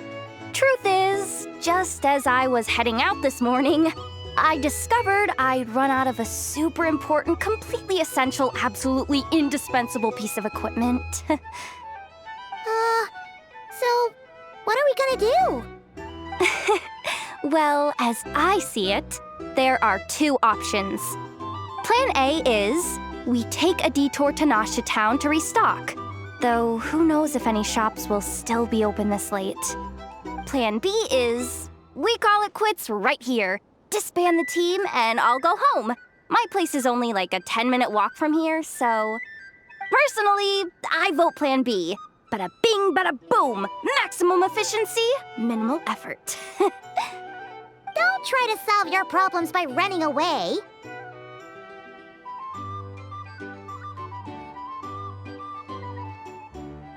Not a fan of either?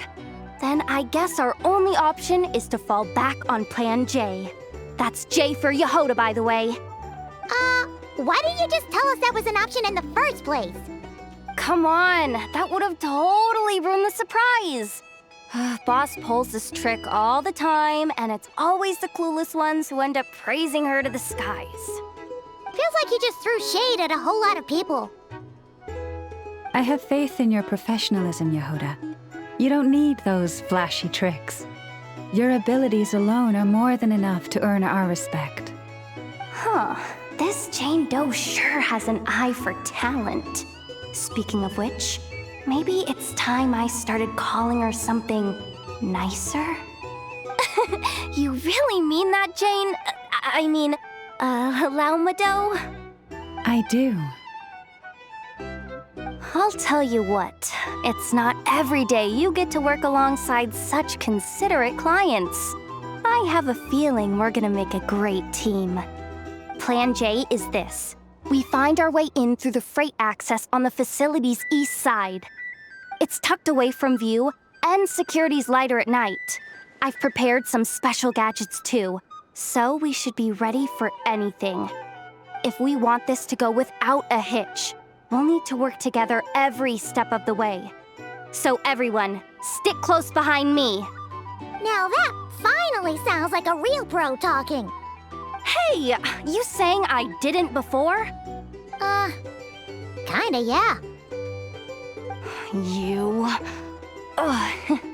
Never mind. A top-tier treasure hunter like me never lets the naysayers get to her. All right, let's go over what we agreed on yesterday. The goal of infiltrating the Kuvaki Experimental Design Bureau is to locate and, if possible, recover the relic that the Fatui stole. We also need to figure out why they built the facility in the first place. I'm worried that they've set their sights on the ancient moon's remnants on Hisi Island too. Well, now that we've got a plan, time to get this show on the road.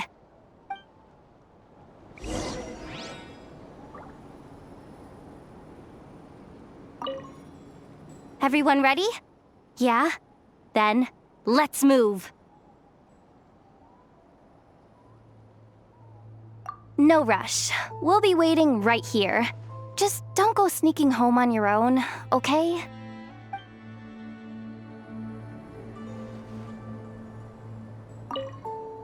Everyone ready? Yeah?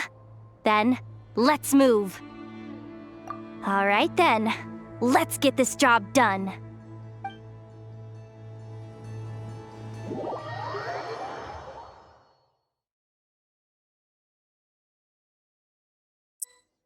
Go, go, go!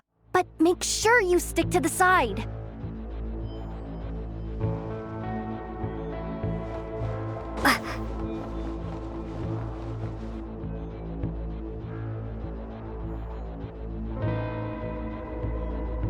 Just as I thought. There's a gate controlling access from the outside. Good thing I brought this keycard, huh? Well, technically I stole it. But no need to tell them that, right? Blame that chump who thought it was a good idea to get wasted at the flagship during work hours. Ooh! Is it top-level clearance? Of course, that goes without saying. Let me read it out loud for you. Fatui Experimental Design Bureau number 183574, maximum clearance, maintenance intern. That doesn't sound very top-level to Paimon. Never underestimate interns. Even the most legendary of thieves started out as rookie pickpockets, you know? Besides, if it wasn't for this person's selfless generosity, we wouldn't be able to just waltz in like this, would we? Feels like you're trying really hard to change the subject. Allow me to teach you the first rule of treasure hunting. First and foremost, use every resource at your disposal.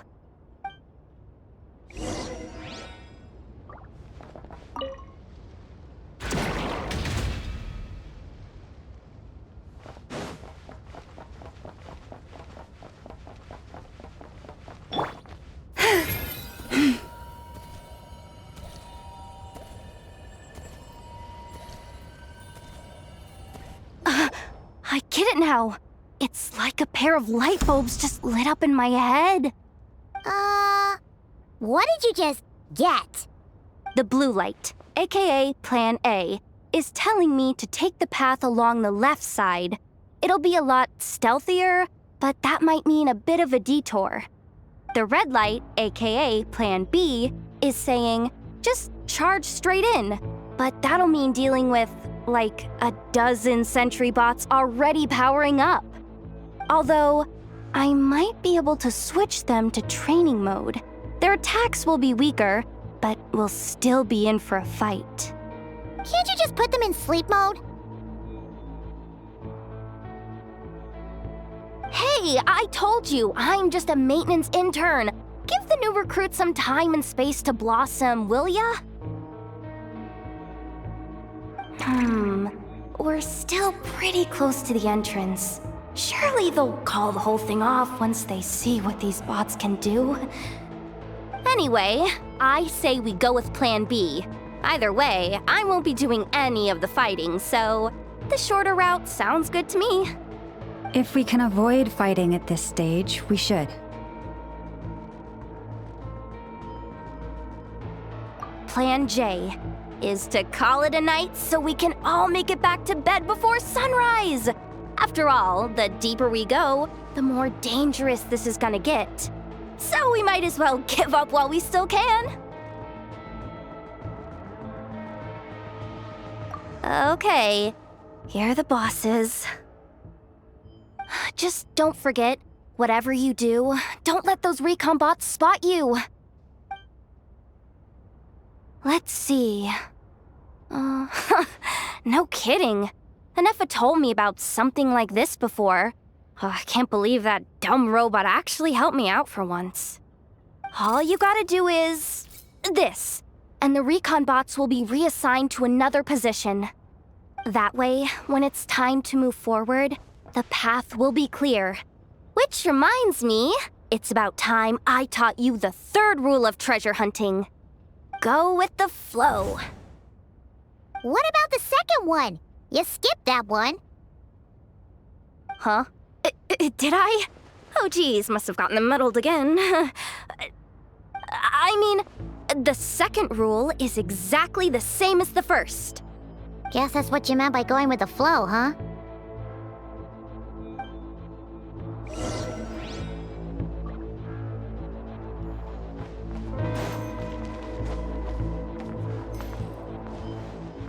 Yeah.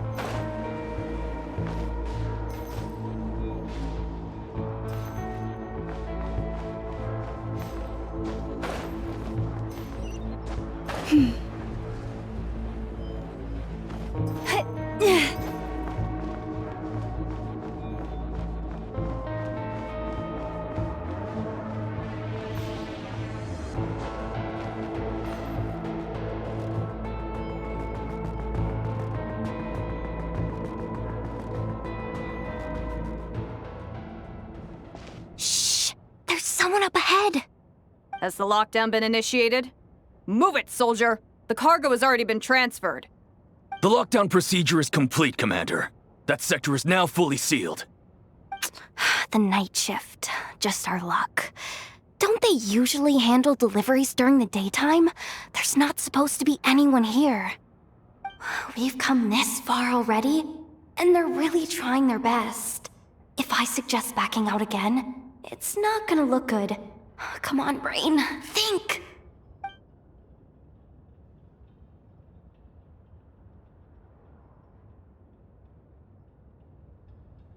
Got it! The freight shaft to the upper levels. We might have a shot there.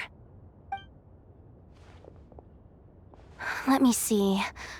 Huh? The recon bot in the middle's not responding? A double lock failsafe? We've been outfoxed! Stay calm. Stay calm. One step at a time. Let's just find a way across first.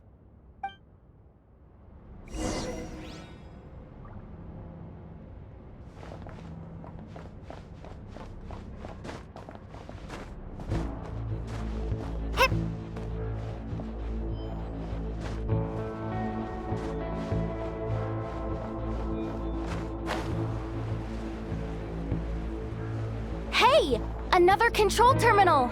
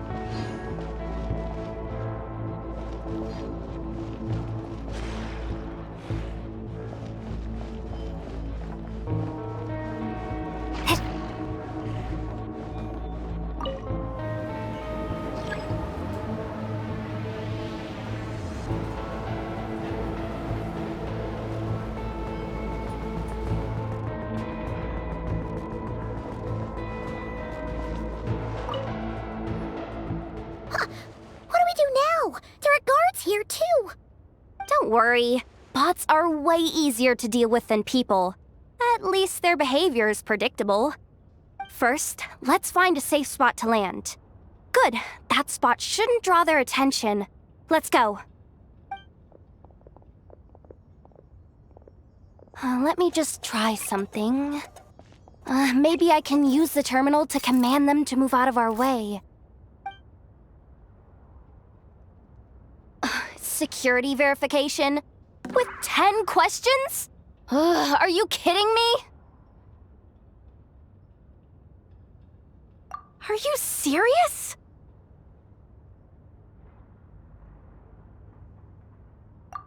Doesn't she trust me? Or is she just trying to make things easier for me? No. Judging from her body language, she really isn't afraid of the Fatui. What kind of person is she? And what has she been through? So brave. It's kinda scary. Yehoda? No complaints from me. You go for it. Then let's make this quick.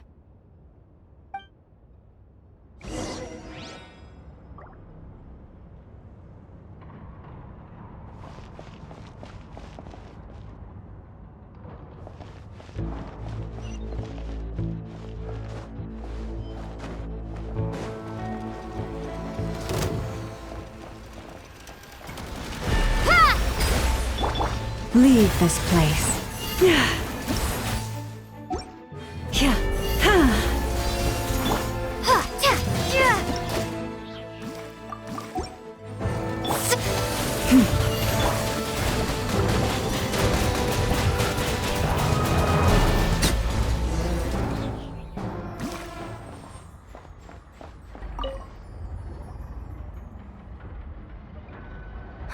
Didn't think they'd even cut off the supply of Kuvhaki.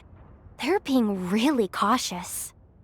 If we can somehow divert some emergency power into the system, we might be able to force boot this thing. What do you mean by force boot? How do I explain this? It's like dumping a whole bucket of water into an empty pool so that the little ducky gets to swim around again? You should probably just ask Aino instead. So, we just need to find that bucket of water, right? Huh. Paimon thought your explanation was great. Kinda adorable. In a childish sort of way. Hey, you could have just skipped that last part. Here, bucket, bucket, bucket.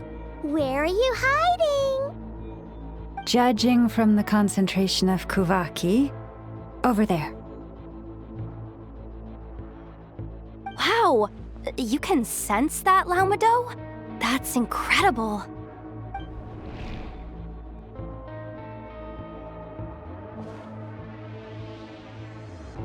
Let's move the recon bots above them out of the way first.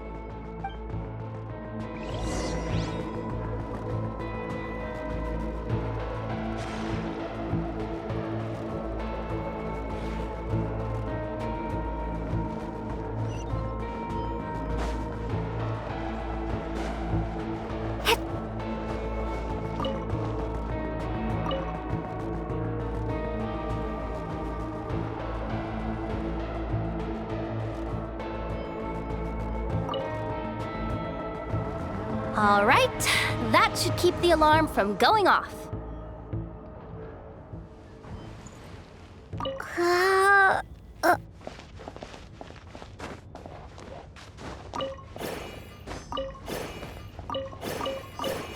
Time to plug in the charging component.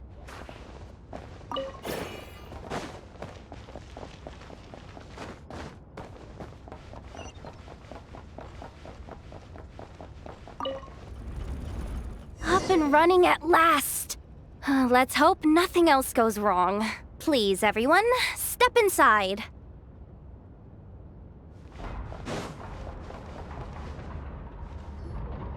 Oh, it's so dark in here.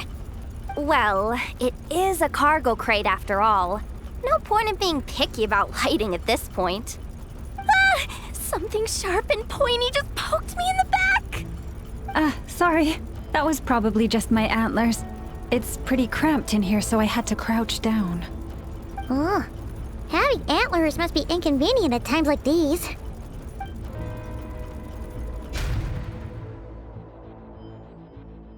Ah! What's going on? Don't tell me something's gone wrong already. Looks like there was only enough juice in the emergency power supply to lift us this far up. Ugh. Awkward. Am I gonna get docked for this? Based on the boss's policy of docking pay for every screw-up, No, wait a sec. I've already been fired. Doesn't look like it's moving again anytime soon.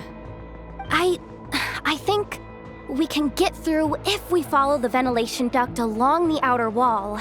The entrance has gotta be somewhere. Don't worry, this was totally part of the plan.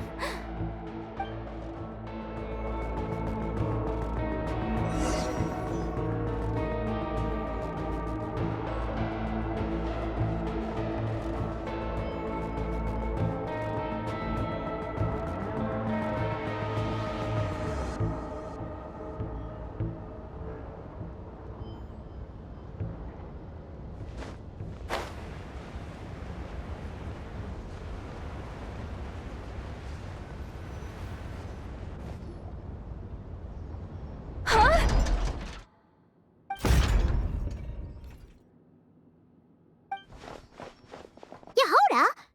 How'd you end up outside?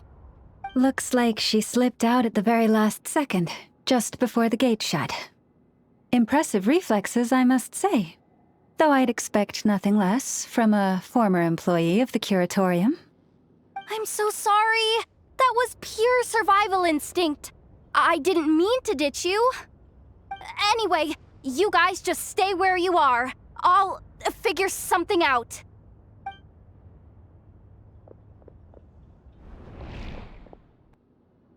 Hey, there's a terminal nearby. Hang tight! Can you hear me now?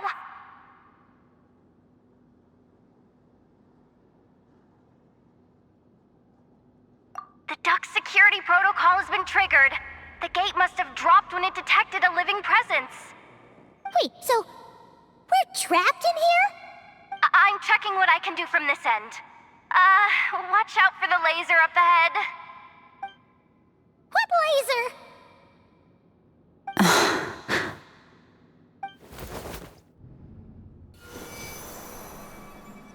Oh, we see it now. Good thing we didn't move. Got it. I think I understand the situation. Hang in there. Just one moment. This is killing me, but I think I've got it. I can try adjusting the direction of the Kuvaki flow inside the duct. If I've got this right, you might just be able to dodge the lasers by utilizing the Kuvaki's pull in reverse. Oh, Paimon thinks she gets what you mean. But I can't see where you are from here, so I'll need your constant input. Just tell me what to do. I'll follow your lead.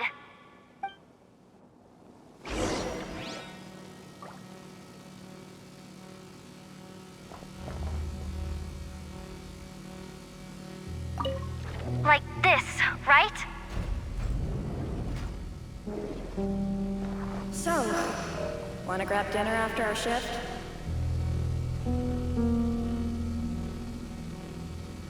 How about the flagship? Too far. And besides, we're not exactly in with the locals.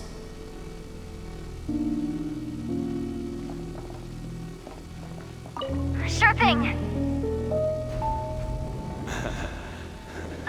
Then how about the staff cafeteria?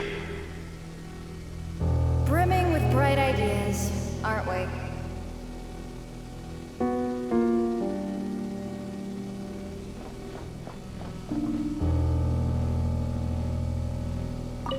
Like this, right?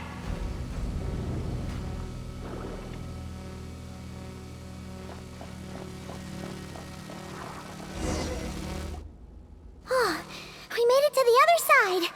And all thanks to Yehoda. Well, but the gate hasn't opened. How's she gonna meet up with us? Yehoda! No irregularities detected in the duct. Confirm. Confirm. Confirm. Ugh, just confirm the command already, you useless excuse for a terminal. You piece of robo-junk, you mindless pile of scrap! What the? Insufficient clearance? Of course, I don't have the clearance! You oversized... Ugh, ow! Go with the flow, Yehoda. Go with the flow. If the others make progress, that's great. But you can't bank on it. You've never been one to depend on others. So it's about time you stepped up to the challenge. Deep breaths. Stay calm. My priority right now is getting my hands on a high-level access card. That way, I can override the security protocol. Senior maintenance staff. Only they can access the core sector.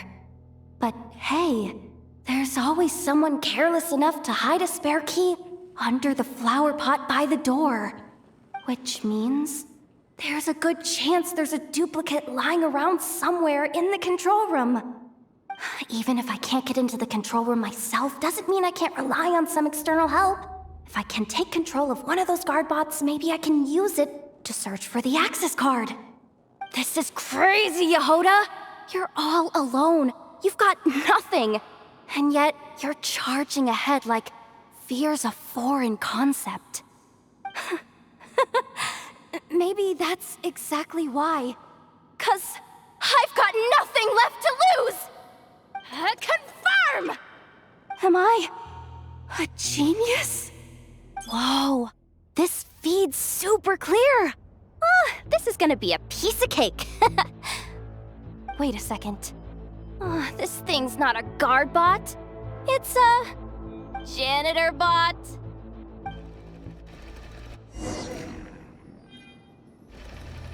You think Marionette even knows what we do down here? She seems to spend all day either holed up in her lab or out doing the rounds.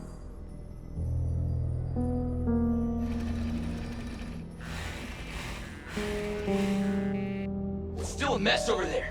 Go clean it up. Why? Planning to skim a little off the top? No, nothing like that. Just wondering if anyone would actually notice if we didn't show up from time to time.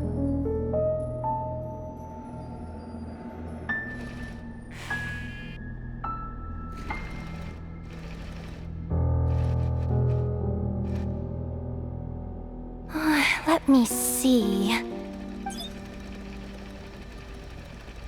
Ah, there it is! Hey! Why'd you stop? You haven't finished sweeping that corner. But, I can see the carve from here. Guess I have no choice but to swallow my pride and stay in character for now.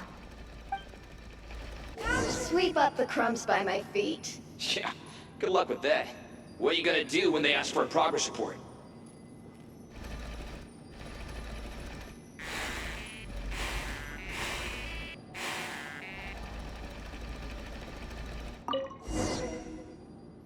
Sucks, though. Finally sent somewhere warmer than Snezhnaya, yet we barely get to see the outside world.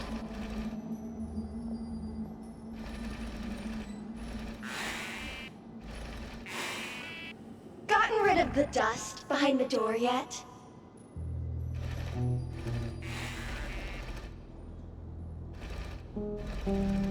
Come on. Where's that bot passage when you need it? There! Oh, the terminal's just ahead.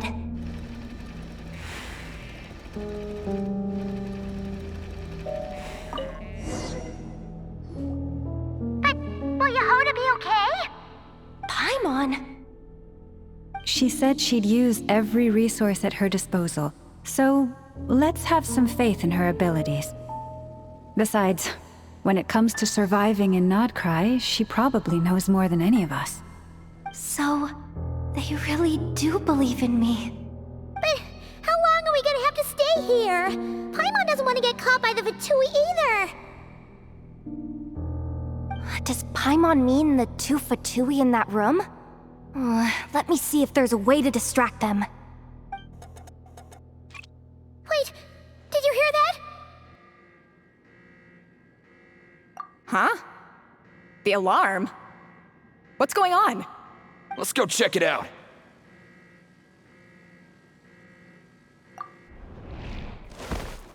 This looks like somewhere important, but there's nothing here. Hey guys! It's me! Yehoda, are you okay? I'm fine.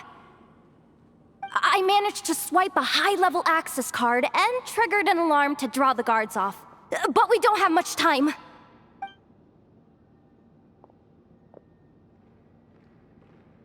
All right, looks like we can control the elevator. Come on, hop in. Let's take it further down.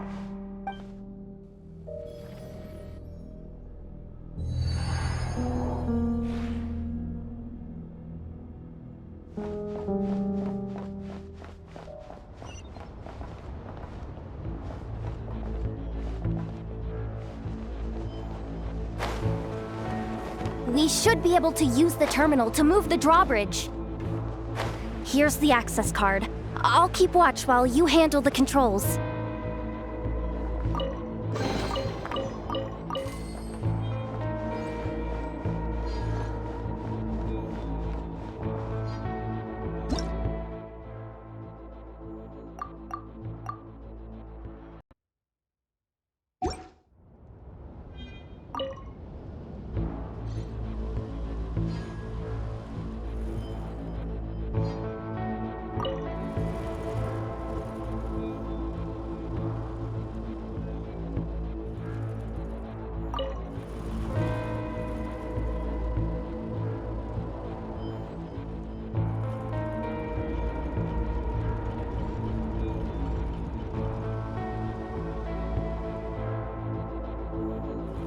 All done.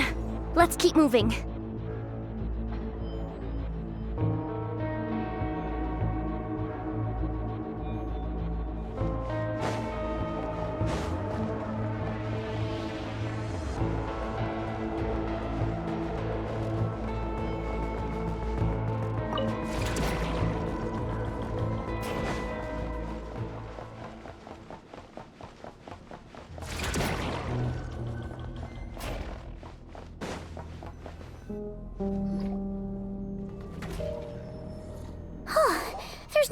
here! That's good news for us. Let's head inside. Looks like a rest area for the Fatui's Oprishniki. Huh? The terminal's still on?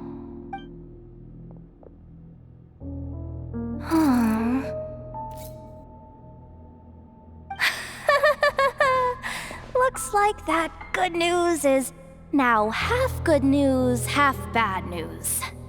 What do you mean? Well, it seems like that alarm I just triggered was so high level that even the guards in the rest area went to investigate.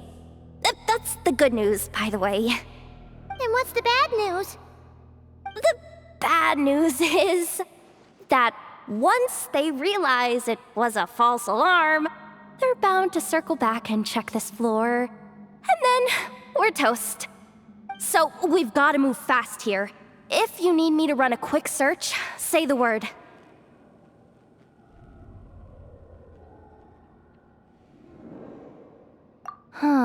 Analysis of Kuvaki extracted from the moon marrow suggests that its energy core bears some close relation to the power of the former Three Moon Sisters. It is suspected that there is a link between the Frost Moon Scion's hidden relic and the shattered remnants of the Eternal Moon. Come on, none of this is important right now.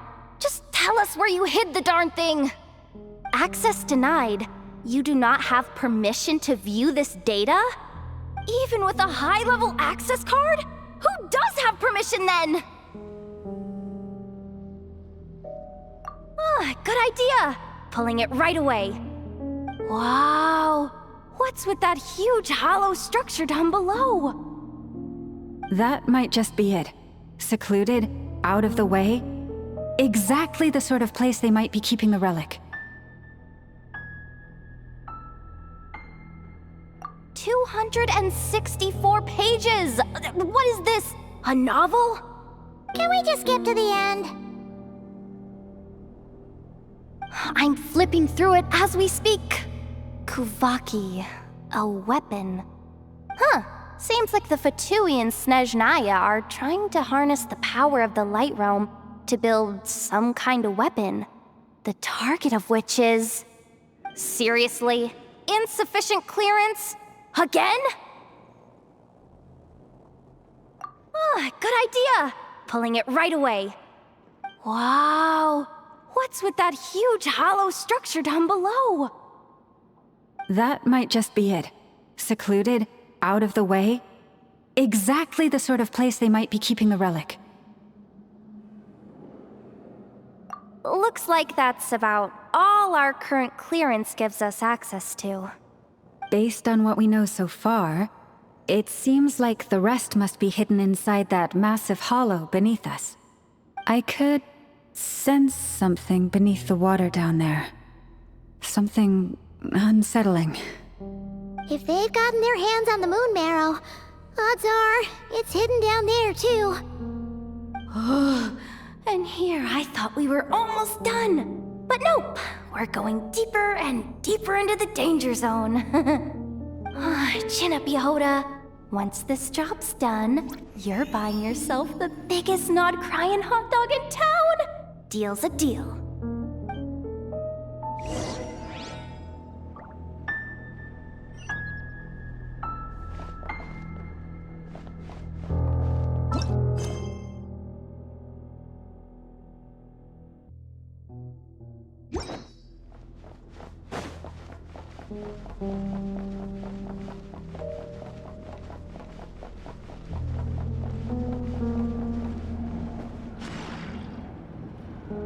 Watch out for that defense bot! It's aiming right at us! You'll have to use Kuvaki to deflect its attacks back the way they came!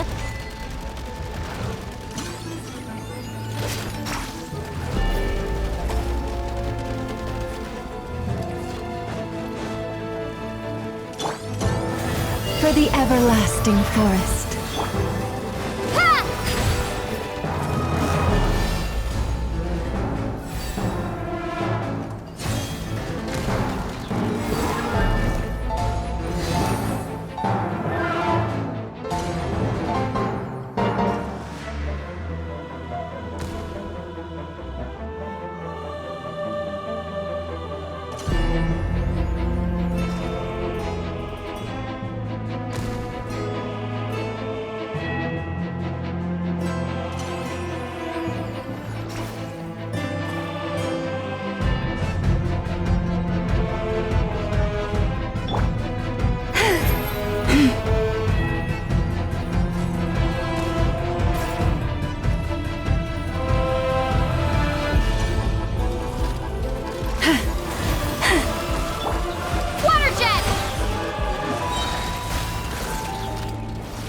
On the way!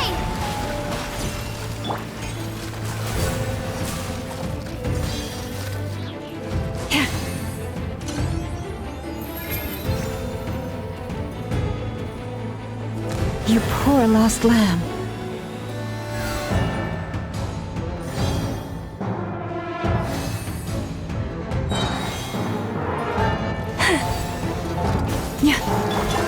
Water jet! Oh, its attacks are getting faster! Almost there. We're almost there.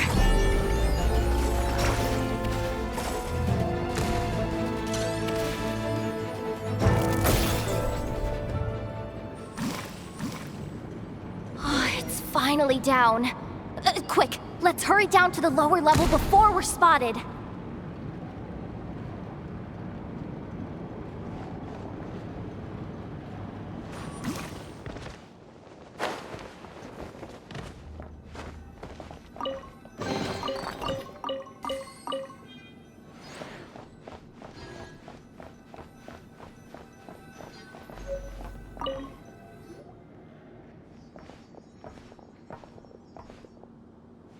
That switch looks suspiciously obvious.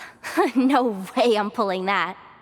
But you guys, go ahead. Hey, you spotted it first. Shouldn't you be the one to pull it? Not a chance. I'm just the guide, remember? At most, I'll help you look for an escape route. They don't seriously think pulling this thing's gonna lead to treasure, do they? I'd be amazed if it doesn't set off an alarm. Besides, I didn't even bring my smoke bombs. Which reminds me of the actual second rule of treasure hunting. Better safe than sorry.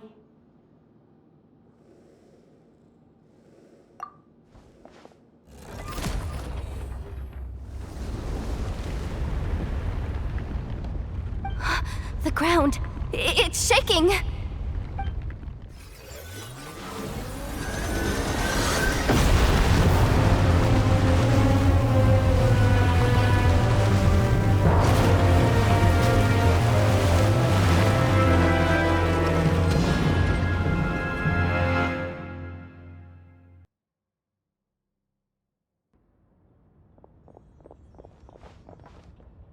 Wait, did the surface of the water open up? This is bad. This is really bad. I'm getting put on the Fatui's blacklist for sure. Don't worry, Yehoda. You've helped us so much. If they try anything, we'll protect you. Aww. Come on, I was just kidding. I'm tough, okay? Just haven't had the chance to show off my fighting skills yet. Me, afraid of the Fatui? Ugh, not a chance. I suspect the relic is hidden down below.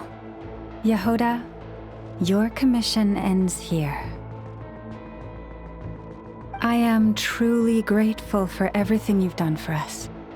You don't need to put yourself in any further danger. Oh, I'm coming with you. This has nothing to do with the commission, or the danger, or whatever.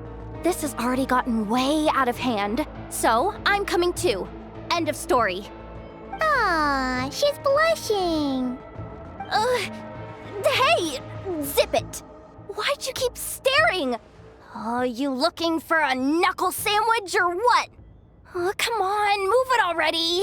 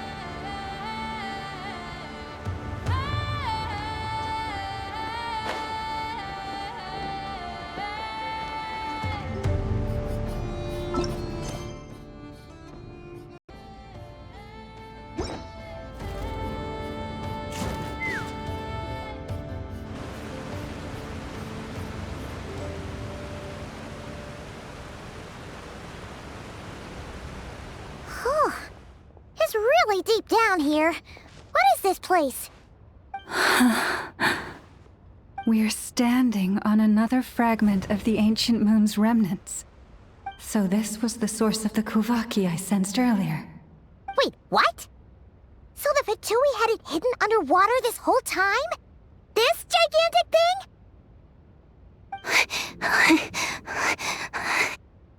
Yehoda, you've been kinda quiet since we got down here. What? Me? Have I? It's nothing. Really. We're doomed. How are we even supposed to get back up from here? Oh, my grappling hook's not nearly long enough. And if someone spots us here after all that commotion, we'll be sitting ducks!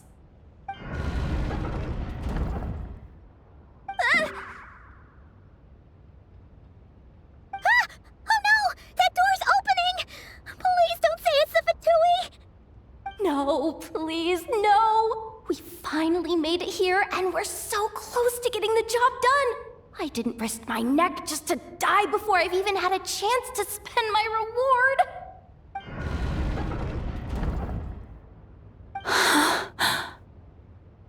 What happened? Why did the underwater barrier open? How could this be?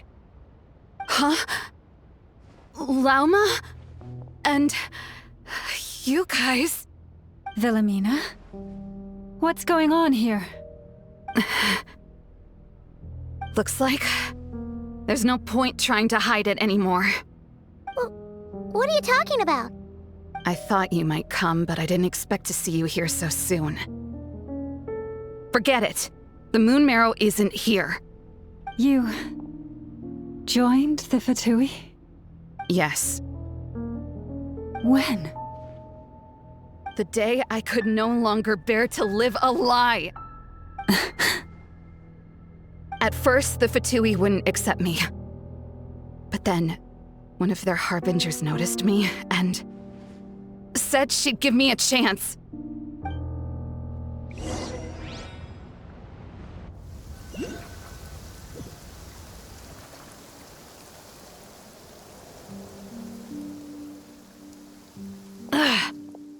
Lost them again. That harbinger told me to follow the blonde traveler who might visit the Frostmoon Scions. Easier said than done, though. The animals are on alert at night. If they see me, Llama will catch wind of what I'm doing sooner or later. Am I really doing the right thing? No. It's too late to turn back now. The empty prayers, the stubborn displays of faith like Cappy's today. This isn't the life I want. Huh? Is that... the Traveler's back. I won't let her slip away this time. Wait, who's that with her? They look so alike. They seem to be heading towards the statue of Kotar.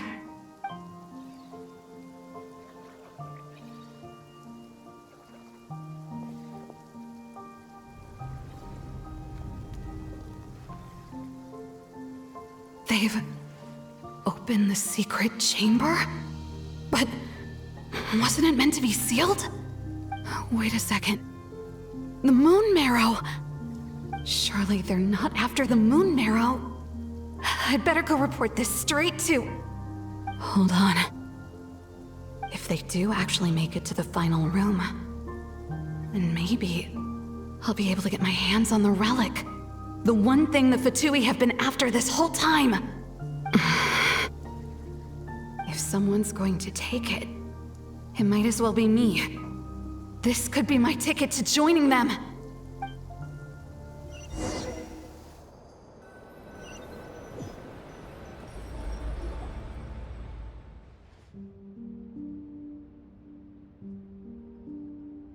Yes.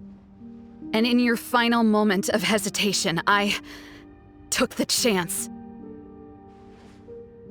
And then you gave it to the Fatui?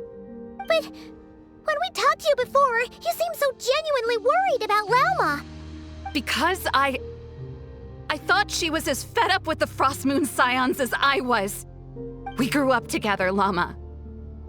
I know you were chosen to be the next Moon Chanter when you were just a child. They never gave you a choice in that. I saw the look in your eyes when you were treating that child. That sense of helplessness. Surely you too must see that this blind, inherited faith of ours is simply holding us back. If our prayers are never answered, then why keep praying? Do they really deserve all of your devotion? Or are you trapped by the responsibilities they imposed on you? So those are your reasons for wanting to leave the Frost Moon Scions? Isn't that reason enough? When we pray to the moon, we do so to show our gratitude for the life it granted us long ago. It reminds us to strive for something higher within ourselves. But I know that's not what you want to hear. You're right, Philomena. I have indeed kept secrets from you.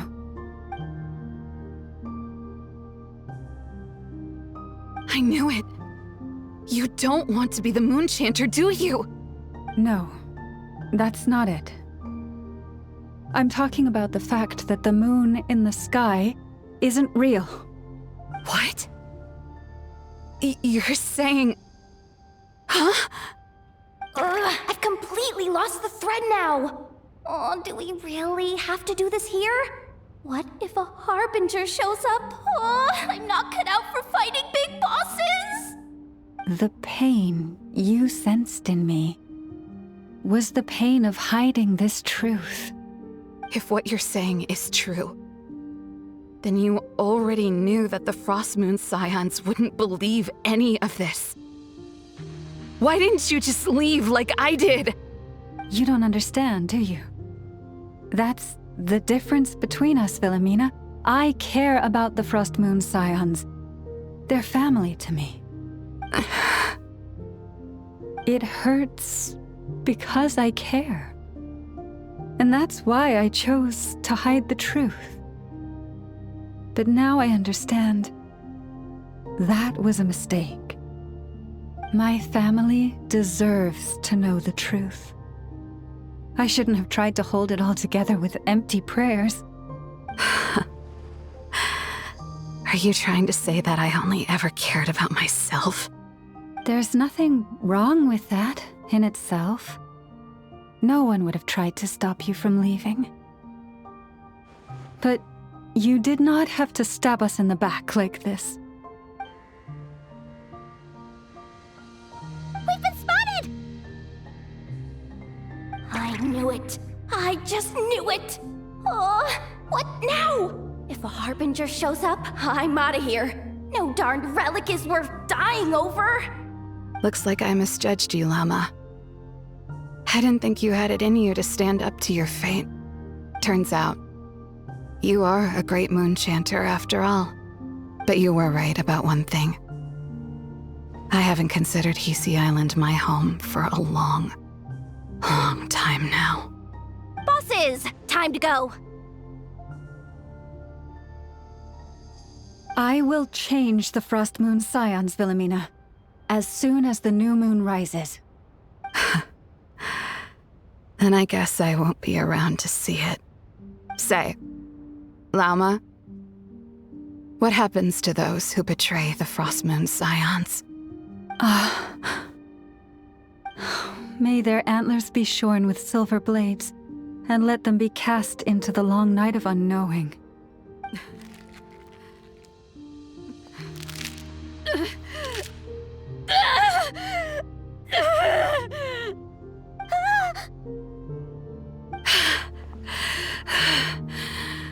I have honored the ways of the Frost Moon Scions one last time. Think of it as a gesture of respect, Llama. There they are! Lauma? Marionette has the moon marrow. She went to Star Sand Shoal. Don't flatter yourself now. I'm not trying to atone. I just don't believe you'll actually be able to change them.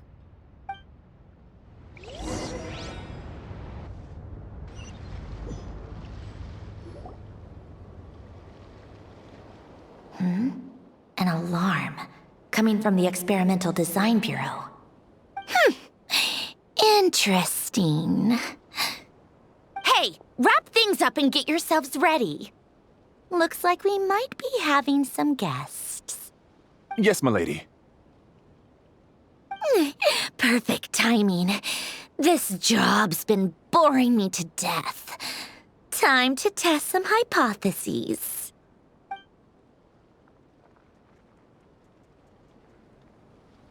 Bosses! I mean, esteemed clients. I mean, generous benefactors. Wait up! Come on! Sure you don't want to consider heading home first and coming back another day? Nasha Town's that way. You are aware that this is the way too. A little ahead of schedule, aren't you? Oh no, it really is a harbinger this time. Marionette. So you are here after all. Hand over that relic right now. It belongs to the Frost Moon Scions. You mean that thing your antlered turncoat brought us? I have never much cared for trophies given up without a fight. But watching you tear each other apart over it? Priceless. I'm not in the mood for warnings today. Ooh, how frightening. Had I a Trimble function, I'd have rattled off at least a dozen screws by now.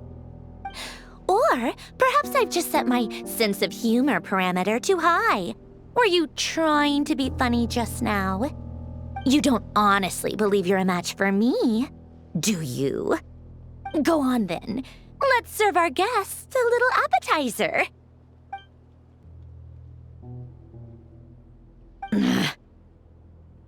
Hey, didn't you hear me? I said let's serve our guests a little... What's going on? Oh no. Watch out. It's the Wild Hunt.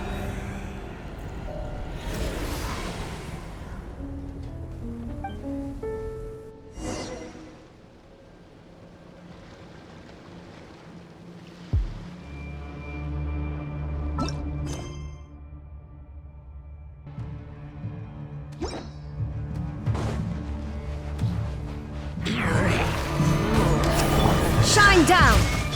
Light it up! Pyroclastic surge!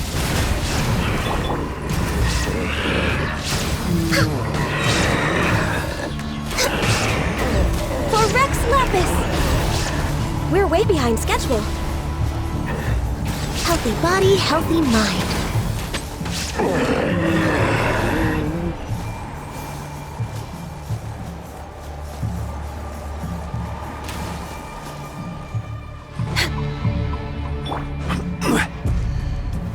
Stabilize! Rise with the sun! There is no escape! Inazuma shines eternal! Ha! This is order! Access denied. This things just keep coming! Isn't there anything we can do?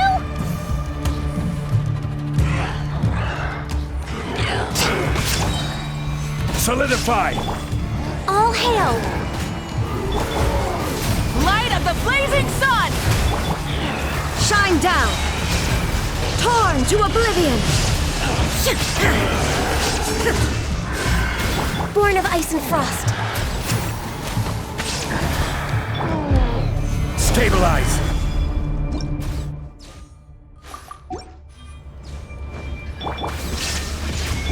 Light it up! Wrath from the skies! I will have order! This is long overdue.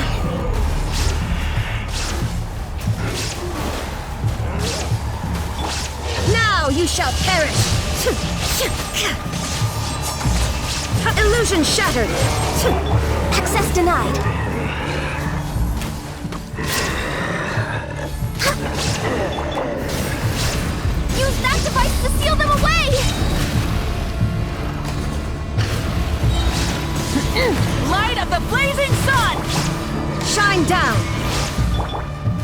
Gather!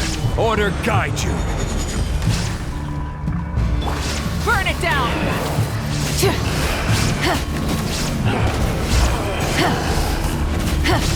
There is no escape!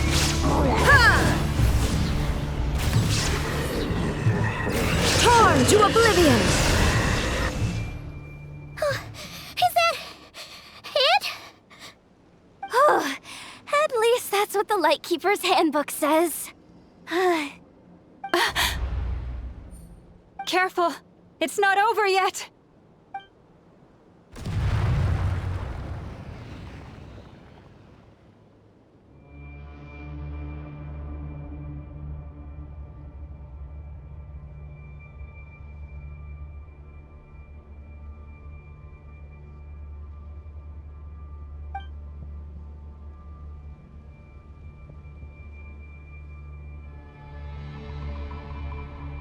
Paimon! Lauma! Yehoda!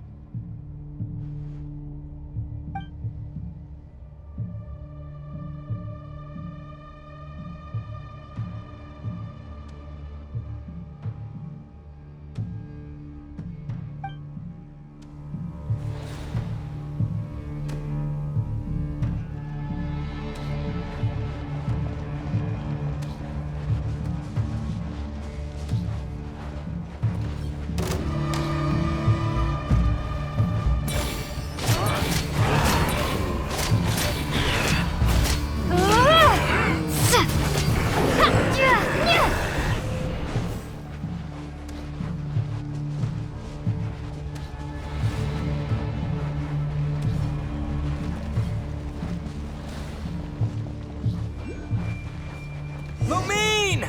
Wait, what was that?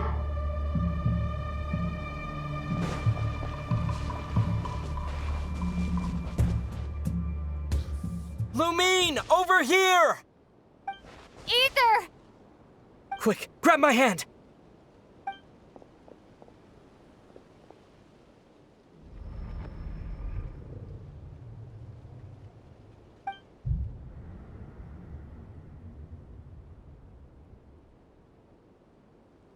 Lumine, what's wrong? Why are you here at all, Ether? What do you mean? If I may be so bold, what does family mean to you? Why were you after the Moon Marrow that night, Ether? Among those who entered the final chamber, there was either someone with impure intent, or else an abyssal presence. We can talk about that later. Tell me why, Ether.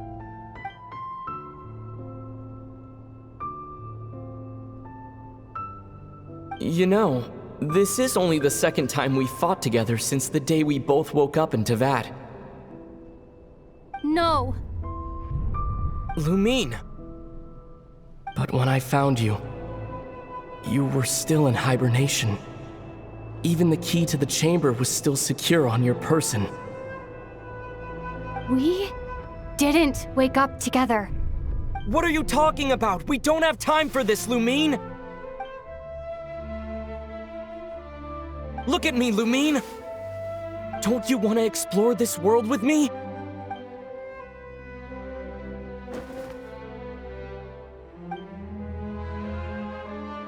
You think I'd lie to my little sis?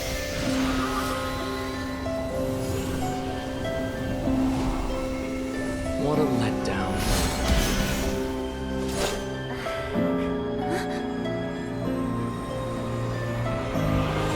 Go get it from me, Lumine. It belongs to me. I never believed it. I didn't want to believe it. That strange feeling that something was off. I wanted it to be real so badly. Even if it only lasted a moment. But you're not my brother.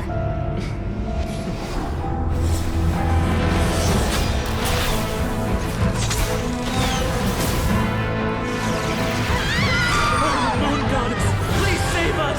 Why is this happening to us?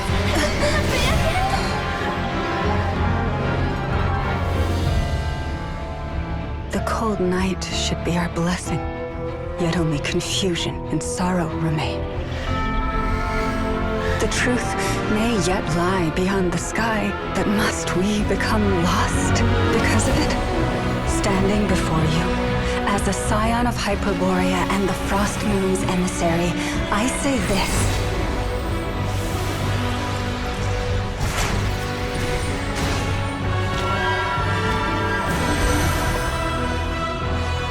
Should the false sky above dim the light of the moon, then from silver blood that flows as rivers, let us weave moonlight anew.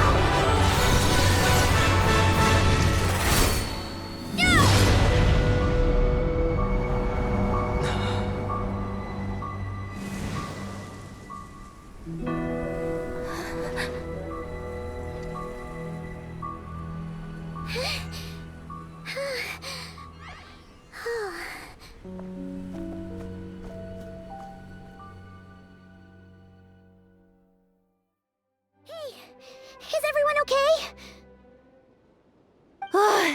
I think I saw my life flash before my eyes there. Oh, good thing Laumado was there to save the day. Are you all right, traveler?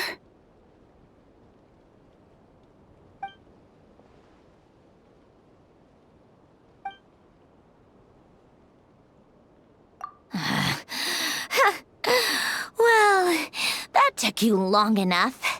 Seriously, how many of you are there?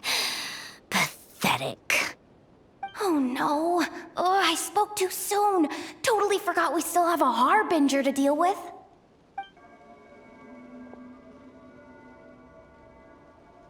Hey, is that the moon marrow? It was hidden inside that big robot of hers all along.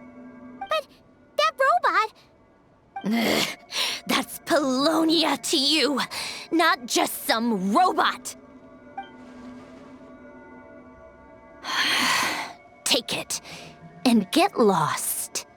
Huh? You're just giving it to us? Well, I wasn't the one who put out the order to find this thing in the first place. So if someone wants it, they can help themselves. Maybe even choke on it. See if I care.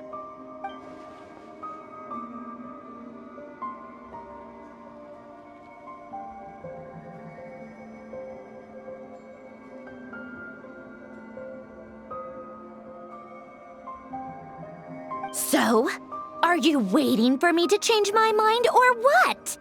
I'd be more than happy to pick up where we just left off.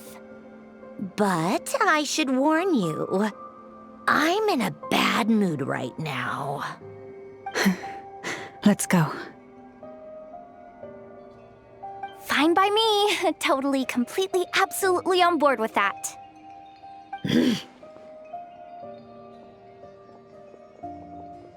It's finally over. If that doesn't make the most thrilling commission of the year, I don't know what will. Looks like the Fatui are all gone now.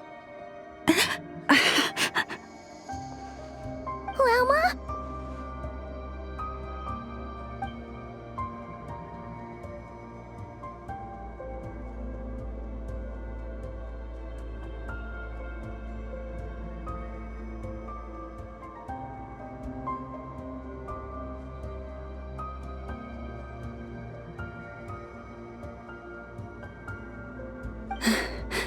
I'm all right. It's just been so long since I truly felt the power of the moon. I thought I sensed the wild hunt nearby. Don't tell me you've already taken care of it. Hey, it's Flint's! Hey, he's that Ratnik. Unless I am mistaken, you are the Moonchanter of the Frost Moon Scions, are you not? May I ask, what is that in your hand? Please, don't get me wrong. I've been tracking the wild hunt lately, and I've come to suspect that its actions aren't as aimless as they might seem. When I saw what you were holding, I could not help but start connecting the dots.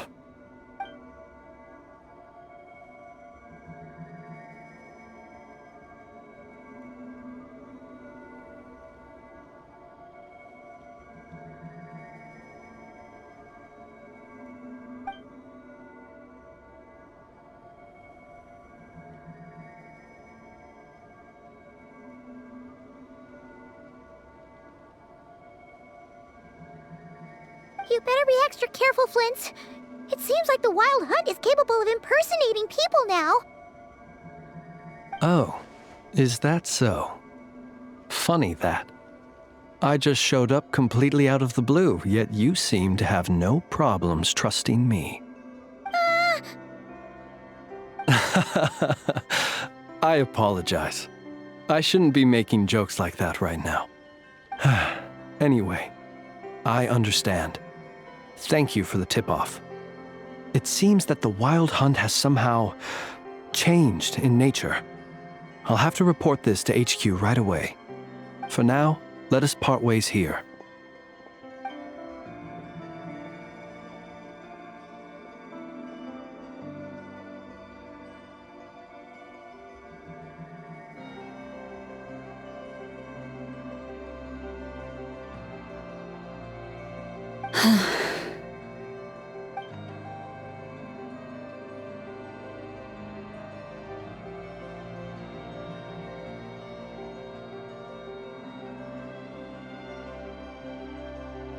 That little joke of his just now sure scared the bejeebies out of Paimon. Are all the Red Nikki and Nocrai like that? They're usually stationed in remote areas and tend to keep to themselves. So, it's not surprising they end up a little eccentric. No, he's different. Really? How so? The animals. They've told me they're afraid to even go near him.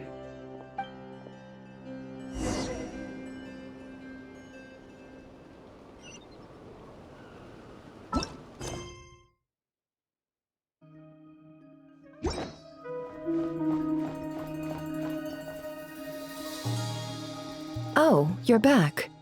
I just made you all a pot of tea. Better drink it while it's hot. Boss Neff, you wouldn't believe how scary our day has been. Seriously, I am never, ever taking random jobs like that ever again. You hear me? Oh, come on now. You even faced the Wild Hunt and lived to tell the tale. What's left to be afraid of? Wait a sec, how did you? Oh, right. Like you told us before, your business is dealing in information. Huh? Boss Neff, the teacups. Why is there one missing? Did you think I wasn't coming back? My. How could you think that of me? You know the rules. If a member of staff wants tea, they pour it themselves. Your cup's sitting safe and sound right there, in the cupboard. Member of staff? Does that mean you're accepting me back? Wasn't that the deal? Boss Neff! You're the best boss ever! You never change, do you? Everything turned out fine, no? You found exactly what you were looking for. Yet there you are, sulking away as usual.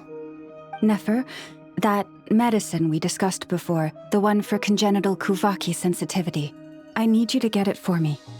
And how do you expect me to find something like that for you in the middle of the night?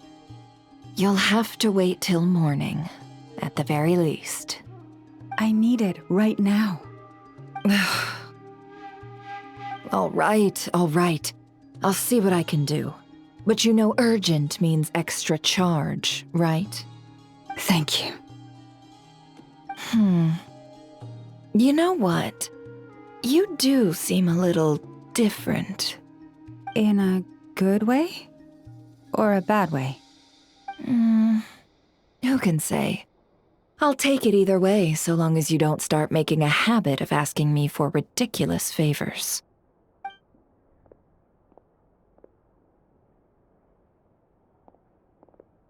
Traveler, Paimon, a lot has happened these past few days.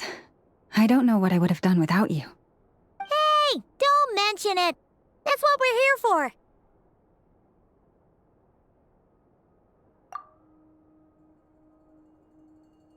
Mm-hmm. You're right.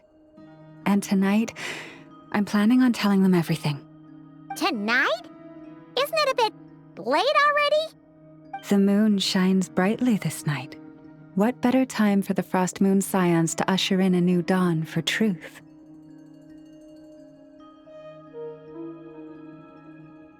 Thank you for your kind words. But before I do, there's one more thing we need to deal with. Oh yeah! Now that we have the moon marrow... You'll have to forgive me. I used too much of my strength in the battle earlier. I fear I won't be able to help you uncover the truth of the past. Not right away, at least. That's fine. We're gonna be in Nocrai for a while anyway, so there's no rush, right?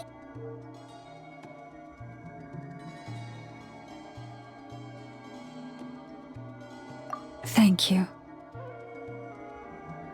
But there's another problem. How to keep the moon marrow safe now? Huh? Can't we just return it to your secret chamber? The seal has been broken. Even if it were restored, now that the wild hunt has gotten in once, there's no guarantee that it won't happen again. Oh, right. Yeah, that makes sense. Back when the Frost Moon Scion's bloodline still ran strong, in special circumstances, a moon chanter could act as a vessel, safeguarding the relic within their own body. But it is a grueling trial of will and endurance. The moon chanter who did this only lasted 2 days. As for me, I might be able to last 5, at most. Hold on. You'd be using your body as a vessel? Yes. You can think of it like dropping a red-hot ball of iron into a bucket of water. How long the water lasts depends entirely on the bucket's size. Pardon? Hey, that's not a bad idea. You've always held up pretty well against the abyss. Surely the moon mirror can't be any more dangerous than that.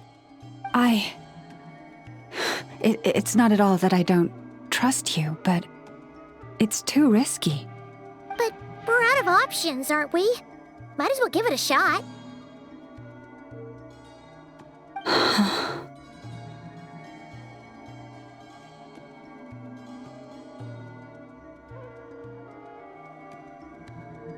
All right. Well, I'll be right by your side. If anything feels off, please tell me immediately.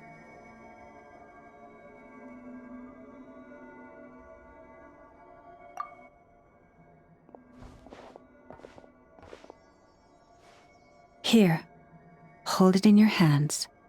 Feel its power. Imagine you're a lake, a cluster of stars. Let the moon become a part of you.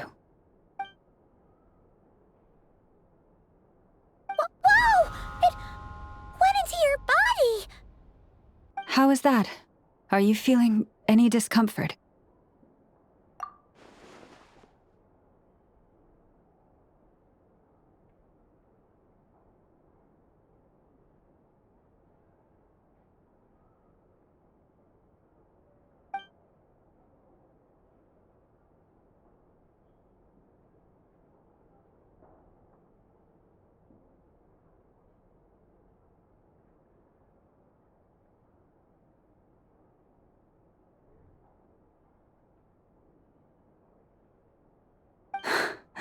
Astonishing.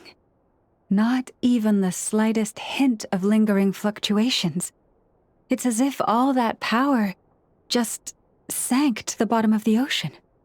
Well, Looks like we won't have to worry about the wild hunt catching its scent now. Phew! Paimon knew you have special abilities, but still, you never fail to amaze. Hmm?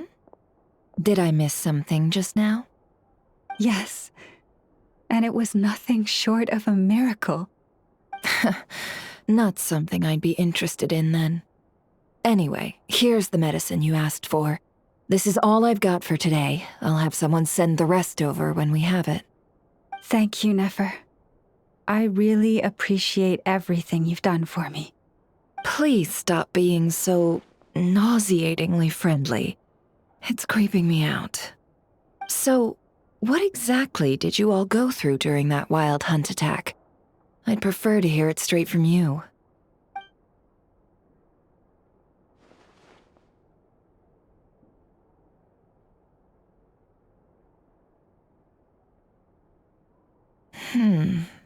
A phantom that can mimic the appearance of others. Quite different from what we've seen before. Yeah, and both times it appeared, its goal was pretty clear. It seems like it was after the moon marrow.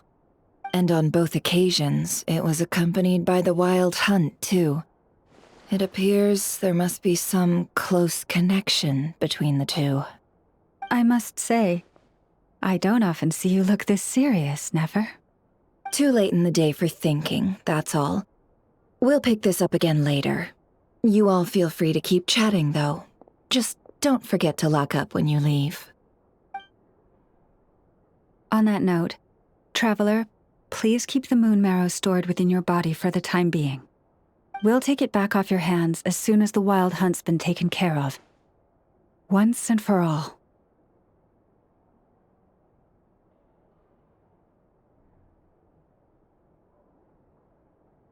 Of course. Anyway, if the two of you will excuse me, I'm heading back to Hisi Island now. It's time I came clean with the Frost Moon Scions. Hey, we're coming with you! Though, guess we won't be able to do much more than cheer you on from the sidelines.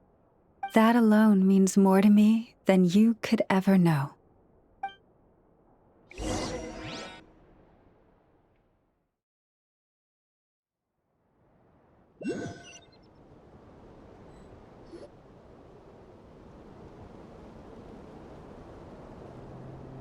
What's going on?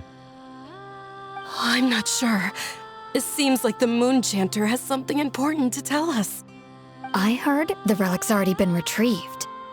That's our Lady Lauma, all right.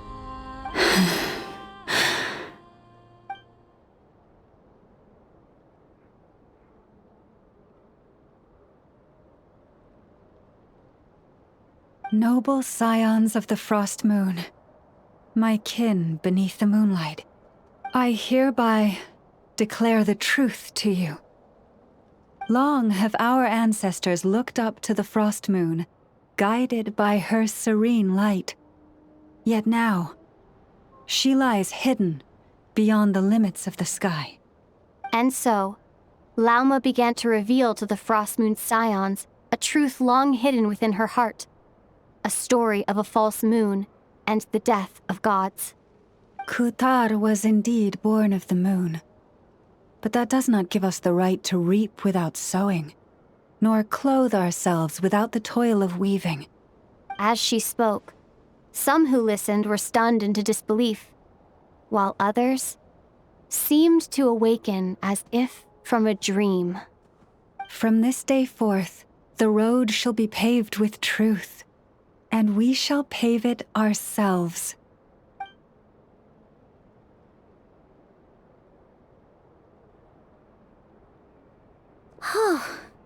After everything Lauma said last night, Paimon wonders how everyone's adjusting.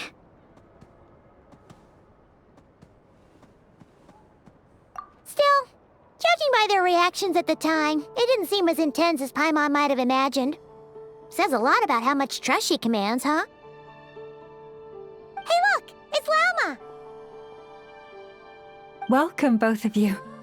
The animals were most lively this morning. They told me of your coming.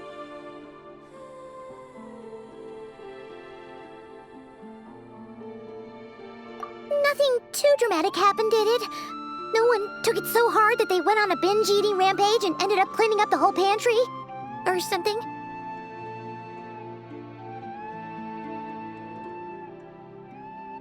Hey! Paimon's just trying to lighten the mood. Thank you for your concern. Change doesn't happen overnight, and new ideas need time to take root. But nothing as extreme as that has happened, no. Although... Although what? Well, just as I thought might happen, some have chosen to leave the Frost Moon Scions for good. For them, losing their faith was like losing their home. Confusion, frustration, helplessness. I saw it all, reflected in their eyes. Oh. I respect their choice. May they carry the Frost Moon Scion's blessings far and wide, should they be willing to do so. If we meet again someday, perhaps we will be able to sit together and share stories once more.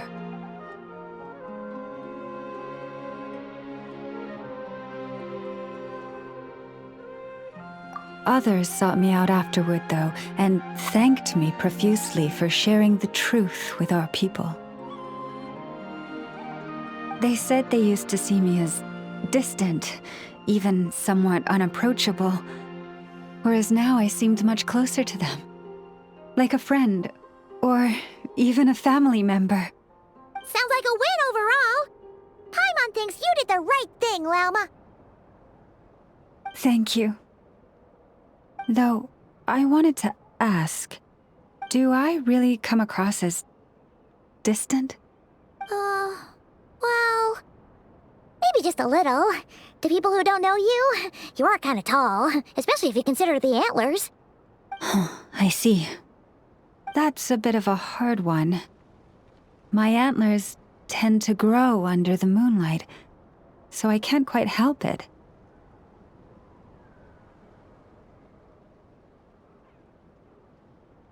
It brings me comfort to hear you say that. By the way, how has your body been adjusting to the moon marrow?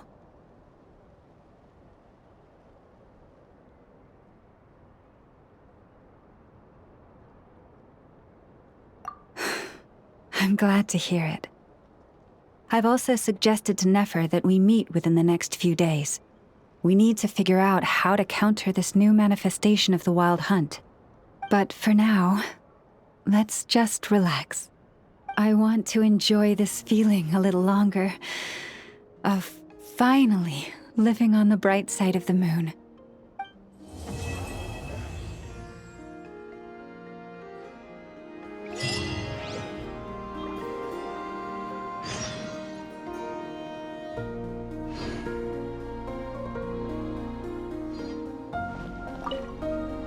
Though the truth has been revealed, our deep connection with the moon remains unchanged. In fact, its power runs in our very veins. What has changed is our understanding of where the true moon lies, and that we must walk our own path in life without relying on a power outside of ourselves. Which is why we now say, come night or day, may the moonlight connect us.